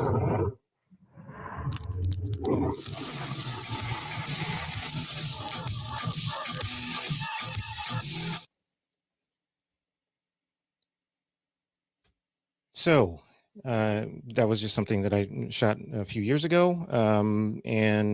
But now let's talk about, you shot it, now what? So post-production, editing. So today's workflow is similar but different for mobile filmmakers as it is for your standard filmmaker. Let's talk about what you want in your dream edit bay. These are all the things that you want. You want the big monitors and all the bells and whistles and buttons and man, look at all that stuff. That would be great, wouldn't it? But oftentimes those things are expensive. The software that you have to use in order to run these things is power hungry. You need more resources for everything, and sometimes they're complicated. You need T-Rex arms if you're going to edit on an airplane, and but here's the thing: they are necessary. Sometimes to have a big computer. That movie that I just showed the trailer of, I couldn't have done it without a computer because I needed to put a 12-foot tall walking tree into that thing. But now it can be a little different. See that guy up in the corner? He that's a fake smile because he's got T-Rex arms trying to edit on a plane. It's much easier to do that on a plane with an iPad or even on your iPhone when you're editing now. The great thing about LumaFusion is it works on both, and it works the same on both. And so here it is. You have it in the palm of your hand. So go out and do it. And the great thing about LumaFusion, one of the many great things about LumaFusion, it's great for pros, great for beginners. It's cost effective. It's just like one small price, and you get all these bells and whistles. You can export to your big system if you want to using XML, which is fantastic. Again, it can be ultra portable, because you can literally shoot and edit on your iPhone and make sure that you got what you need, and then you can just move on. Also, Frame.io, which if you're not familiar with Frame.io, is a must if you are working with in a collaborative environment. And yes, you can hook your iPad up to a big monitor for all those people who love working on big monitors. So speaking of Frame.io, it's great for collaboration and storage. You can shoot and put your footage up onto the cloud using Frame.io. Just as a full disclosure, I'm an alpha tester for LumaFusion, and I've been playing around with some of the features with the Frame.io integration right within LumaFusion, and it's amazing, and it's coming soon. So it doesn't really matter what you edit on. Exactly. So you can edit on your iPad. That's not a problem. You can collaborate with people from afar using Frame.io, which is fantastic. You can edit anywhere, anytime, and faster with LumaFusion. It's absolutely brilliant. I was working on a small little project that I was walking around my downstairs and in the backyard editing the footage, which you can't really do unless you have a pretty powerful laptop with the 360 degree screen, which I do have, but I don't use it anymore because LumaFusion has just taken over that role for me. Color correction is essential, but LumaFusion and FiLMiC Pro have got you covered.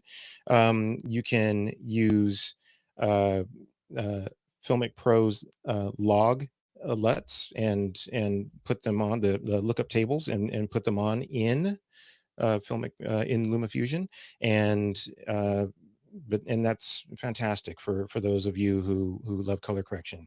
Also, you kind of need to know what you're going to be doing with your deliverables, for distributors. Distributors and places like, I don't know, Netflix, Amazon, they like certain codecs, and sometimes you need a computer for certain codecs like ProRes HQ, or if you're going to export a DCP, a digital cinema package, to play it in a movie theater. But otherwise, you can do everything that you need to do within LumaFusion, and in conjunction with FiLMiC Pro and Frame.io. This is a project called Retro. It's by Aaron Lindenthaler, and I shot it. It stars Reno Wilson of NBC's Good Girls. It's an action movie, superhero-ish sort of movie, and I think it needs a little bit of spice. So what I did was I used the new multi-select tool to copy the clips on the timeline that I wanted to take over into a new timeline. And I pasted it into a new project. And I exported that XML. What you're seeing here is real time, by the way. Brought that into a plugin called Project X27 by Intelligent Designs. And what that does is it takes the Final Cut 10 XML and converts it into more standard XML that you can use in the Adobe products like Adobe Premiere, which is usually my workflow. I just use the default settings here.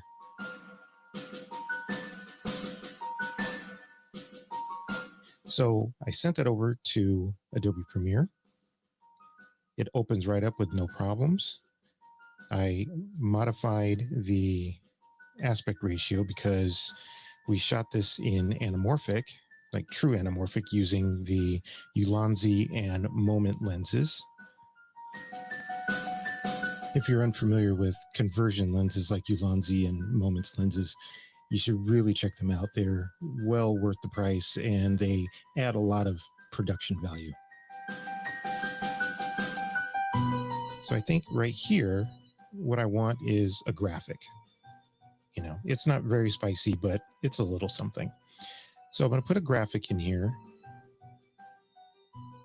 and we'll call it Hard Stare because, well, that's what Reno Wilson here is doing, giving us the hard stare.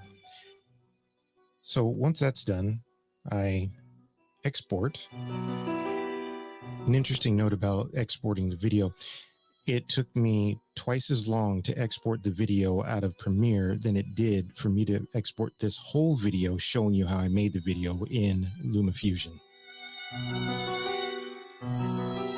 Put that into a folder where I can easily drop it back into Luma Fusion. Now we're back here in Luma Fusion. I just dropped the file onto the timeline after a little bit of trimming, and voila. So this is one way you can use the XML in an Adobe workflow. It also works for DaVinci and, of course, Final Cut. Just a little bit of spice.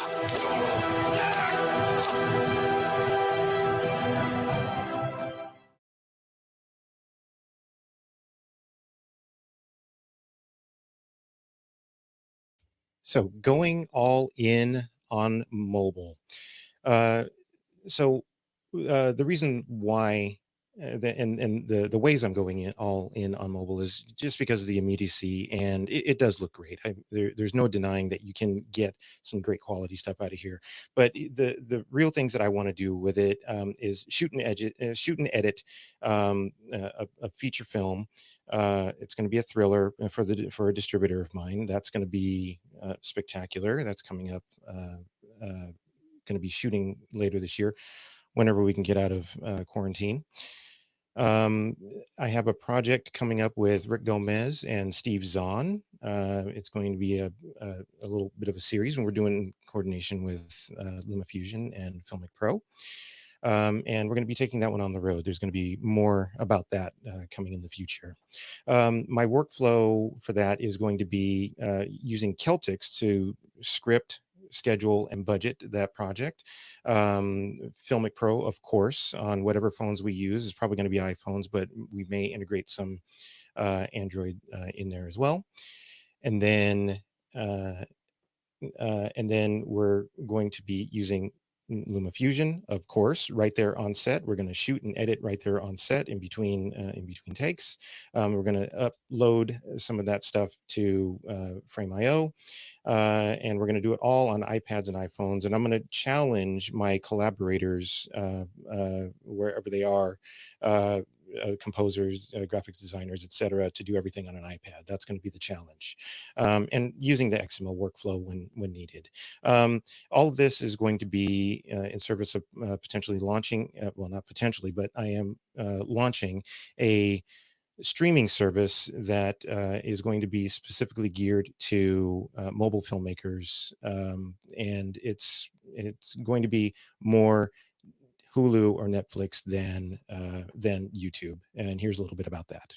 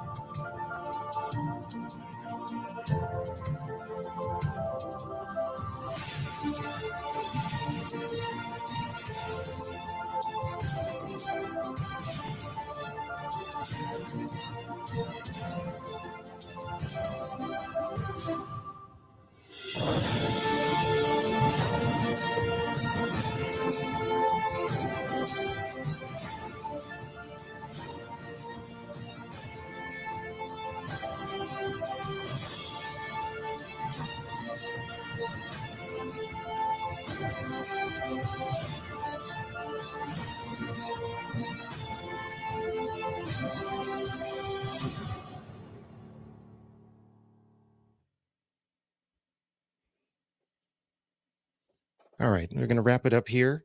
So, what you want, what you could have, and what you do have. Let's just concentrate on what you do have. Just in closing, you have FiLMiC Pro. That's what you need. You need Luma Fusion, and you need Frame.io. Those things are so tightly woven into the to the fabric of the mobile workflow. It's not even funny. So have those things. You can have a clever concept, have very few locations, a backpack full of gear, a great sound person, or gear that you can use and handle yourself in terms of capturing good audio. Very little money because food isn't free. You need good food, and you need no more excuses. And just the only thing that really, truly, the only thing that you really, really need to know about production is, and again, the most important thing is have good food. All right, that's my time, ladies and gentlemen. Thank you. Phenomenal.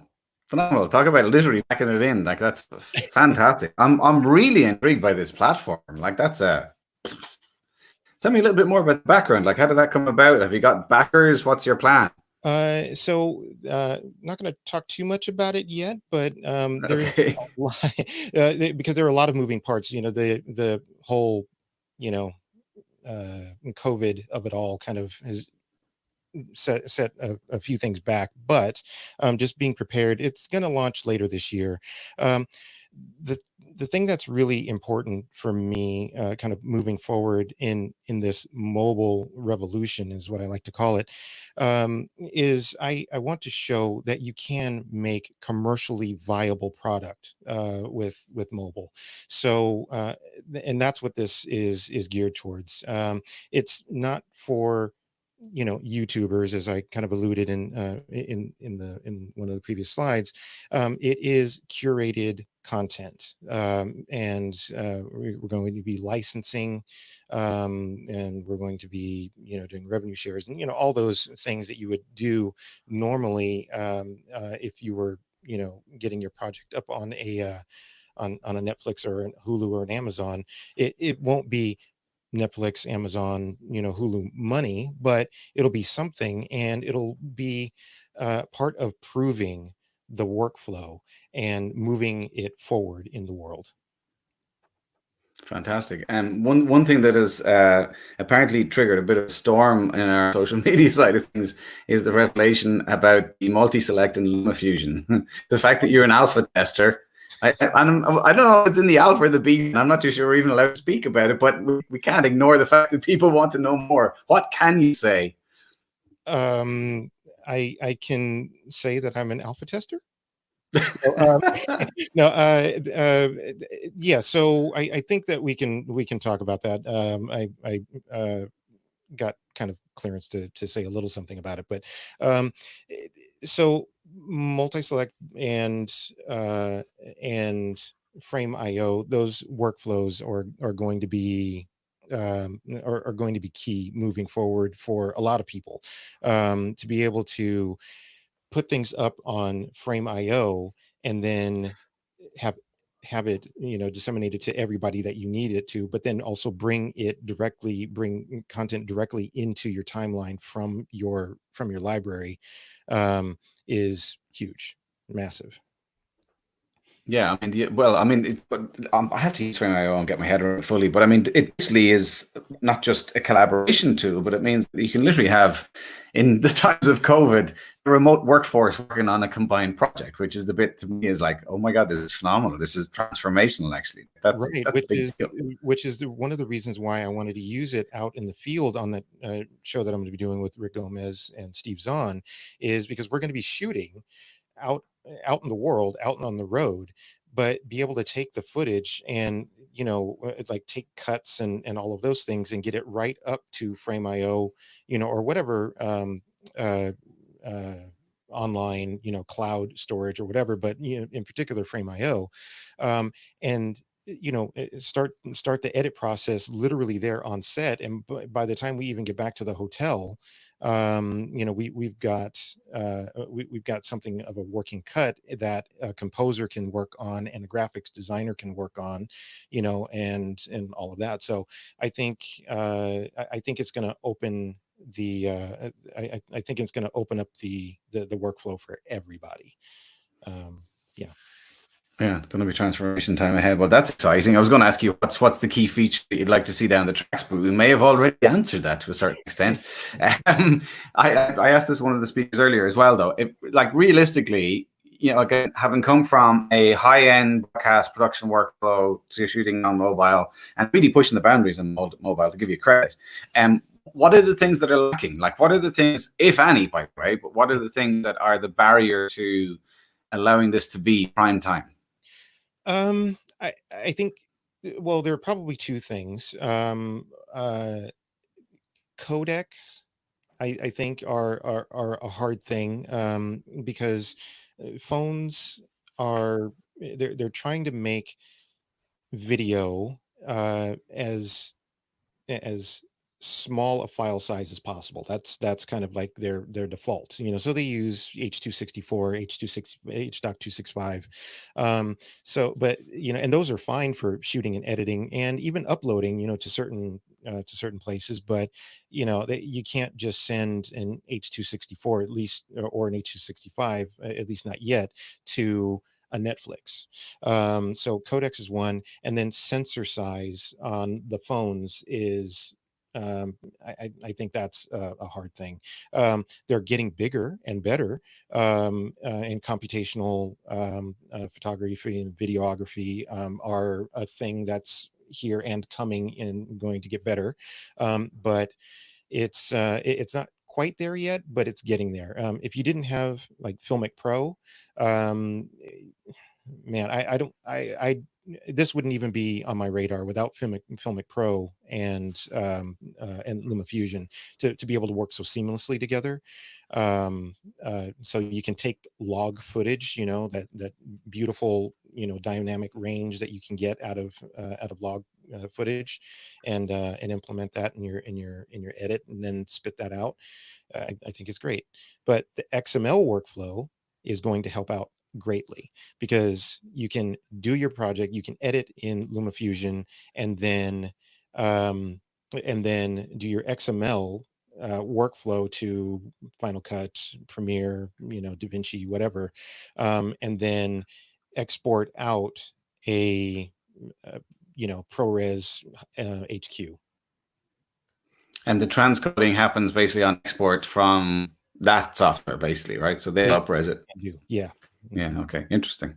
I've always, I started my career a long time ago as a broadcast engineer, and it did use tickle me when the cameraman would spend 70,000 euros on a camera, and they would be at the time pushing 32 or 50 megabits per second on those cameras, and it cost them a small fortune. But the dirty secret that no one was ever sharing with the audience is that on their satellite receiver, they were getting 4 megabits per second on a good day. Right. Right. Cool. But hey, let's not burn the whole house to the ground, shall we? Tempting though it is at times. We have a couple of questions coming in from the audience, Courtney. VJ asked the question, would like to know your thoughts on using a depth of field adapter. Love them. Get them. Do it. Depth of field adapters. I'm going to be for the movie that's going to be coming up. It's going to be like a little horror movie. I'm going to use a depth of field adapter in that with one of my Cine lenses that I have.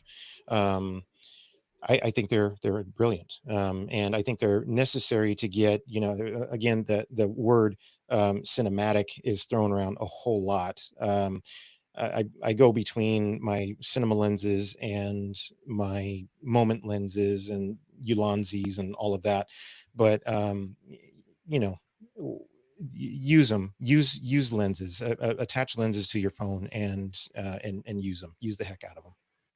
Very good. Okay, we've run out of time, unfortunately, because I could definitely keep chatting to you for at least another hour, if not more. But we will get a chance to circle back in roughly 30 minutes for the panel discussion, and I'm sure there'll be plenty of questions that will come up based on what you shared as well. Actually, there was an awful lot of takeaways in there.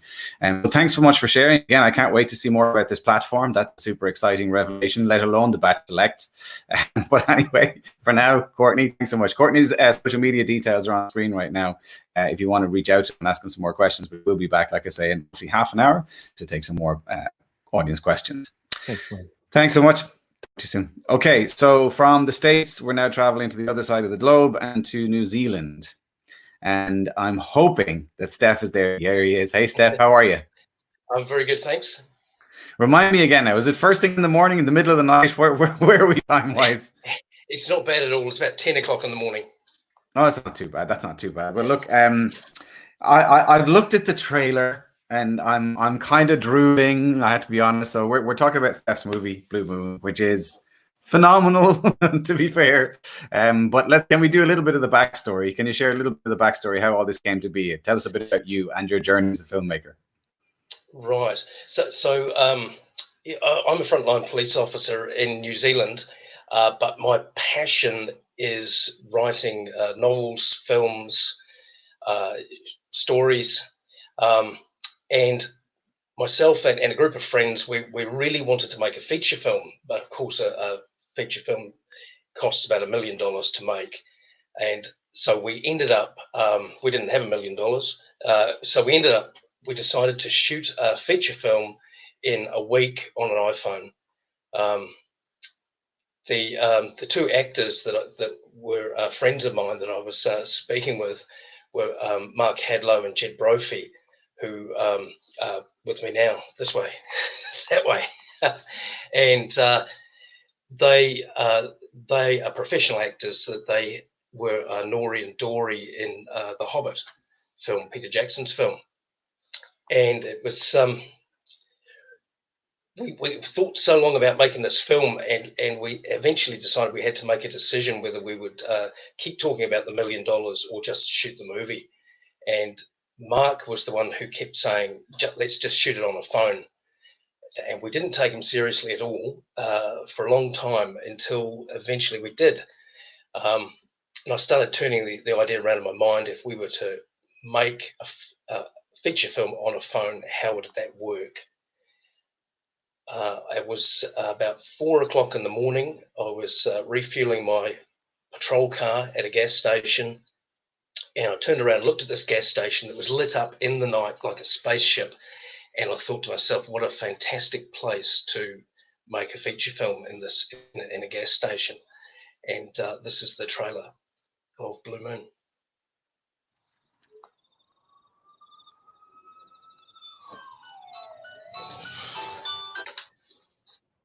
Hello, darling. Oh God, Horace, what a day.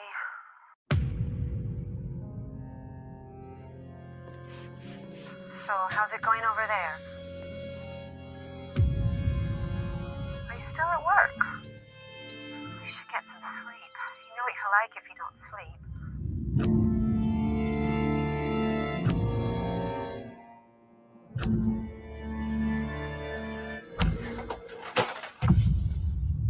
It's busy. It's very, very busy.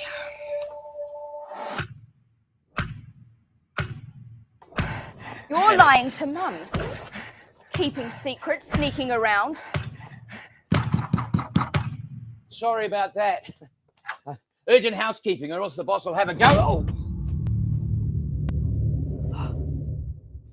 Where's my $500,000?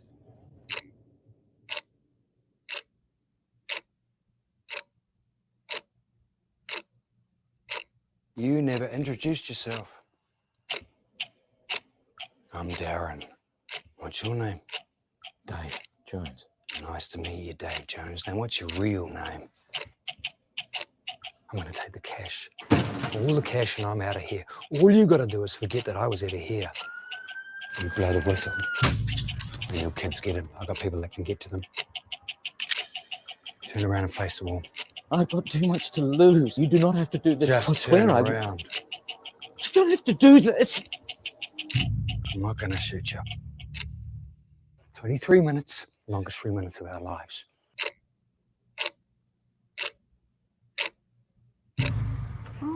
Oh, bashed my head on a shelf out the back. Quiet night?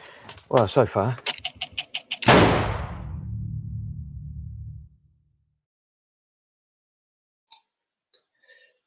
Yeah, so I thought about, before we shot this, I thought about the key considerations for a low budget film, because we really had no money. And I knew we needed to have a limited cast, a single location, and a compressed time frame. And I studied a lot of films that had used those three key considerations. One of them was Boxing Day by Chris Stenders, an Australian director. And that's the story of a guy who's on home detention. So he's got a bracelet, an electronic bracelet on his leg, can't leave the house, and he has some very unwelcome visitors. And the entire movie, feature film, is in this house. A very successful film. And the other one that really stood out for me was a film called Tape, shot by Richard Linklater. It's an old film now, but it's a classic because it's three characters in a hotel room talking about something that happened in the past. And that might not sound terribly exciting, but see the film, it's a great film.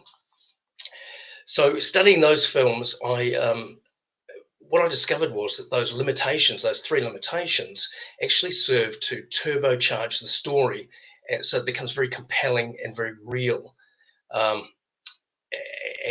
it unfolds in real time. So Blue Moon starts with a single character, Horace. He's working the graveyard shift in the gas station, cleaning the windows and mopping the floor, and he stumbles upon a dead man with $500,000 of stolen drug money. So I knew I needed to create a story that would trap the two actors in the gas station for an hour and a half. So what I did is I put the $500,000 that belongs to Darren in the safe, in the time lock safe, and I put Horace's daughter in the stock room asleep. So neither of them was going anywhere. And then, just to crank up the tension, I let them recognize each other from boarding school, where 40 years ago they were at boarding school and they were choir boys together. And this is the...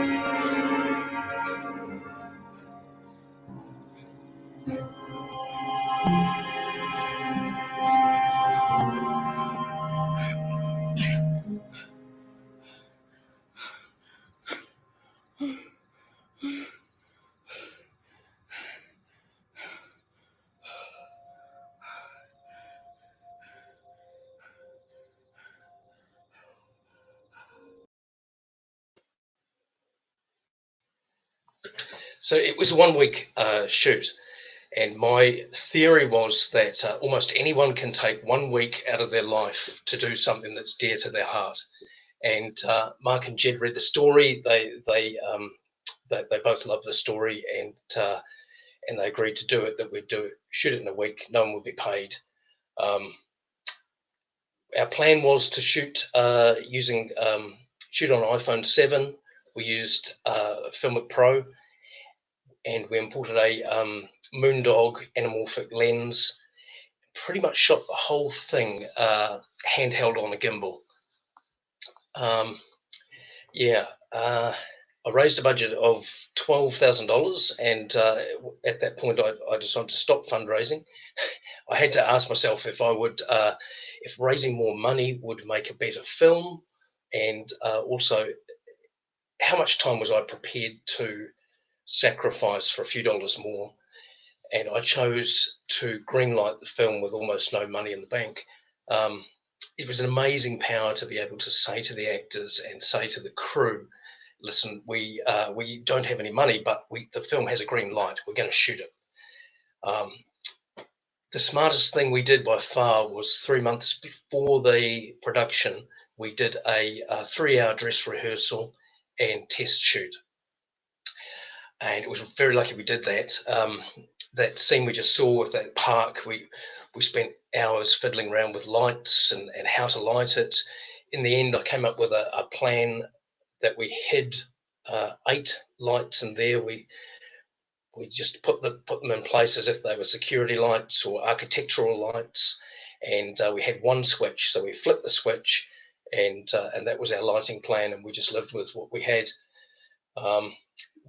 We had another thing that we discovered as we found that inside that gas station, there's about 8 fridges, and all of them were buzzing and ticking and popping and carrying on. And the sound engineer said, look, we can't record viable sound like this.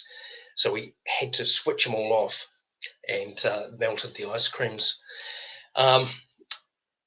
And the main thing we got from the test shoot was we figured out how fast we had to move to capture the whole feature film, because we had that location from midnight to 5 a.m. for 6 nights, so we had 30 hours to shoot the film.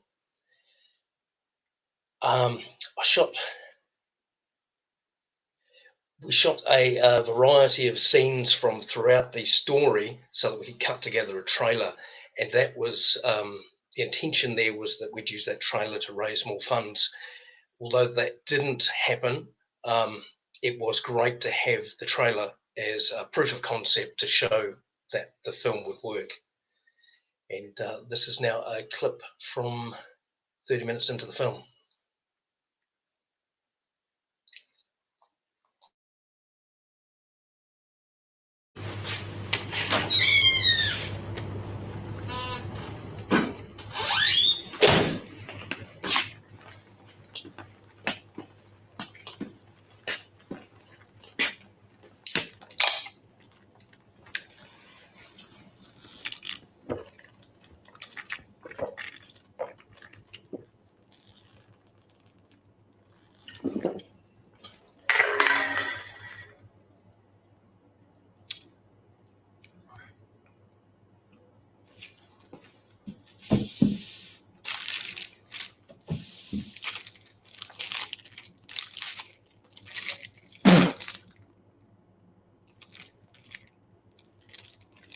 You never introduced yourself. I would have expected better from a Christ College old boy. Oh. Too cold.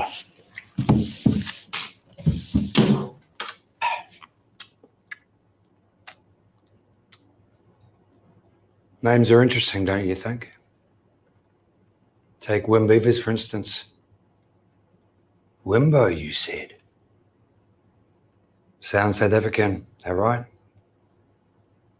Not a name you hear very often, nor one that you would forget.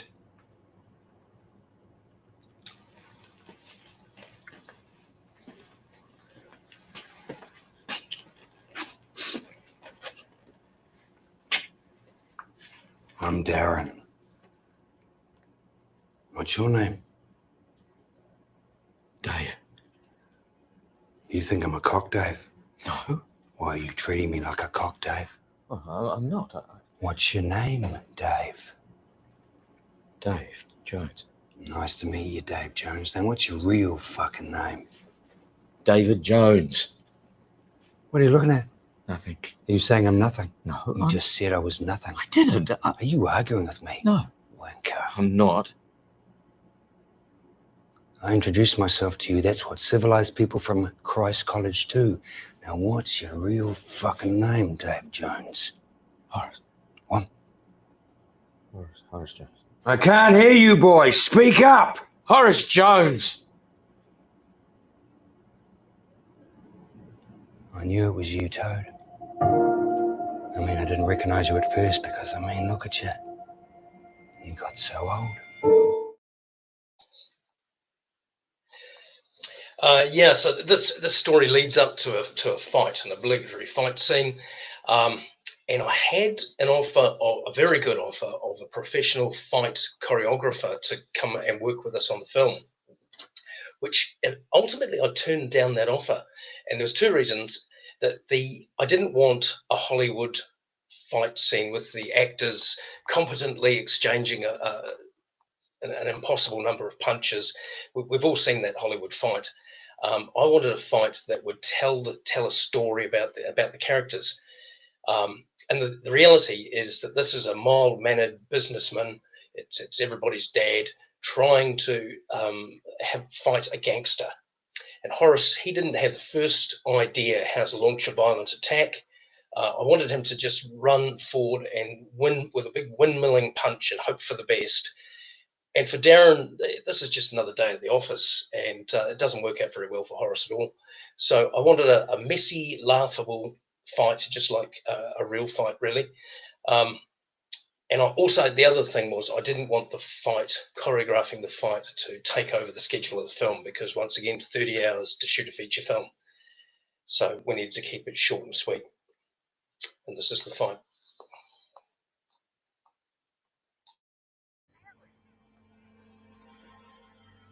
Remember, I love you, Veronica, with all my heart.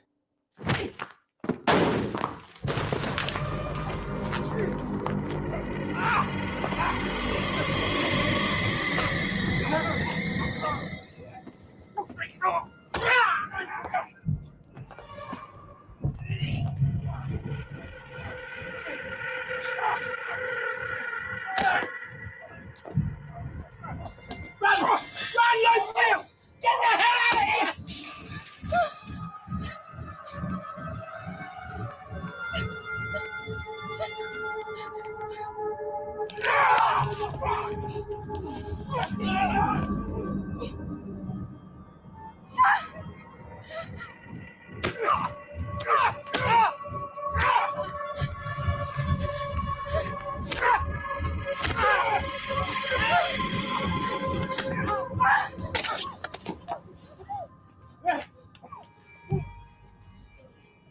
Where did she come from? Fuck everything! The police are on their way, Dad.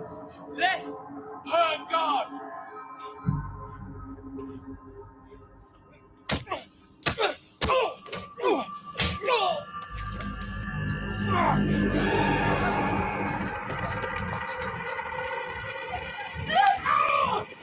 This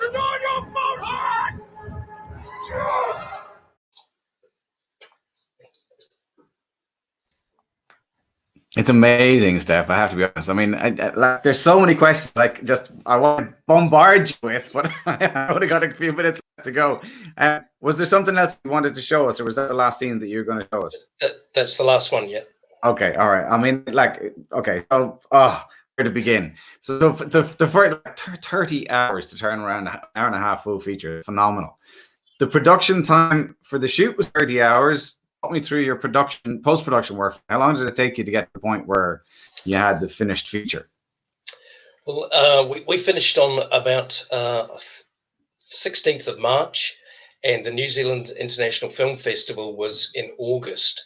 And so no sooner had we shot it than I said to the team, "Listen, we've got to get this cut for the festival to be in there, or else we wait another year."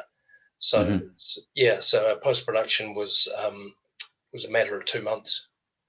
Phenomenal. And can I just ask you as well, did your production budget subsequently increase at all? Like, did you get any more money towards your post-production process, or was 12 grand your complete operational budget?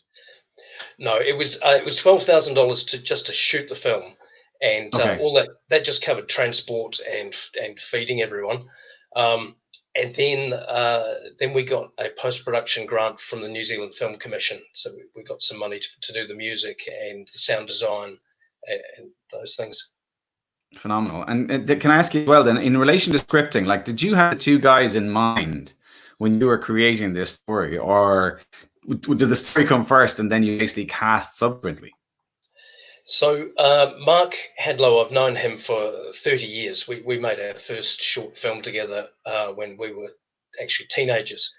And so I absolutely wanted Mark, and I wrote the story around him so the character of Horace would fit him like an old pair of jeans. And also I knew I knew Jed Brophy, and I knew what he could do, and I knew what the two guys could do together. So the characters were written for these two actors specifically. Phenomenal. Okay, there's so many questions popping up basically in the public chat that I have to take some of them. So first one from Skip here was, what was the exterior parking lot scene lighting setup? You alluded to it, but how many lights did you have? Did you have HMIs? What were you using? Yeah, we did. We had we had every friend that we could find. We asked them to bring lights, and we had about 8 different lights. We hid them. We hid them around the base of that clock tower, as if they were architectural lights that were real. We bolted them to the posts around the place like security lights, and we wired it all up to one switch because time was of the essence. So we had to be able to flip one switch, and then that pre-lit that out exterior scene, and that was our lighting plan. Very simple. Phenomenal. Also, I will take another one of the public questions. Actually, I know that there's several stacked up here. Actually, just waiting for one more to come up. Colleen asked the question: how did you pull off such great sound? Was there much work done in the post production? I presume you did like EFP. You had a whole sound crew, did you? This little town where I live and work, as soon as we decided we were doing this, I put a story in the paper that said, we're going to make the first feature film in town. It's going to be great, and I was trying to get people to help me. And I got a phone call from a guy, Ben Dunker. Ben Dunker is a Hollywood sound engineer who had retired to come and live in Motueka and run a guest house. And his last film was Inglourious Bastards with Quentin Tarantino. But he came out of retirement to do this for me for free. So it was great. And he just did that all off a boom mic, and he attached hidden lav mics on both the actors. Phenomenal. Like, do you believe in serendipity, Steph? Sorry? Do you believe in serendipity? That fate will basically bring things together? Yeah, it was kind of a case of build it and they will come. We said we're making this film, and we put the call out and asked for crew to get in touch, and I got lucky. Phenomenal. I also have to credit you on the story part of it. Like, this is not, to be clear to the people at home, this is not literally decided one day to pop out a sketch pad and kind of start jotting down notes of the story. You have a background in script writing. Do you want to tell us a little bit about the journey to get to here in relation to script writing? Yeah, well, I mean, I started writing short stories as a kid. I was making short films, 8mm films. I was once came second in a film contest with Peter Jackson. They won it was like kids film contest, and Peter Jackson won it, and I came second. I wrote 5 novels in 12 years before I got published. And then it was that first published novel that people kept saying it was very cinematic, it should be a film, and that's how I got hooked on film, making films. And I made a film. I did make a film of that novel I wrote back in 2006. Since then, I've been writing screenplays as well. So one thing leads to the next. Well, there you go. I mean, I'm also interested, given the fact that you had such a tight shoot schedule, like had you in the pre-production phase, had you basically storyboarded the entire movie? Is that, I mean, I guess you would have to do that, would you? Yes, yeah. I wrote 12 drafts of the screenplay before I was happy with it, and I storyboarded everything because I've worked a lot of night shift, and I know that nobody's very sharp at 4 o'clock in the morning. So we needed to have every single aspect pre-planned. How many people were on the crew with you? Do you mind me asking? I'm kind of curious to know, like, how big was the team? We had it was probably about 12. That's it, just 12 people. Yeah. A lot of people were multitasking. We had we were sort of editing as we went in a Video Easy store next door. So that was going on. It was a pretty tight ship. Amazing, yeah. And when you look back in the experience of it now, like particularly the filming part, like what were the key takeaways or learnings that you've taken from it that if and or should you decide to do another feature shot on a phone, for instance, in the future, that you would definitely not attempt or try again? Like, what were the takeaways? I was very happy with how it came together. There was a very dialogue heavy script, and so we did it in very long takes. So some of those takes were 8 to 10 minutes, and it was great because the two actors they fire off each other. So being for them, it was as if it was a play, and we were sort of keeping out of their way. And just letting them feed off each other and deliver the performance, and I think that's key to the great performances they were able to give. Phenomenal, yeah. I mean, I'm assuming that the first question everyone's going to ask, basically, having seen the 4 snippets, is where can they now see the entire thing? I gather you have a bit of an announcement to make. Is that right? Oh, right. Yes. Yeah. Well, right now, Blue Moon is screening on the SF3 smartphone Flickfest on their website. So it's screening. It's up there for free for this weekend. Phenomenal. So people, but that's it. And then after that, available for download or direct? Will you go DVD or? We're still working on getting it onto a platform. So yes, as soon as we can, we'll have it up on one of those platforms. Phenomenal. So I have to ask you, I know you're probably still completely caught up in the whole whirlwind of, both the festival circuit and all that stuff, but like, what's next? Have you got another one that's sitting on the shelf somewhere that you decided you're going to explore?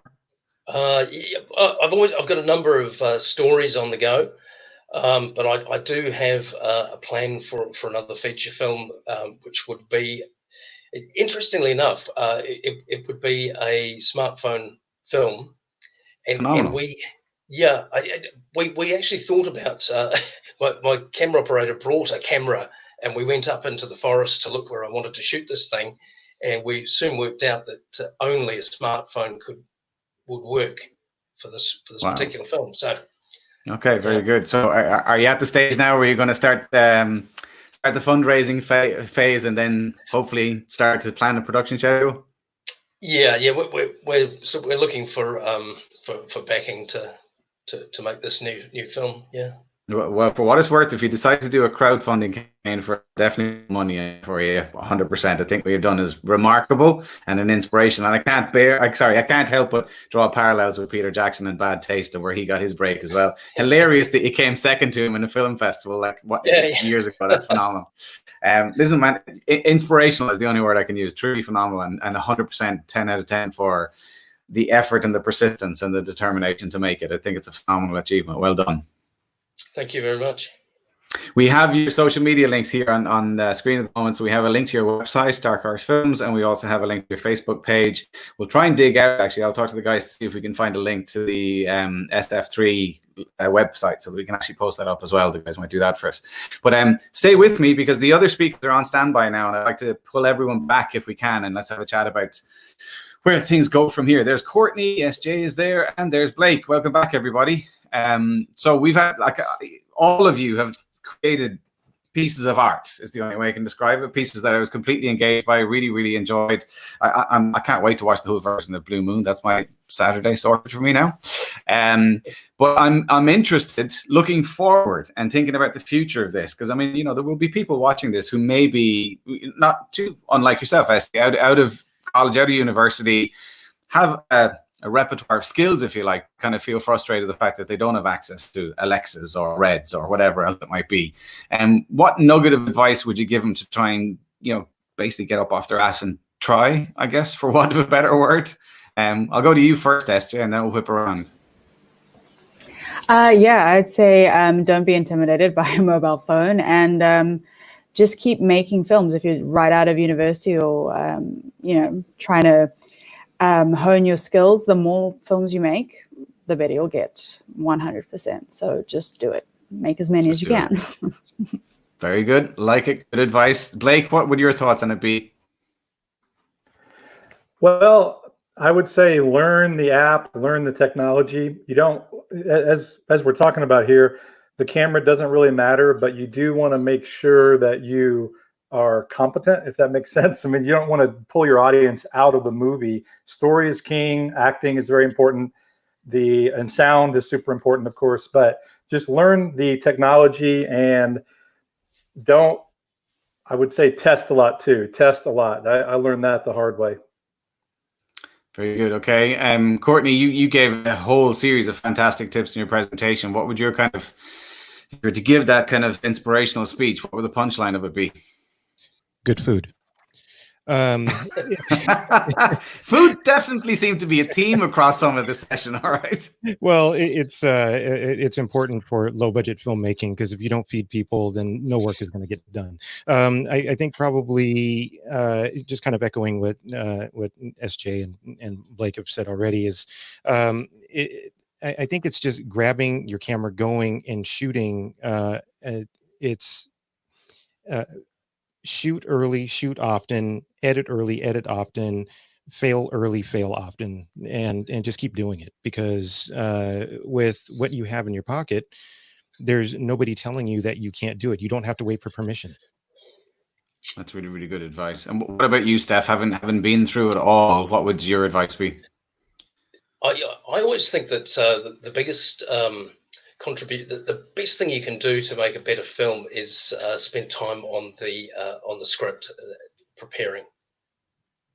Yeah, so story is everything. Everything else you can work on, but the story at the essence is the most important part. The more time you put into the story, that just flows on all the way through. Very good. Now, Neil Barham from FiLMiC has actually just sent me a message here asking a question for you as well, wondering interest in theatrical distribution deals versus actual online hosting. Where do you stand on it? Is the ultimate aspiration to get your piece into a theater? Is that still where you want to be? Or do you think in this day and age, making it more accessible to everyone online is probably a preferable thing? I mean, it's a very pertinent question for you right now, Steph. Would you like to see Blue Moon in theaters? Yes, I would. It's screened in a few theaters, and nothing replaces that being in there, seeing it with an audience. it's really interesting. People laugh at things that that I didn't think were funny. Different audiences will laugh at different parts of the story. But yeah, it is. It's almost like a live performance when you with a full audience. But having said that, I'm working hard to find a way to get Blue Moon onto a platform. So. You know, when Soderbergh did High Flying Bird, everyone kind of threw flags in the air and kind of went, hang on a second now, Netflix said that they won't accept footage from an iPhone. Clearly there's a caveat that says unless it's from a Hollywood A-list director, and then all bets are off, basically. Is that the deal? Interesting. Well, I mean, I need to hook you up with Courtney, obviously, at least, because he's been beavering away on the streaming platform specifically for mobile-based content. So, you know, you can have a side chat. You don't have to do it publicly. It's all good. Blake, from your perspective, for the stuff that you've done, I mean, you know, we didn't really get to talk too much about your projects other than the movie star, but like, would you love to have had that maybe go cinema release, or was that designed, I think you'd said it was for a FiLMiC Fest anyway, was that designed specifically for online only? Yeah, that was an online short. And I mean, don't get me wrong, I think being in theaters is awesome. I've seen a lot of my movies at festivals, and that's really cool. But in the end, for me, I just want people to see it. And without question, especially today, your work gets seen 1,000-fold online. And so I'm not really one of those, I mean, for lack of a better word, film snob, where you have the theatrical experience only. For me, it's getting the work seen, getting it made first, and then getting it seen. And so I'm cool with either. But being in a theater, it is cool seeing it up on a big screen. There's no question about that. But I'm also great having it online. Very good. SJ, you've had a lot of success with different film festivals. You think the film festival circuit, specifically the mobile film festival circuit, do you think it's important? Absolutely. I've screened at a lot of film festivals where they have live screenings of your film in a cinema. But by far, I think I had the best experience with FiLMiC Fest. Just with the communication and the way you guys promoted it, like I really enjoyed that film festival, actually. Very good. Okay, great. So that's the virtual version versus the in-person version. Nothing to stop FiLMiC at some stage in the future deciding to host it in person as a bigger event. They did do screenings this year for the first time, so I don't know if you're at the screenings part of it, but it's definitely evolving as time goes on, as is this. You know, who knows what happens next? We'll see. Courtney, your pieces. The Courier, never even got to talk about it. Again, would you have liked it to have been a theatrical release piece, or was it designed specifically for online? That was actually kind of a proof of concept for what could be a feature film. It would be great, but I don't know. Today, like more and more, it doesn't seem like the holy grail of filmmaking and independent filmmaking is theatrical anymore. And maybe that may just be my sense about it, but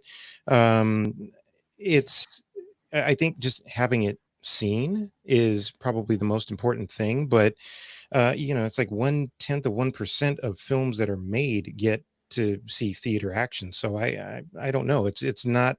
If it happens, great. But you know, it's like I've got a movie up on Amazon right now. That's good enough for me, like more than good enough for me. But yeah, I don't know. I'm not questing after theatrical the way I used to. Interesting. We're going to have to take some questions from the audience. I know there's a few standing by. So here's a question from Faisal Makbul.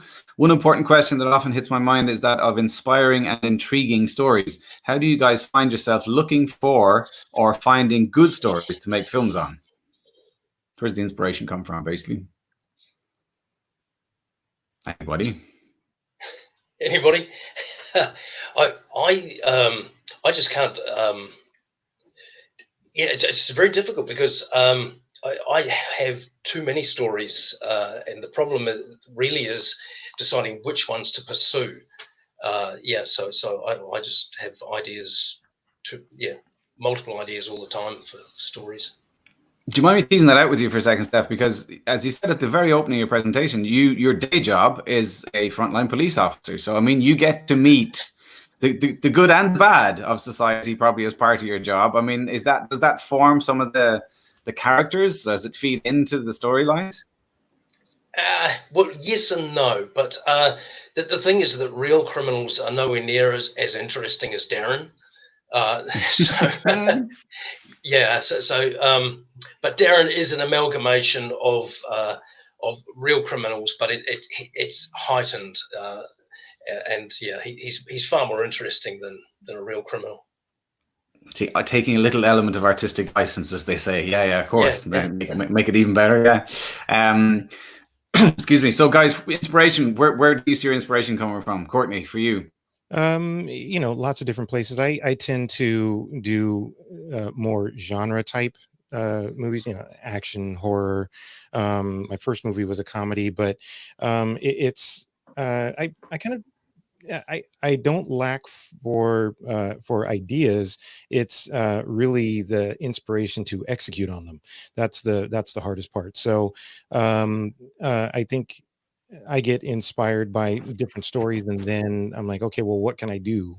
And what can I do now, instead of having to again wait for permission? So, but I find it everywhere. I mean, the last movie I made that I mentioned that was up on Amazon was kind of an action movie, and it was about human trafficking. Trying to stop human trafficking. So it just was a thing that just came to me, and I was like, okay, I just want to do it. So we just did it. And we kind of did it like Step did. It was like 12 and a half days of shooting. I had probably a little bit larger crew, but we shot that for very little money. But it had MMA fighters and actors like Rick Gomez, who I mentioned earlier, who's a good friend. And but yeah, it just inspired me, and I was just like, okay, I just want to write it and do it. So phenomenal. What about you, SJ? I mean, clearly a huge part of the current theme is very much tapping into the creative and artistic community, almost on your doorstep, if you like. But beyond that, inspiration, is it travel, experience? Where does it come from? The film I've just shot, it's a modern retelling of the myth of Apollo and Daphne. So I saw a sculpture. I decided to make a film of a modern retelling. So it's kind of the inspiration is just looking around you, and sometimes you'll see something and just something will immediately hit you. But with respect to documentary, if you're looking for inspiration, I would say the best thing to do would be to speak to the people around you, specifically about a documentary subject. Like, ask them about people they know, because there are amazing people around you that you have no idea are there. That's how I found most of the people that I've interviewed and made films from. Very interesting. Good one. What about you, Blake? Well, what I would suggest, and this helps me a lot, is enter short film contests like the FiLMiC Pro one with deadlines, because deadlines will instantly give you inspiration. I actually really mean that. And limited resources will always make you more creative, or it does me. Feature films, that's a little different. They take a lot longer to develop.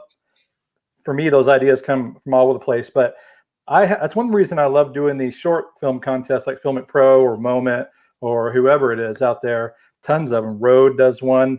It's because you can get really creative and turn a film around in like a month. The Movie Star that you talked about at the beginning, I turned that around in 10 days.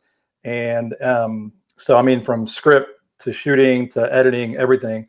And so to me, deadlines and limited resources can be inspiring and help with creativity. Very good. Okay, we'll take another question from the public. I think there might actually be one from Terry. Question for the panel. Do you think filmmaking/storytelling is evolving due to mobile creation, or do you think that mobile is just another new camera and edit system? It's an interesting one. Well, for me, I would say that it depends on what you're doing. I think if you're doing mobile journalism and such, that I think it is evolving due to mobile creation, potentially anyway. But for mainly what I do, filmmaking, and I guess what everybody else here does, not really. It's just another tool in the toolkit. And I always say use the best tool for the job to a degree. That's one thing I always say with my iPhone projects. I don't treat it any different. I treat it just like I would if I'm shooting on my Red camera or my Blackmagic camera. And I often mix and match these. But the point being is forget about the camera. Light it the same. You act it the same. One problem with some movies I see that are shot on smartphones is people skimp out on everything, including audio, like we mentioned, or acting. So approach it like you would if you're shooting 35 millimeter, and even if it's a smartphone. Does that make sense? Yeah, it does. I mean, I think part of Courtney's kind of presentation was that idea of how can you compromise but without compromising the essence. That's the key thing. Like, you can still take lots of shortcuts but without necessarily compromising quality or anything that the audience should be able to identify as a shortcoming. But yeah, no, it makes perfect sense. To the question, I think maybe one feeds the other, because without the tools, you can't get your story made. But now that you have the tools, and the tools are ubiquitous, you have every tool, at your disposal, right in your pocket. Now you can just be as creative as you want and with immediacy. And I think that's one of the great things about mobile. And I think it's not as, I do agree definitely with Blake about, treat it as if you were shooting a movie, with a Red camera and Alexa or whatever. But the fact that you have something that may not be quite as daunting as mobile will allow you to be more creative. It'll help the creative cycle go faster, I think. Yep. And SJ, I mean, I think you had said to me actually in the past that the reason that you shot on a smartphone was because ultimately that's what you had with you, right? So I mean, do you think it empowers you further that you have that tool at your disposal? I mean, I guess because you've shot on much more expensive cameras, you have the option of renting or whatever else it is. But I mean, you've perfected the art of working with the tool. Yeah, I mean, I completely agree with Blake. I think you should use the mobile phone as a tool, absolutely, and a tool for the right purpose. I think the only thing that I've seen where sort of mobile technology influences a story is when I've been shooting in the vertical format for something specifically, like an iPhone, to watch it in a vertical format, or for Instagram stories or something like that, because it did affect my storytelling to some degree. I had to make different choices and think differently. So that's the only time I've really felt that the mobile format or technology was changing the way that I would do storytelling, really. But interesting. Yeah. That raises a really interesting point for me, though. I'm going to throw back to the session last week on mobile journalism, where Philip Rommel, a former colleague of mine, talked about this change in thinking within the broadcaster, where previously everyone just tried to put the square peg into a round hole. In other words, use mobile to do the same as an ENG camera for the evening news on TV. But then possibly about 2, maybe 3 years ago, there was a dawning realization that they were kind of missing a trick, because they looked at the audience metrics and saw that, well, the behaviors are changing. People are actually watching much more content on social media and Facebook, and traditional TV news storytelling anyway doesn't really translate that well onto mobile, particularly on the platforms you just mentioned, SJ. Which then begs the question, is by mobile for mobile the so far untapped resource? And Courtney, is that basically what market you're going after? Well, yeah, I think there's I'm ready to show that mobile is ready for prime time. I think that's the whole thing behind creating made on mobile TV. There's that stigma, of course, that that phones or mobile video is for YouTube only, sort of a thing, or Instagram, TikTok, etc. But storytelling, no matter what tool you use, the tool that I'm falling more and more in love with just happens to be mobile, because I have it, it's immediate, and I know that the results can be great. I was lucky enough to be at the FiLMiC Fest and watch all the great shorts and music videos and things like that, and and that's really what kicked it off for me, is because I saw a few of them in particular. One that Blake showed, the No Hard Feelings, and I was like, oh yeah, that looks like a show. That it looks like something that we've all seen on TV or in the cinema. So so I decided there and then that I was going to double down on it, and here we go. So I'm doing one of those, jump and the universe will throw a net under me sort of a thing. But yeah, mobile, I believe, is a great tool and can be and is ready for prime time. We just need to prove it, and that's what my platform is all about.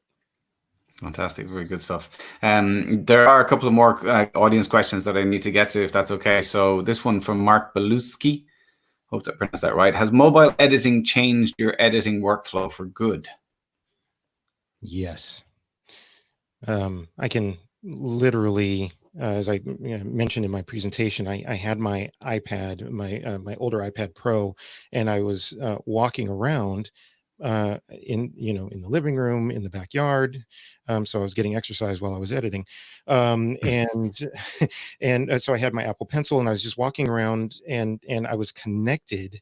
Like I was connected to the edit. It was almost akin to in the olden days when you worked with film. You were actually touching the celluloid. This is what that was. I was walking around, touching my edit and moving it around and being more interactive with it, rather than being at arm's length with a mouse or with a Wacom tablet, which is what I always used.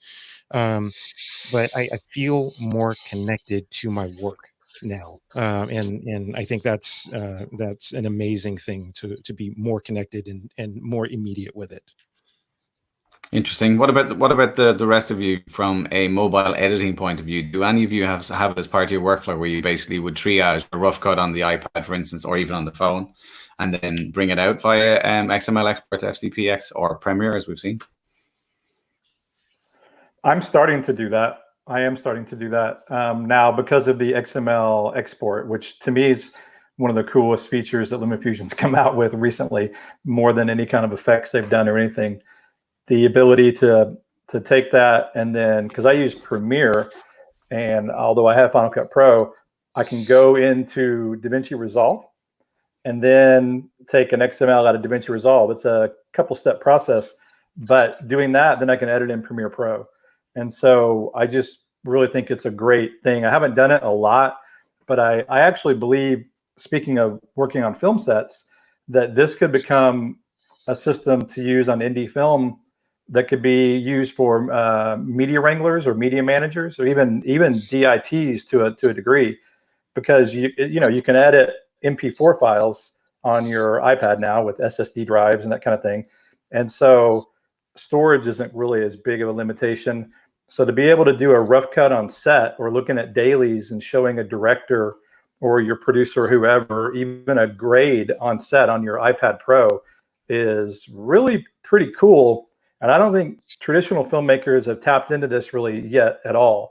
I mean, I watch YouTube videos all the time where people say, hey, I edited an entire video on my iPad. Well, you've been able to do that for about 5 years.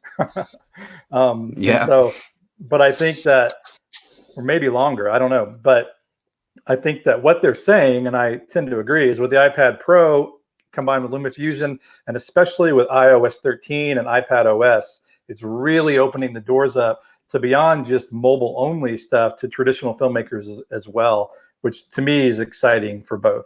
Well, that's why I think the Frame.io workflow is going to be so important, because you'll be able to take those, bigger, those other file formats other than MP4 or H.265. Yeah, like a proxy workflow. And do a proxy workflow, exactly. And I think I think it's brilliant. So the fact that you will have that in the field is incredibly important. And I think that's with that series that I'm going to be doing hopefully later this year.